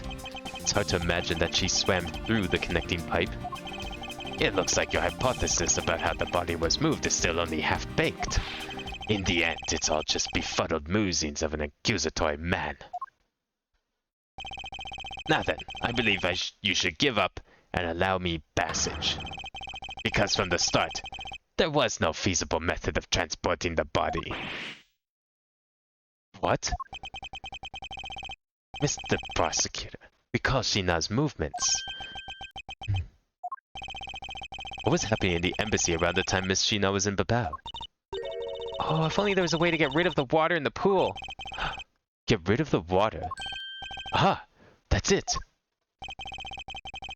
Now I believe this time we really are done, right? Oh no, we're far from done here. Unfortunately for you, it is far from over, Mr. Alba. You are a most persistent man. Are you saying that you've thought of a way to move the body through the water? Move the body through the water? That is completely unrelated to how it's done. Excuse me? The reason I say that is because there wasn't any water there at the time. What do you mean there wasn't any water? Just what it sounds like. Tonight's events made it possible to drain the water, allowing the body to be moved. Now, is it possible the reason these events happened was for the sole purpose of removing the water? Perhaps. Tonight, the Yatakurasu set fire to a variety of locations in the Babbly's embassy.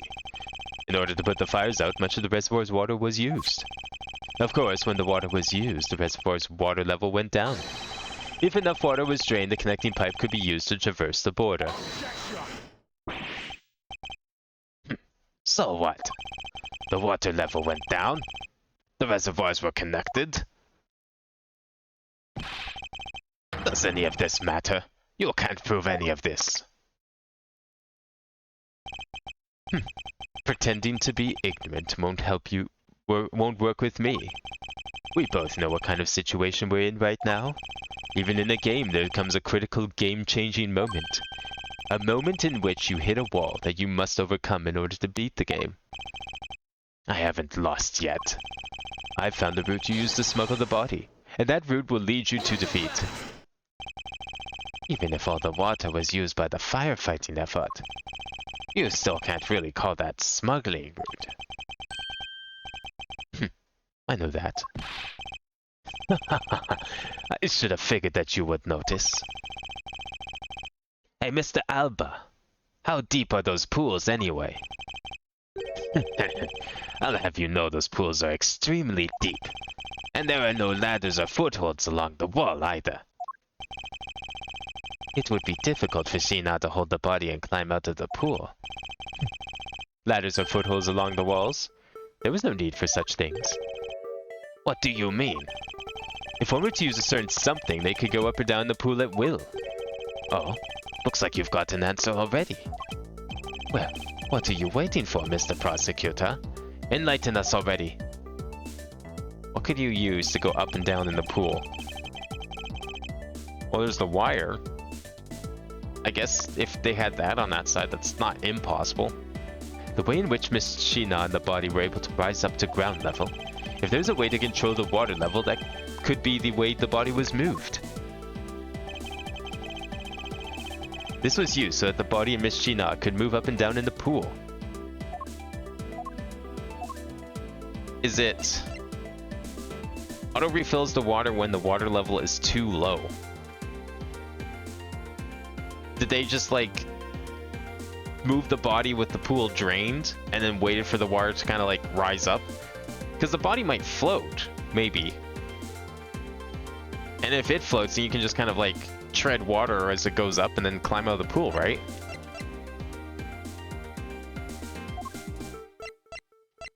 Or it's the cable. Nah.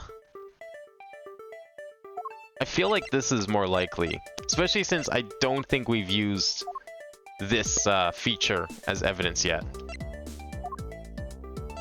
I'm gonna try it. Take that! Yes! Mr. Alba used the fountain spouts in the matter of speaking. He used the fountain spouts? How so? The water level in the pools can be controlled by opening and closing the spouts. Miss Sheena and the body were lifted upward by their buoyancy in water. The fire on the Babalese side and the firefighting effort. Those were set in motion all for the sake of smuggling Mr. Cochin's body. It's quite the drastic approach you got there. Should I show you where the final destination of my train of logic leads? First, Mr. Alba closed the fountain spouts in advance, in preparation for things to come. Then he took to the pushcart that was brought to the Garose garden, and pushed it along with the Iron Infant and Mr. Cochin's body into the pool. At this time, Miss Sheena was busy conveniently starting the first fire in Babel. She then made for the open-air stage's pool to wait for the firefighting effort to begin. When the firefighters used the water in that pool, the water level went down. And by the time the fire was put out, the pipe between the two pools was exposed.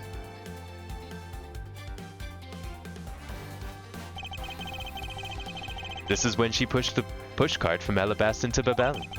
Once that was accomplished, Mr. Alba simply opened the fountain spouts once more.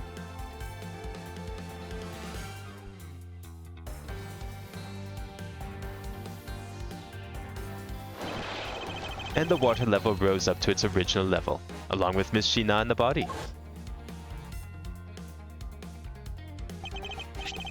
After that, Miss Sheena used the pushcart to carry the body up to the Secretariat's office.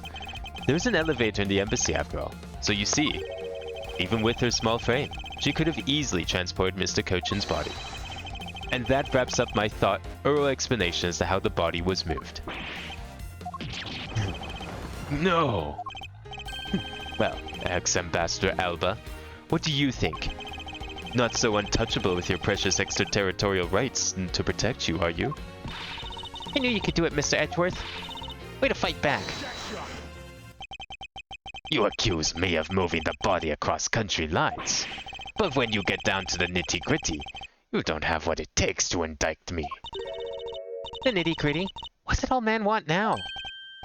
Proof, I believe what he seeks. Yes, proof.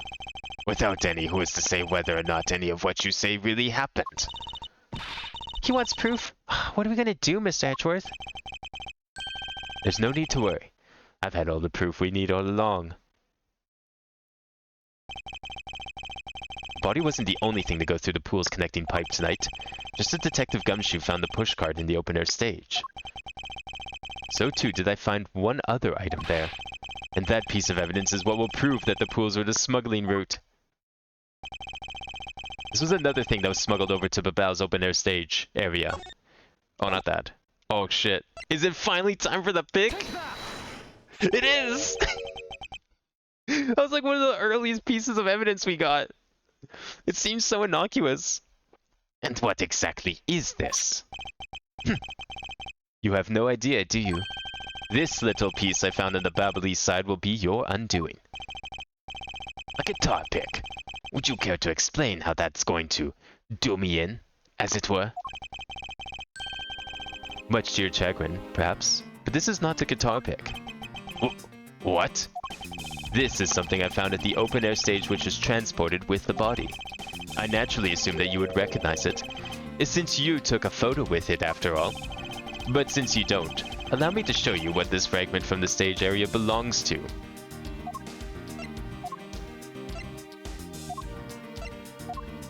Is it from here?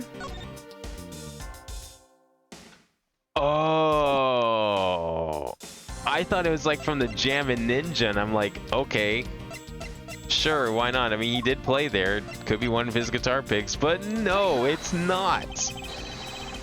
This is what the fragment belongs to. Don't you dare chicken out on me after we've come all this way.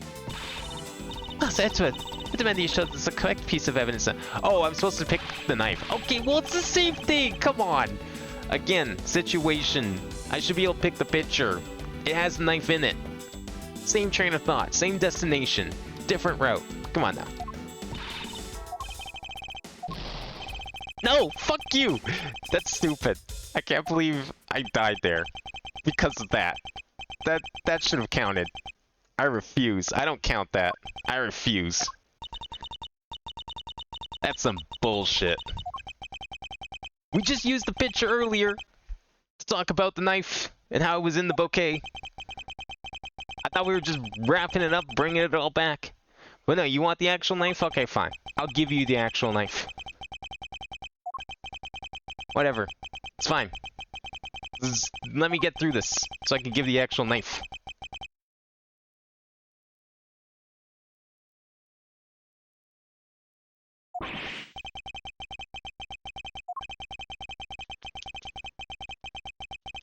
Wish I could, like, fast forward this.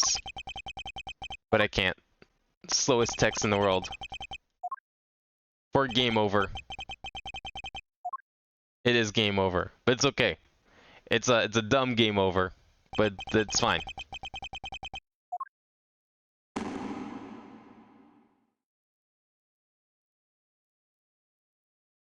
I just click reach hours, that put me... Does it put me right back there? Okay.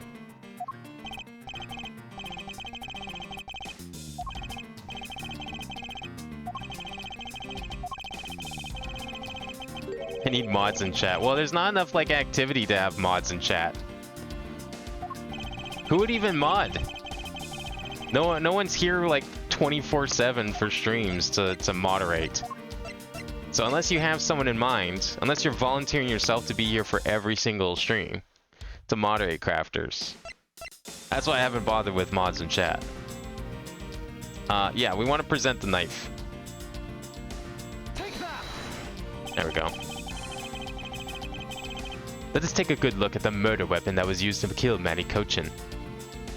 I mean, you guys are here pretty often, but for moderating, unfortunately, I don't think it would be enough. It's fine. It's only like the odd bot.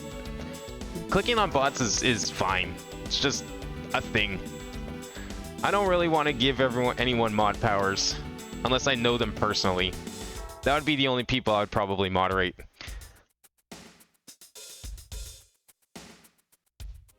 On the handle of this knife, there's a beautifully blooming flower. However, it would appear that it's missing a single petal. I've tried using, like, bots to moderate the bots, but unfortunately they changed their, like, their posts too much, so the bots can't really detect them very well, sadly. It's stupid, too, because, like, the accounts that I keep banning are apparently accounts that have been banned already, which is really dumb. I feel like that's something Twitch needs to look into. All of these bots are ban evading through IPs.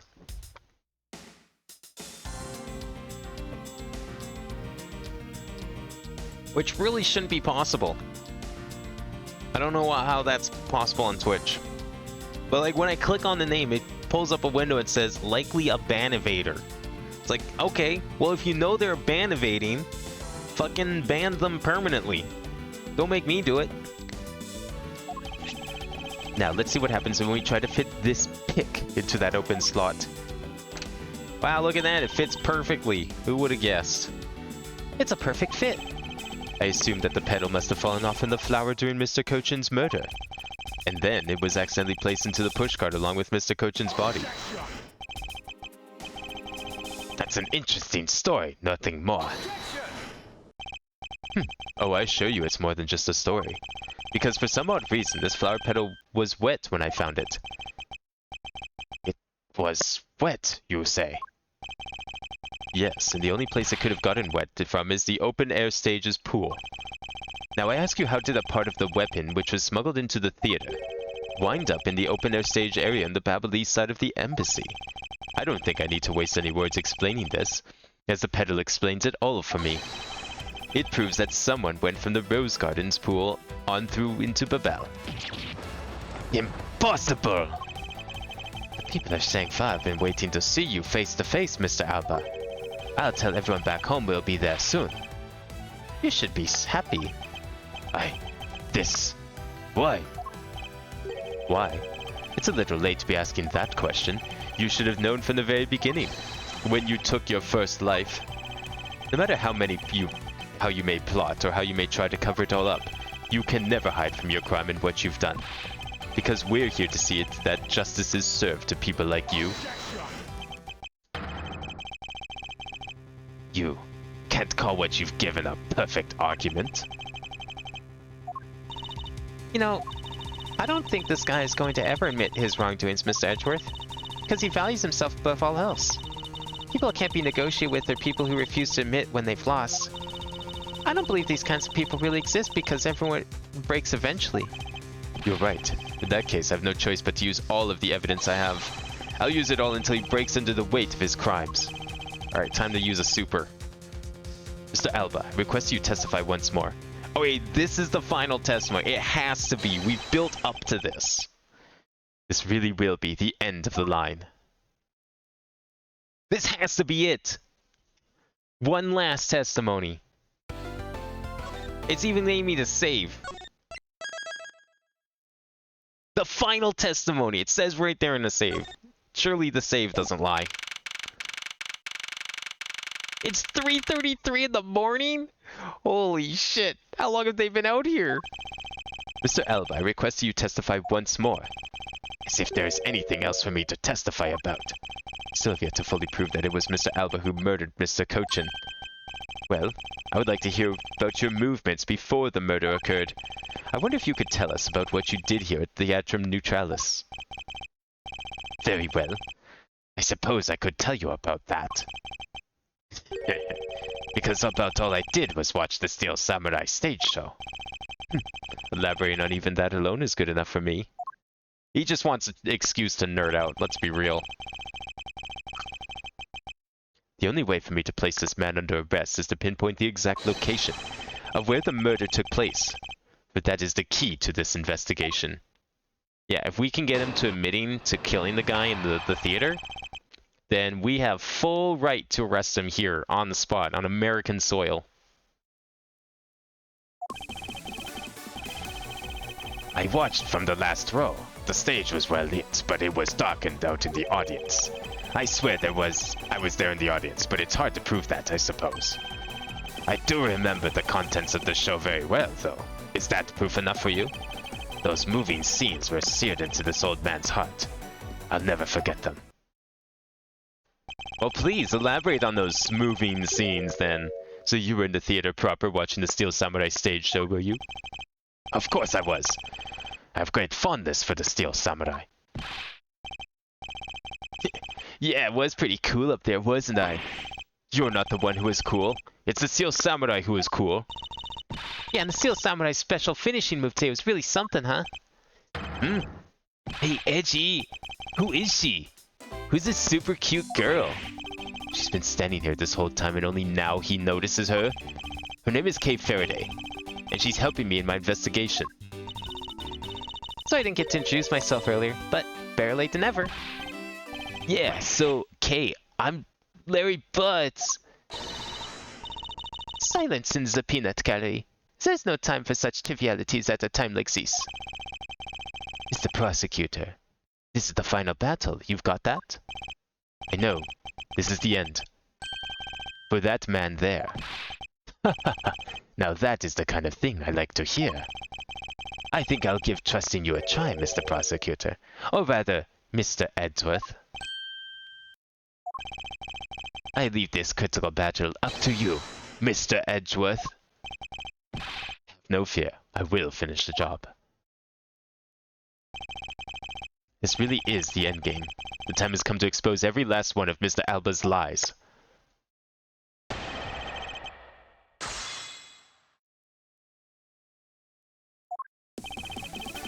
Alright, here we go. I don't even know how much evidence we even have left. Probably only a couple pieces that are even valid at this point. The last row. I should think that an ambassador would have had special seating reserved. I wanted my staff to enjoy the Steel Samurai show as well. So I gave up all the good seats for them. It was enough for me to simply see him. Hey, the Steel Samurai wasn't the only hero. Let's not forget about the Pink Princess here. My dear madame, if you continue to thrust about like that, your hip may begin to hurt again. Oh my, well aren't you the considerate person when you want to be?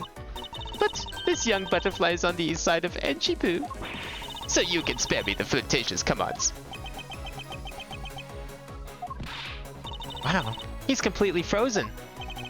In frustration, perhaps, I dare say she can be one rather trying opponent. In any case, Mr. Alba, can you actually prove to us that you were watching the show?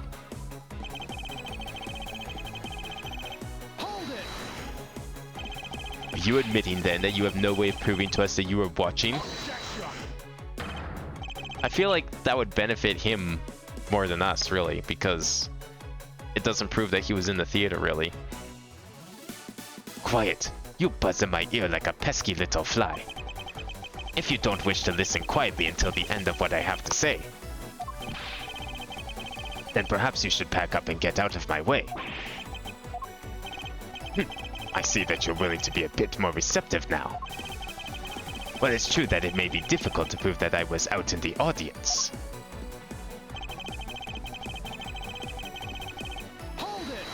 Alright, tell us about the show then. Well, I remember the contents of the show as well myself. That's nice. That's nice. Miles Edgeworth, don't allow yourself to be riled up by him at this important juncture. I wasn't planning to let him.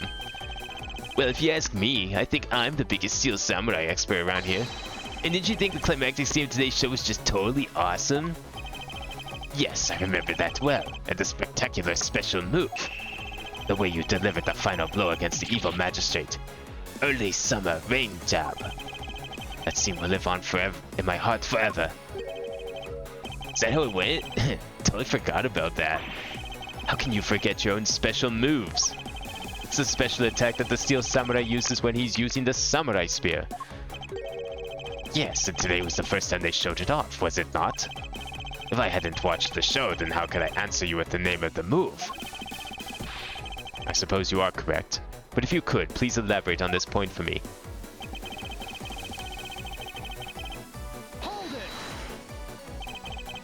Early Summer Rain Jab was a move that was to be unveiled today. And because I saw that brand new special move, I believe it confirms my alibi. How sad. The only way he's got to protect himself is that he watched the Steel Samurai. I guess this guy really has nothing else left. Yes, and to avoid arrest, you can bet he'll say or do anything. But with all of us here, there will be no escape for him. Yeah, we'll find a way to bring him to justice. Now then, let us continue with your testimony, Mr. Alba. Very well. The Steel Samurai's special move and the various other scenes. Hold it. I agree. Today will be a day to remember, especially when we finally make you pay for all the wrongs you committed. What? Hey, that's what the Steel Samurai says when he defeats the evil magistrate. Actually, that line was just something I ad-libbed. You may act all surprised, but naturally you remember this line, don't you? Of course I do. I just now understand how the evil magistrate felt, that's all. Then allow me to make you identify with the evil magistrate some more. Hey, that makes you the Steel Samurai, huh? Well, if you had to complete the analogy, I suppose then, yes. And I do believe it's about time to bring the curtains down on this with a bang. Kay and myself were also in the audience of the Steel Samurai stage show. He's got nothing like Jammin' Ninja, but he was still cool, I guess. Was my brand new special move, fishy move, totally rad? No, don't tell me. It was you who thought up the special move. Yup. Now what was it again? Extremely silly rain jab. Was that it? No, wait, it was stubble breaking chop. That doesn't sound quite right. How can you forget a move you came up with? Final piece to Mr. Alba's alibi is that he was watching the Steel Samurai show. However, if he was busy killing Mr. Kochin, he should not have had the time to do so. I can't believe this is coming down to an all-out nerd-out over the Steel Samurai and how much this guy actually knows of the show. Do you remember the contents of the show very well, though? Is that proof enough for you? One of the scenes was his never-before-seen early summer rain jab move, which was done with a spear. But there was a bit of a problem there that I think I can see. He didn't have his spear. So just a little detail. The special move today was the early summer rain jab. Is that your final answer? You little irritating gnat. Do you think you can trip me up by asking the same question over and over? That was not my intention. Your testimony is more than sufficient. However, I believe it'd be wise for you to take a look at this. The samurai spear. What about it? This spear actually never made it on stage today. Excuse me? Unfortunately for you, tonight's Steel Samurai happened to be a goof of a young man with an abundance of useless hot-bloodedness. Having said that, said useless man bent the spear during his rehearsal this evening. Okay, do you remember what the Steel Samurai special move was tonight? It was the Steel Samurai Sushi Slash. Correct. Because he couldn't use the spear, a last-minute change was made. Had you really been watching the show, you would have known the move that was used. Fake fan detected. Quirkus Alba, you didn't watch even a single minute of the Steel Samurai stage show tonight, did you?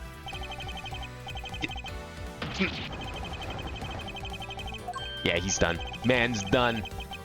Aha, so if it wasn't watching the show tonight, Then it was opens the possibilities that he was busy killing Mr. Kochin instead. So, where were you during the show? I demand an answer. Now.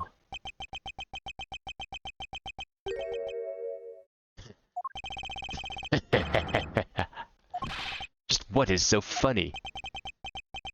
You're so sloppy, and so are your conclusions. I still insist that I watched the show. Or most of it, in any case.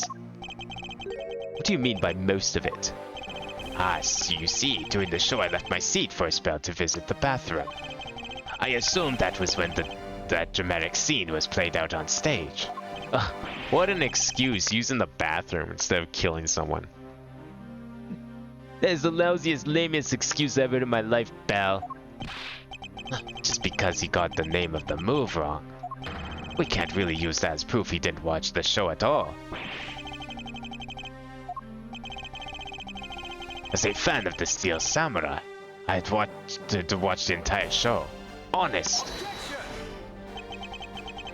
As a Steel Samurai fan, for someone who wasn't even in his seat for the climax of the show, you have no right to call yourself a Steel Samurai fan, ever. Oh, Edgeworth over here. Calling him out. Fake fan. Get out of here, you poser. Who was that just now? Ubi, young lady. Larry, what are you doing interrupting me like that? Edgy, please, hold on for a second, I beg. You may never accept this old man as a Steel Samurai fan, but I totally think he's a Steel Samurai maniac. What exactly is a Steel Samurai maniac, pal? I believe he meant to say Steel Samurai Maniac. Yeah, trust me, I know a real fan when I see one, because I'm the Steel Samurai. Larry, whose side are you on here? I will never acknowledge you as a true Steel Samurai. What are you getting so worked up over, Mr. Edgeworth? It appears that the real Steel Samurai recognizes me as a fan. As he should, for I am a fan. It's not as though I missed the entire show. It was the most amazing show, filled with the spirit of the young and the young at heart. These terms he's using to describe the show are so generic, like he's making it up on the spot. There's no way. Sarcasm dripping from his long-witted nose couldn't run any thicker. Getting the name of the move wrong only proves that he didn't watch the last scene. What I really need here is something more definitive. Something that links Mr. Alba directly to the murder of Mr. Manny Cochin. You know what, Gramps? You're really something else. I'm honored to receive such praise from the Steel Samurai. But what is it for? Well, I was just wondering how you found out about the early summer rain jab. The move is a bit of a secret only a small portion of the staff know about. Wait, it was a secret? Larry, wait, what did you just say? Huh? Did I say something stupid again? Did you say that the early summer rain jab was actually a secret? Well, maybe I should have said secret. It's more like we only decided the name of the move right before the start of the show. Right before? Yeah, the stage director was going nuts because we were supposed to debut the move. About 5 minutes before the show, we threw it up on the dressing room's whiteboard. Early summer rain jab. That's kind of how we decided the name of the move. But by that time, I already bent the spear, so I guess the whole thing was kind of pointless. All of you Steel Samurai actors are the same. The director has my complete sympathy. Long story short, because we changed the move to Sushi Slash, we kind of pretended that the early summer rain jab didn't exist at all. I mean, it'd be bad if someone found out we changed the move, so we made it a secret. So basically, a gag order was issued for publicity's sake. It almost makes the early summer rain jab sound like a lost art. Yeah, which is why I think most of the staff haven't even heard of the move. So, how does anyone here know about it? I mean, Edgeworth knows about it because I think Larry told him earlier. He just didn't say it was a secret earlier. Hold those lips of yours still. What the heck, old man? I've done nothing but listen, and from what I can tell, it's all very unrelated to the case. It's also very tedious and a pointless exercise in wasting time. Much like a kid's show.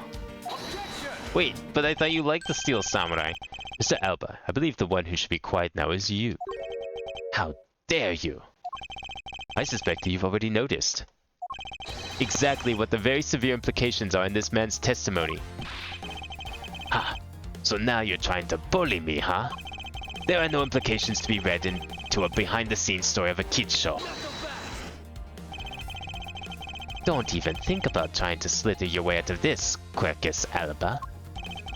You were the one who said it yourself that the name of the move was Early Summer Rain Jab. But that name only was decided upon right before the show was about to start. So? Just what are you driving at? But the name of the move you told us was never used in the show or said aloud. So where'd you get that info? Hmm? Now then, would you care to tell us about how you found out the name of that move? Because I can only think of one way you could have known. Quercus Alba. This is the only way you could have known the name of the special move. You saw it. You knew the name because you saw it. You saw it on the dressing room's whiteboard. The staff members who knew were keeping it a secret. So you couldn't have simply gone up to a staff member and asked. Which means that the only other option left is that you saw it on the whiteboard. So that means Mr. Alba was there at some point, right? But what's the big deal, sir? I don't see what that means.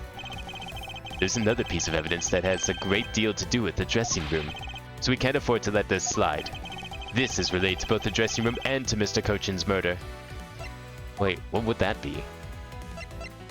Oh, is it these? Yeah, for embassy staff, probably. Finally, the hot dogs are relevant. Oh, no. No, it's not the hot dogs. I don't know, maybe they were like delivered or something. Yeah, okay, that was a bit tedious at best. Well, that's okay.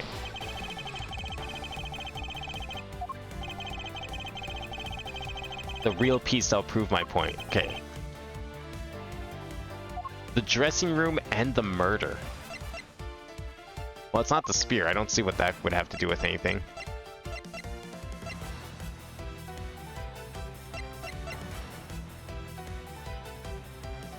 Is it the photo and the fact that the knife was in the flowers?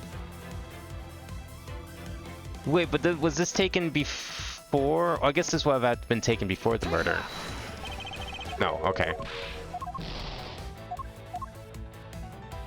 What would it be? Do we need the knife again?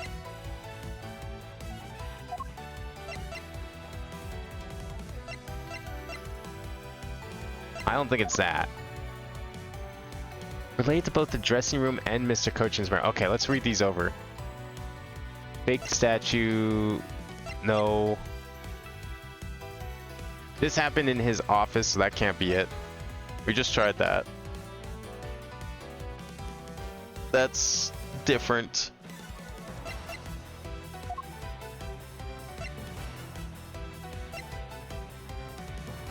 Oh right, push this to Alabasta from the dressing room. Duh. The cart. Yeah, of course. Where did he get the cart from? Where else? The push cart that was used to move the body was right there in the dressing room. During the show, the push cart awaited its turn to be pushed on stage in the dressing room. And it was finally pushed there, along with the Iron Infant in the last scene of the show. And then, right after the show ended, it went into Alabasta along with the Steel Samurai. Which means that the only time the killer could have placed the body inside the pushcart was when the pushcart was in the dressing room backstage. So basically the killer had to be someone who visited the dressing room during the show. Precisely.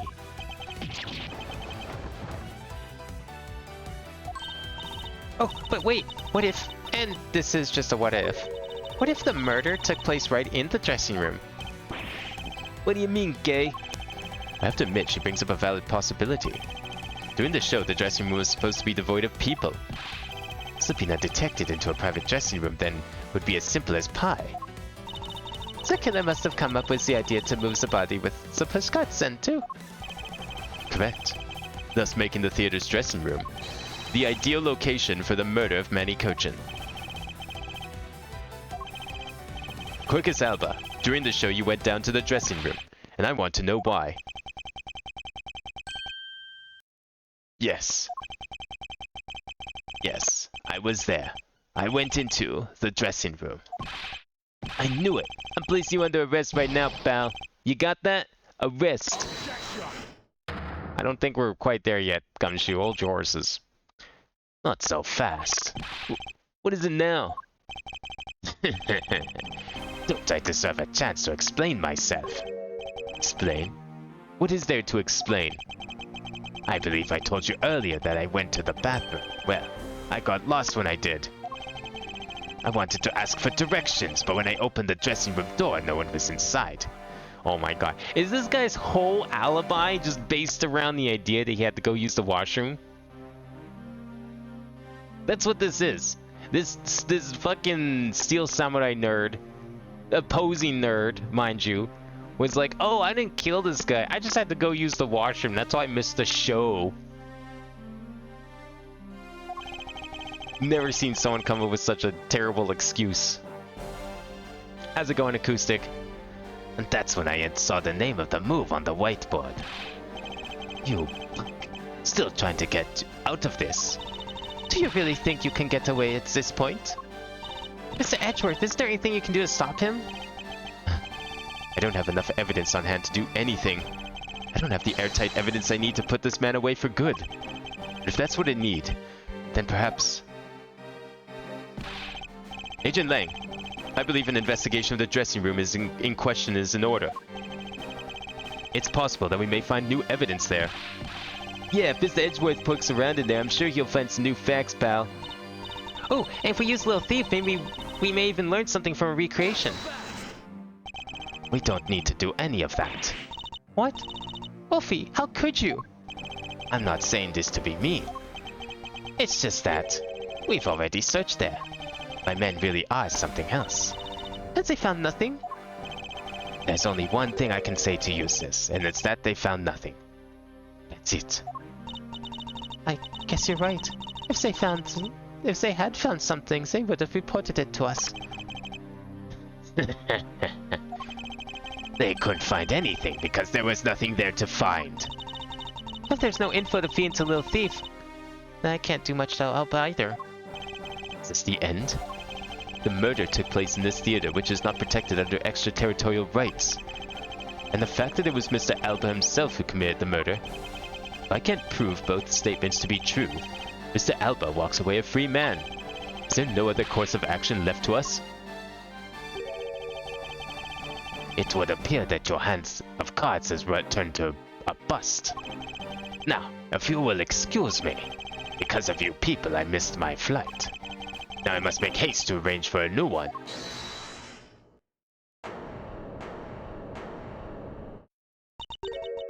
Who is it this time? Hold it right there, you whippersnappers! Oh boy, I swear to God if she solves this thing. First Larry and now you. What is it with that scary mobster-like scowl on your face, Edgy Poo? Don't treat me like I'm some sort of nuisance. I've been meaning to say this, but all of you keep talking about things I don't get at all. You're all leaving this lady in a sad, depressing, lonely dust that I'm about to cry in. Why did you have to speak up right at this instant? But you know what, Edgy Poo? Cheer up, because I'm about to give you the most wonderful thing. The most wonderful thing? From you? It's so super special I couldn't give it away to just anyone, you know. My special present of love to my sweet Edgy Poo. Are you ready? Is this... It's a hot dog. Thanks. I actually had some hot dogs earlier today. So this is kind of fitting. It's a box of those samurai dogs, right? Yes. Oh, Edgy Poo, here. Go on and eat one and you'll feel right as rain.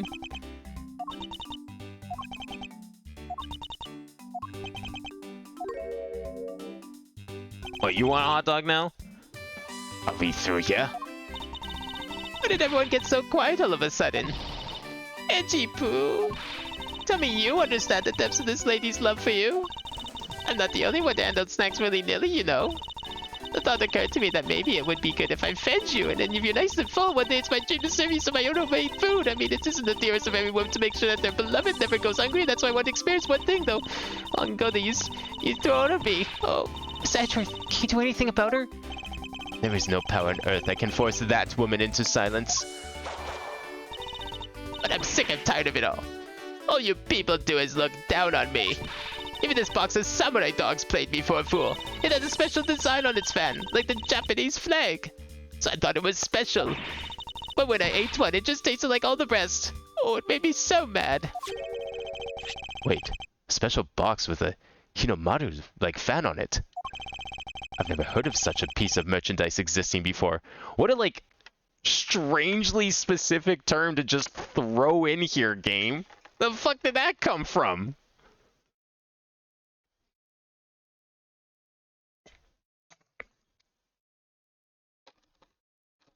Why did we need to just call it anything but a red circle?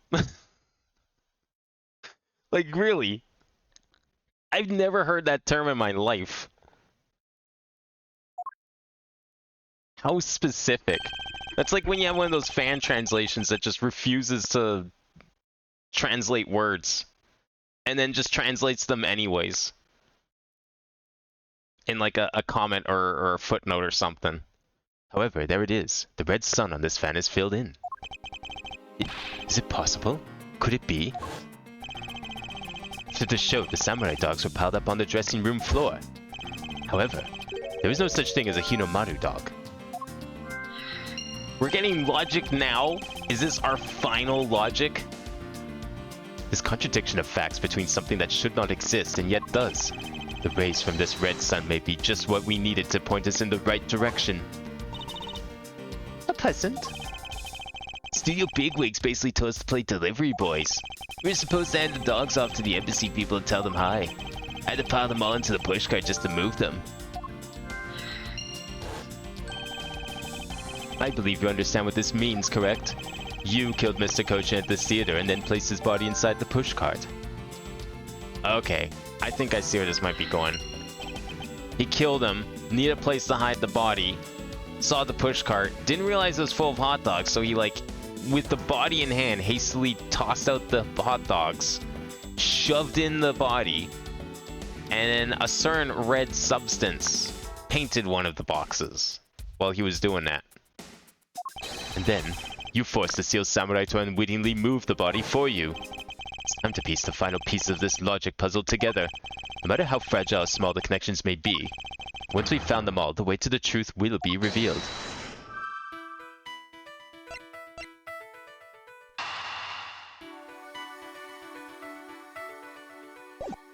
Maybe these two?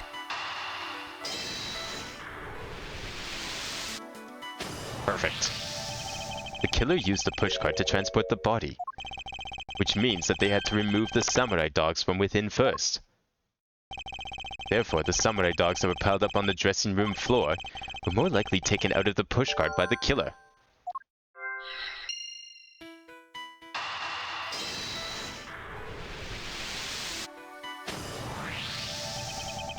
That which should not exist, this box of samurai dogs with a Hinomaru on it. If this red sun was filled in when the killer was busy removing samurai dogs from the pushcart, then it's proof that the murder took place in the dressing room. As long as this red substance turns out to be what I believe it to be. Wendy Oldbag. I thank you. I can't believe he actually thanked her. What you have given to me is truly something very special. Edgy-poo. Mr. Edgeworth, are you sure you're feeling okay, sir? Mr. Alba, as I suspected, you killed Mr. Kochin in the dressing room. How many times must I listen to you repeat yourself? Haven't you figured it out yet? Your words are meaningless, worthless, and powerless. The only way I'm going to continue to cooperate is with some definitive evidence. That arrogance, that self-confidence. You believe that you've erased every piece of evidence that could incriminate you.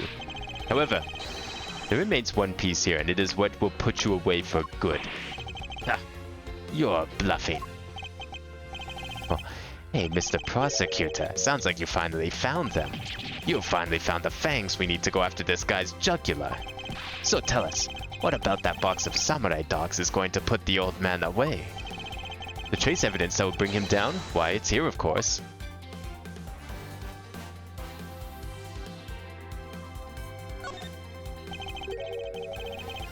This box of samurai dogs with a Hinomaru fan on it. This should have never existed. So I want you to all take a good look at this red spot. It's a single drop of blood.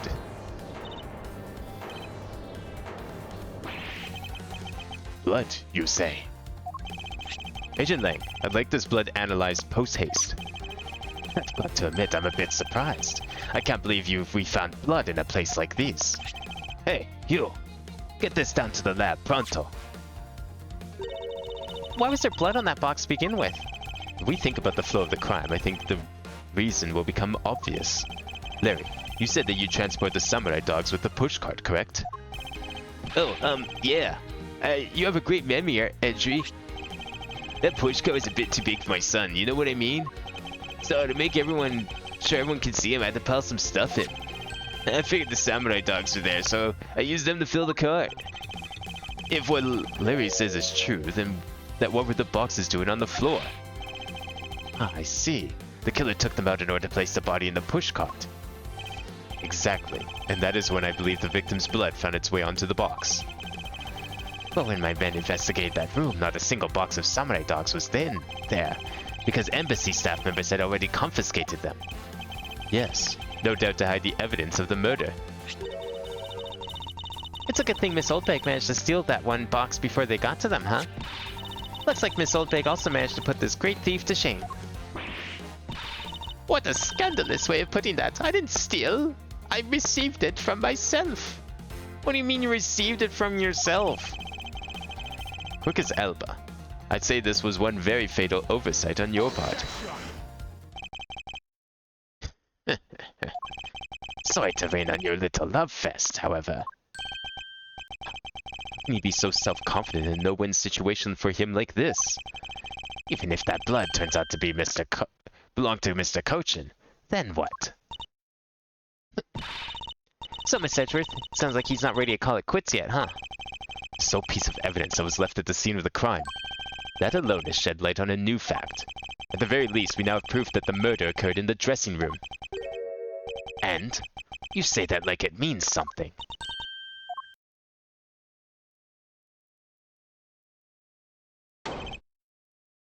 Excuse me, sirs. And before it's not Cochin's blood. Report! What were the results of the analysis? Sir, the analysis came back and confirmed that the red substance is blood. I knew it. With this quick as Alba. Mr. Edgeworth, I wonder if you might humor my question. Your question? The one from before. Or have you forgotten? Even if that is Mr. Cochin's blood, what difference would it make? Like we already told you, it proves that the crime scene was that dressing room. But it doesn't prove that I am your killer, does it? That's... He has a very good point. The blood on that box doesn't prove that Mr. Alba is the killer. Then, this evidence, it's meaningless? It can't be. We're so close, sir. Smack that smug look off his face. Come on, there's gotta be something we can do.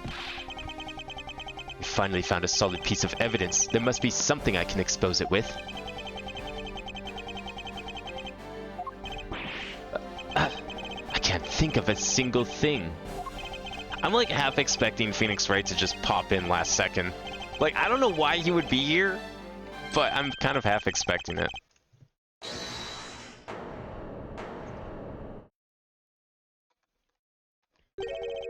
What was that?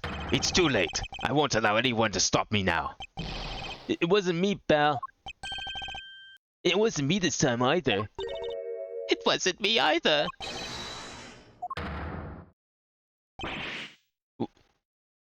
Why did you... Because I haven't finished reporting everything to you yet, sir. Wait, the forensics guy objected? There's more? What? Hurry up and spit it out. Yes, sir. That blood I mentioned... It's not the same blood type as the victim's blood. What? No. Is it... Alright, it's gonna turn out that it's Alba's blood, and that little puncture wound he has on his neck isn't from self-defense when he killed the mask. That was from self-defense against whatever his name was. I forgot his name already. Manny. What do you mean it's not the same type? You mean it's not the victim's blood? If it isn't his, then who the hell's is it? I don't know, sir. All I know is that it's not the same blood type as the victim, sir. What should we do now, Mr. Edgeworth? I have no idea what's what anymore. Neither do I. My, what an amusing turn of events. That blood drop proved something to be true, alright. Namely, my words. And which one of your words would that be? The ones where I said that your words are meaningless, worthless, and powerless. That blood has nothing to do with the murder investigation whatsoever. Need I remind you that the blood got onto that box long before it entered my embassy? What sort of nonsense? Yeah, it's blood, pal. There's no way it's not related to the murder. You would like to believe. But what if someone preparing the samurai dogs had a small nosebleed? What then? I guess that's possible. Damn it, we've been wasting our time on a red herring. The blood doesn't belong to anyone connected to the case. That should be clue enough. Quackus Alba, you bastard! Silence! Don't you ever address me with such a filthy word again. I've wasted enough time here with you, and you have your answers. Now, let me through. Alba, it doesn't matter where you run off to, you'll never escape me.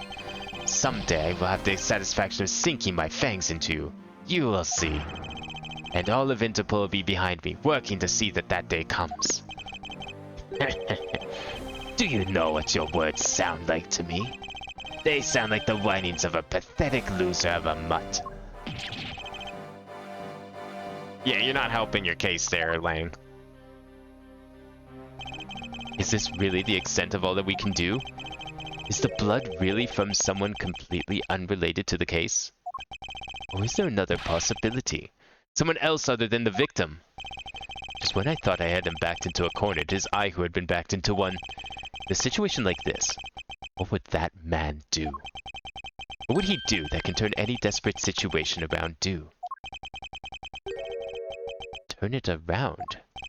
That's it. I must turn my way out of thinking around. It's not whose blood is this. It's whose blood could get onto the box like this. If you think about it that way, if the blood got onto the box when the body was being placed into the pushcart, then the owner of said blood must have been in the dressing room at the time. And there is only one person that could be. Well, I must praise you for trying so hard. It's because of you kids that I was removed from center stage, and will be forced to live out the rest of my life in the shadows, unfortunately. But it is not a total loss, as the underworld will allow me more freedom than you'll ever know. I like that he's just admitting to doing crimes. And bragging about crimes. Freedom, like what the raven feels as it flies through the dark night sky. You can't lay a finger on me. Not now. Not ever. The arm of the law is powerless before me.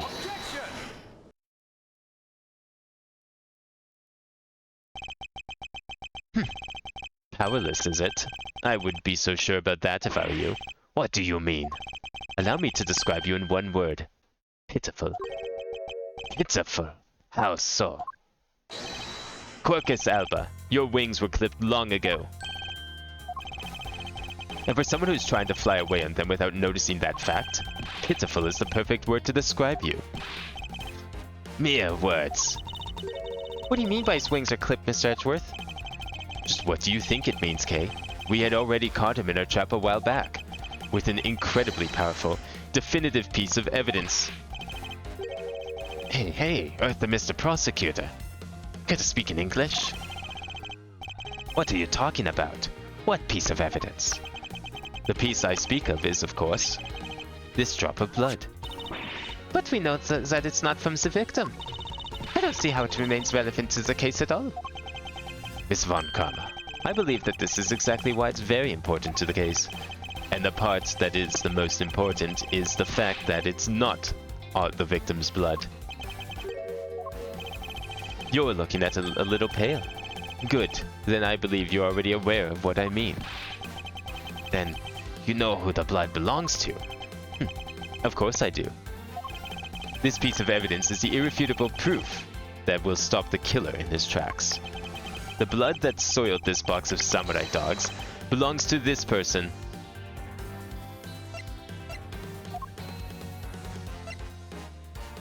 Take that! The blood of the red sun in this box belongs to you, Quercus Alba. Why is his blood on the box of samurai dogs? He's not even a victim. The blood fell onto the box when Mr. Kochin's body was being loaded into the pushcart. At that time, the only two people in the dressing room were the victim and his killer. So that's what you mean, if the blood doesn't belong to the victim. Since there is only one other person it could belong to. Yes, and that person is the murderer himself.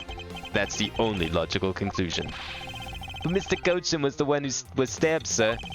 Why would Mr. Alba have been the one that was bleeding? What if during the murder, Mr. Kochin fought back? You mean, if before Mr. Alba could kill him, Mr. Kochin managed to wound Mr. Alba? Yes, and I believe we have a piece of evidence that proves that he was bleeding then. What's the piece of evidence that shows that Mr. Alba was probably bleeding at the time? Take that! Mr. Alba, you bear on your body a great wound. That was from when Damask II attacked me with a pair of scissors. Yeah, and that happened way after he was in the dressing room. Ah, but that is what really is that what really happened? You can manufacture a weapon by smearing blood on it, so I can't just accept that as fact. Should we try a test, Miss Alba, and see if the shape of your wound matches the scissors? You really are something else, Mr. Edgeworth. You don't let a single thing slip you by, no matter how insignificant the possibility. You're one to talk, Mr. Alba. You've managed to give the law a slip for 10 years as the smuggling ring's leader. No matter the danger, you can hide every last ounce of fear and anxiety from everyone. You truly are a one-of-a-kind criminal. I am the master of my fear. However, to think that a person such as you could miss such a large thing. You believe I've overlooked something? You said that my wound was caused by Mr. Kochin. And that it was caused here in one of the theater's dressing rooms, right? Yes, that is correct. I'd like to point out that it's simply not possible. My wound is a stab wound, and one that could only have come from a blade. I wonder where you would propose that such a weapon came from. Yeah, we were willing to do a test with the scissors. You wanna let us, like, test it? I mean, if it's not true, then you have nothing to fear, right? This theater was packed with security guards. It would have been impossible for anyone to come into this area with a weapon of any sort. Just as Mr. Alba was able to bring to the alabaster knife in the bouquet, there must have been some other way to sneak in a weapon of some sort.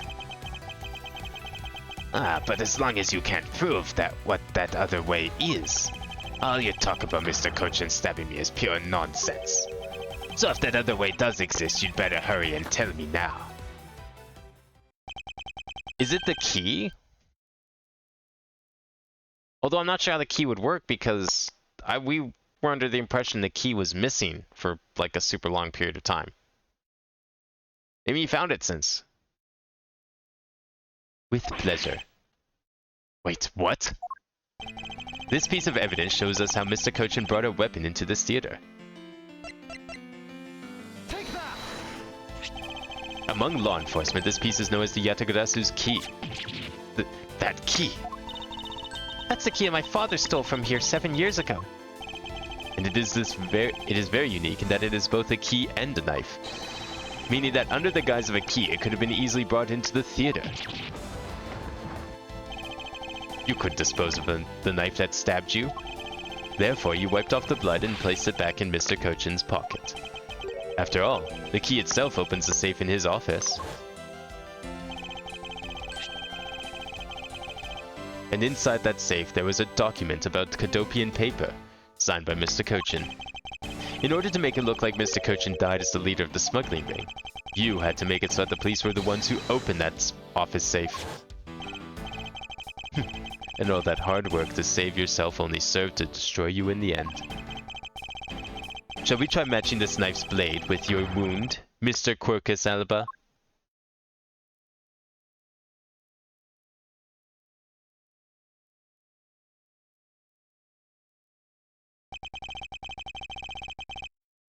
And that is what some may call the coup de grace. Impossible! You can't take me down. Swine! All of you! Especially Manny Cochin. This is all because of that man's betrayal. He sought to steal control of the smuggling ring from me by removing me as ambassador. Which is why he deserved to die, while bearing the guilt for all of my crimes for me. That's why I sent out the Yatakarasu's card, and how this incident was born. Manny, who was supposed to be the smuggling ring's leader, who was killed by the Yatakarasu.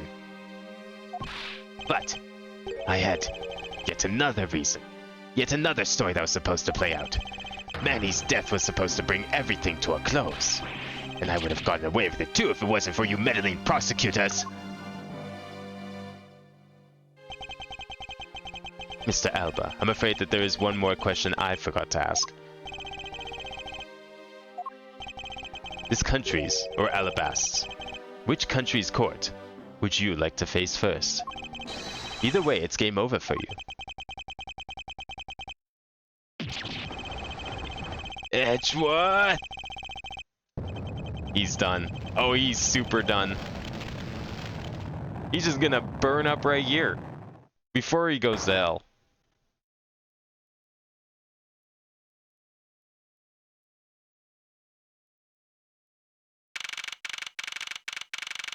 I think we finally did it. Yeah. This is it, the big day. It's Mr. Alba's trial today. And next week he's scheduled to stand trial in his own country of Alabast. Francisca's heading that one. I suspect she'll be serving a full course of whiplashes at it. Having to face Miss Von Gama in court right after facing you, sir. I don't even want to think about what that would be like.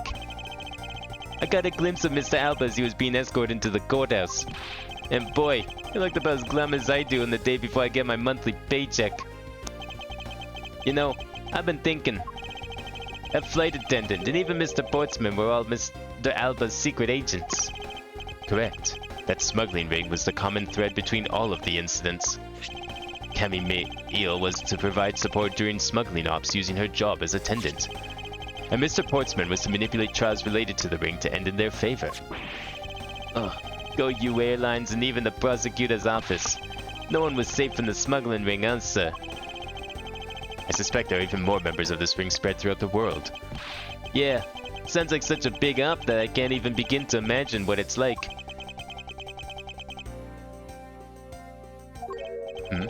What is it, detective? Nothing. It's just, well, come to think of it, Mr. Oinus Amano's trial is also scheduled for later today, sir. I'm aware of that. Mr. Amano has been working with the smuggling ring now for over 10 years. He used the Amano Group's various connections worldwide to assist the ring. But all of that has come to an end as his conglomerate is now undergoing harsh scrutiny. I owe Mr. Amano a debt of gratitude, but he must pay his debt to society. But with the arrest of both Mr. Alba and Mr. Amano, I guess that's about wraps up the KG8 incident as well, huh? I suppose so. The real killer in the KG8 incident 10 years ago was Manny Cochin. And 7 years ago, the killer in the second KG8 incident was Macrel. Those two facts are the unshakable truth. However, it seems that a lot of effort was put into hiding these and other truths from us. And I will expose it all at the trials today. You're solving cases left and right today, aren't you, sir? Says you and dead man. Perhaps now these two brave souls who tried to make the truth known can rest in peace. By the way, I received some gifts from Ambassador Pelleano. Are they more coupons? Shrimp, crab, beef? I don't need any of these, so I'm giving them to you. What? Seriously, sir? Wait, actually, I don't think I want them anymore. The way you're holding them. Don't tell me they're just coupons, sir. Detective Gumshoe, have you not read the paper recently? Ever since the two countries became Cadopia again, its economy has changed. Really? And it seems Ambassador Pelleano has reaped a few benefits of his own from it. He has been announced as the official ambassador of the newly reunified Cadopia.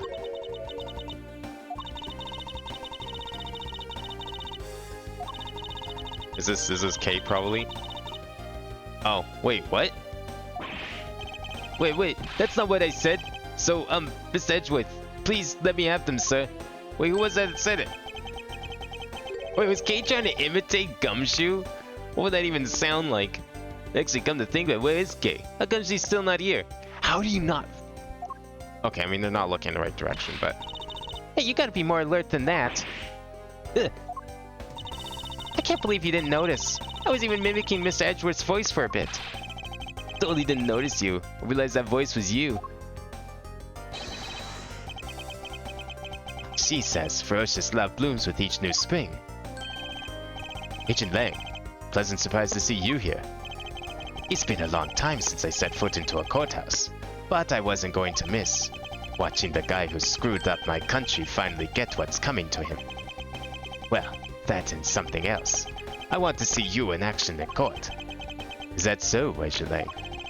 We flushed all of the counterfeit bills, so Zhangfa is finally at peace again. And it's all thanks to you. So I just want to say, thanks. I never thought I'd see the old Wolfie says thanks to Mr. Edgeworth. I should be the one thanking you, Agent Lang. If you hadn't negated Mr. Alba's extraterritorial rights, I would not have been able to bring him to trial. I believe the victory belongs to the both of us in this case. Shared victory, huh? Look, don't get me wrong. I'll still never forgive you for prosecutors. And I have zero interest in that truth thing you talk about in court. I've always done things my own way, and that's not about to change. You got that? I see.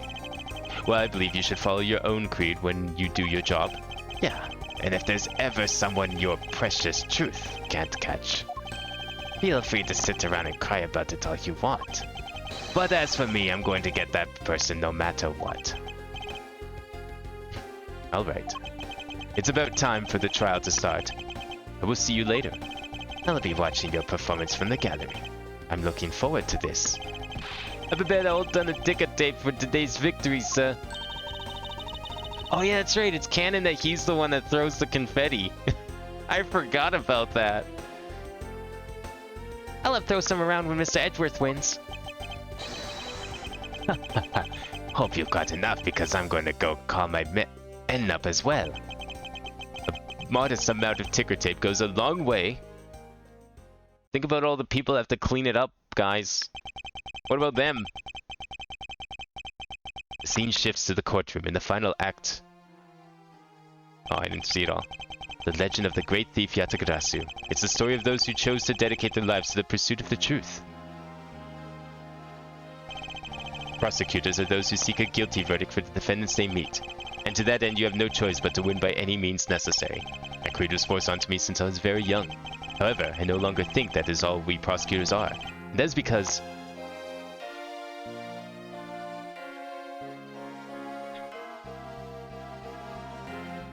Do we get to see who the defendant is? Even though I've only been away from the courtroom for a short time, I feel as though it's been a lifetime since I've set foot in one. And today, more than any other day, I feel the fight within me rising. Just a little practice, you know? Holy shit, that was one hell of a finale. Back and forth, constantly.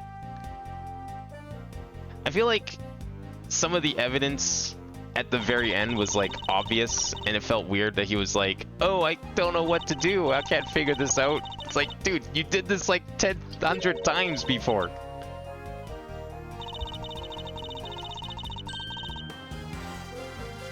But it's fine.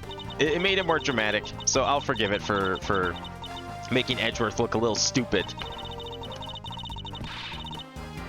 Looking forward to the second game, though. I heard that the second game is even better than the first. So I guess we'll be starting that probably next week, most likely. Probably got ourselves another couple of months of investigations to go through before we get to move on to the second trilogy. But I'm looking forward to it, because this game was great. I love the gameplay style of it. I would love to still see this. If they could implement this exploration stuff into like a normal Phoenix Wright game in the future, that would be pretty sick. That'd be a really cool evolution of the series.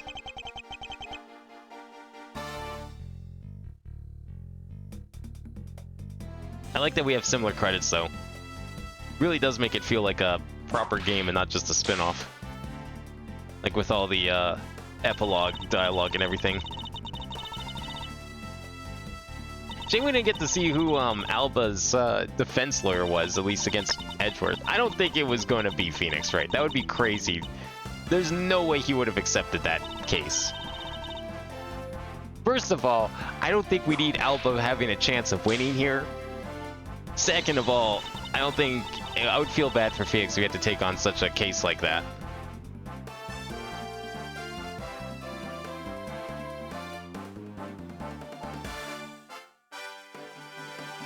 Maybe we'll get to see Phoenix Wright or in this somewhere.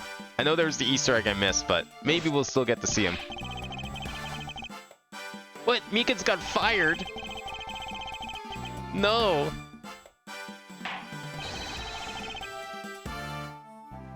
Oh, he lost his police badge. Well, that would do it.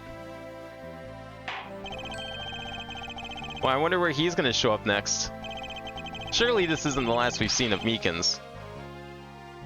With Ruffles, man? Is that supposed to be the judge? Ruffles, man. Think he comes in all dressed?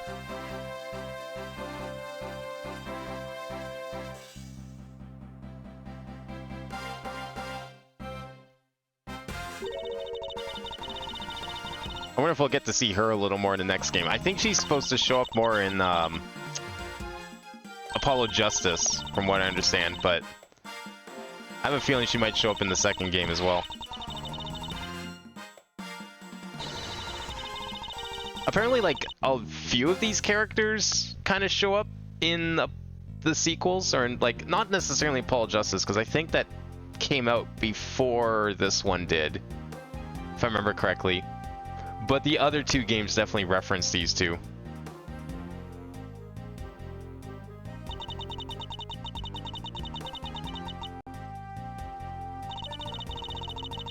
I forgot about, like, fucking ring pop lady over here.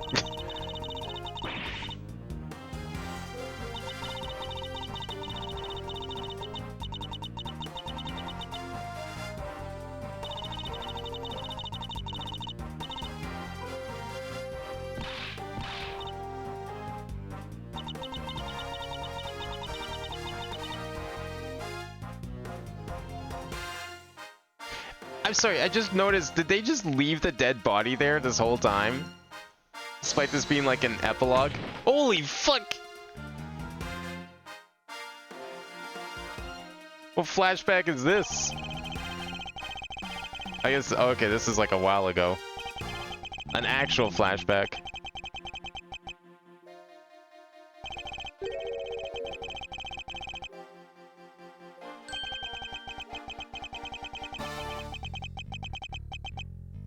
I would love to see the judge as a lawyer. That'd be funny. I still want to see the judge take the stand. That would be crazy to see. Maybe it could happen.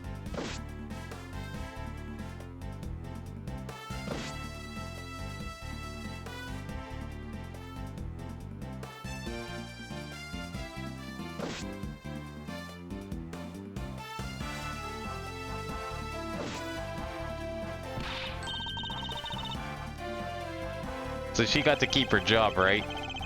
She didn't get fired for something, right? Oh, never mind.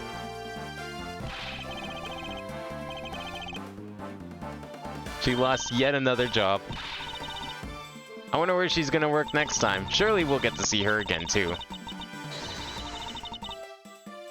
I love the idea that somehow Larry had a more stable security job than her.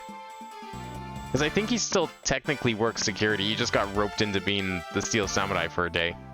For some reason, I can't remember why exactly.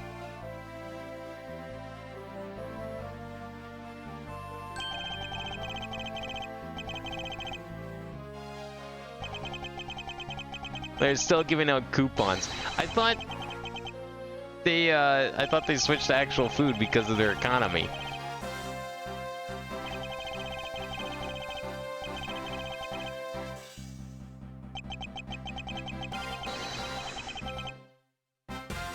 Coming up with all sorts of weird attractions here.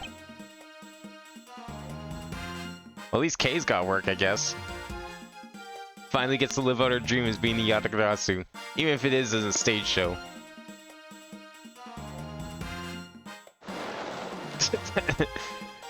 Fucking Larry swimming in the pool.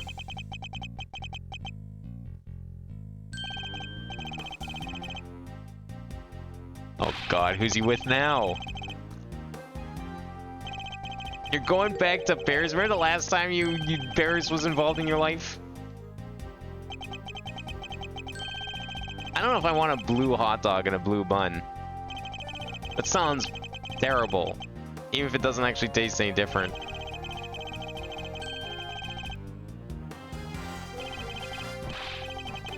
Yeah, what happened to the guy in the blue suit? I mean, it's only been a couple of weeks technically, or like, what was it, a month or something? Since the last game, Trials and Tribulations. I'm sure we'll see him again soon.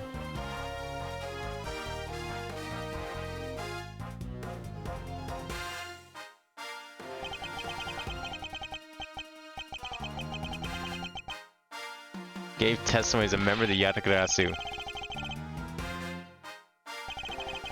So is he gonna get arrested for it?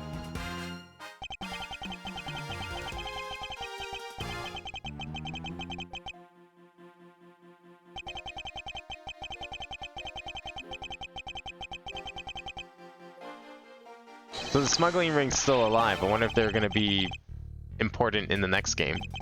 Or if we're just gonna go on to someone else now.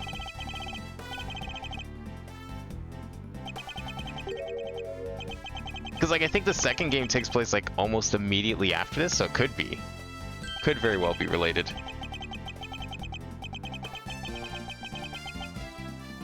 Retiring your mirror just so you don't see yourself? Smart idea, really.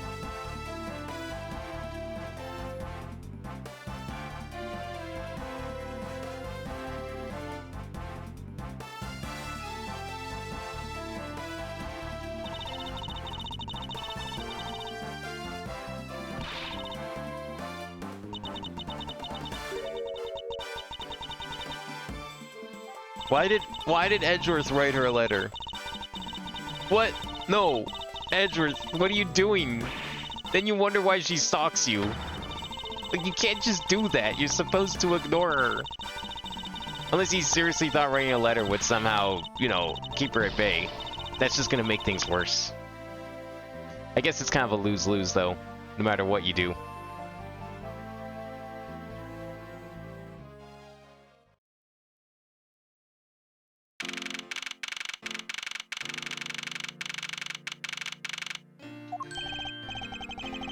Oh, I feel so much better now that the trial's over.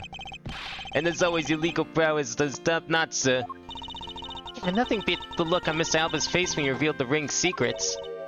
I was amazed. You're like a totally different person when you step into a courtroom. Mr. Edgeworth is always 10 times fiercer in court.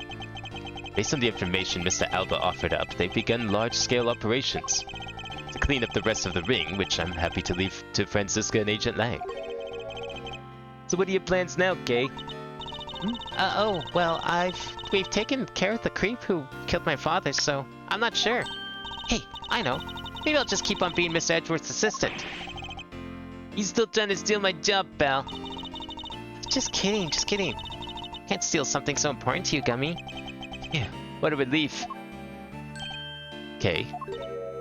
Yes? Even after all that's happened, are you still planning to become a great thief? Of course.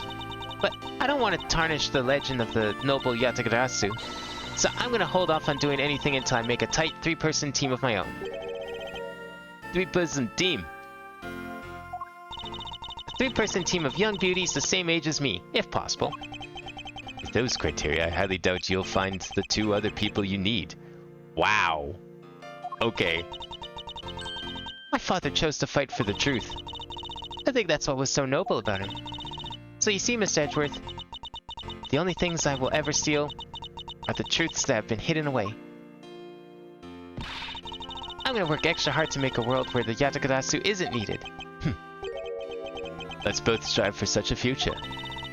Well, I guess it's time for me to get going. I see.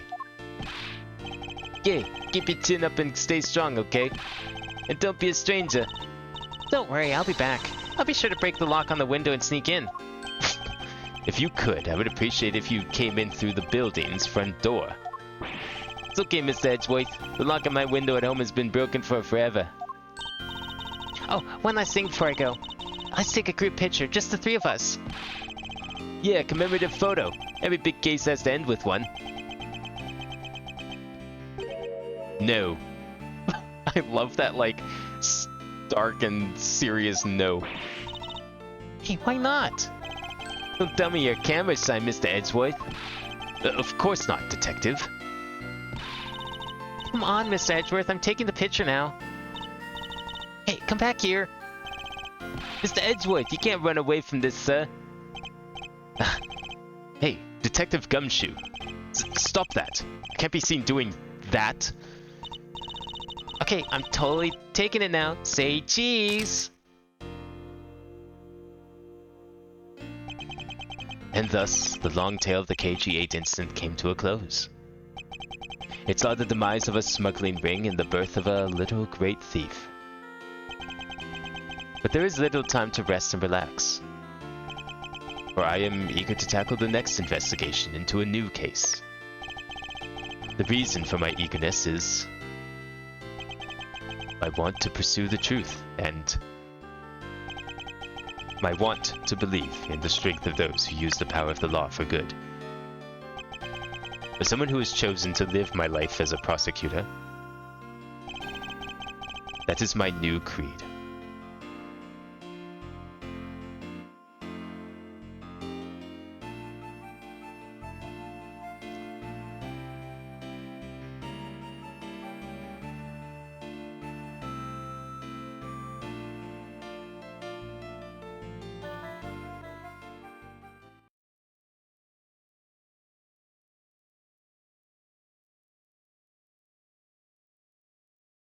I think that's it.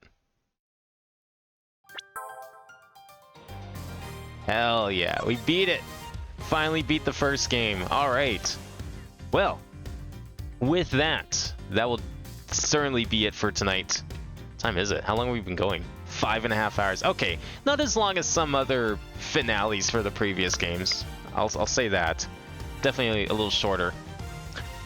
Still, somehow still ended up being longer than I thought, which I really should stop underestimating how long these things actually end up being.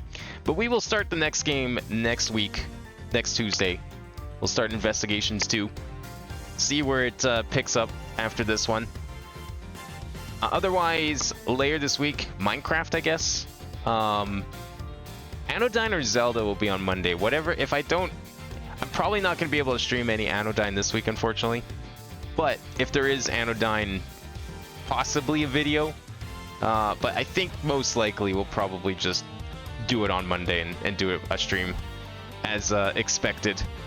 So that'll probably continue Monday. But Minecraft's still this week. We'll have more investigations next week. Should have the Flash games that I didn't stream today next Wednesday as well. So we'll see, unless something crazy happens and something else of mine breaks. Hopefully not. Everything should hopefully go back to normal next week. But in the meantime, thank you all for watching. Have a good night, and I will see you next time.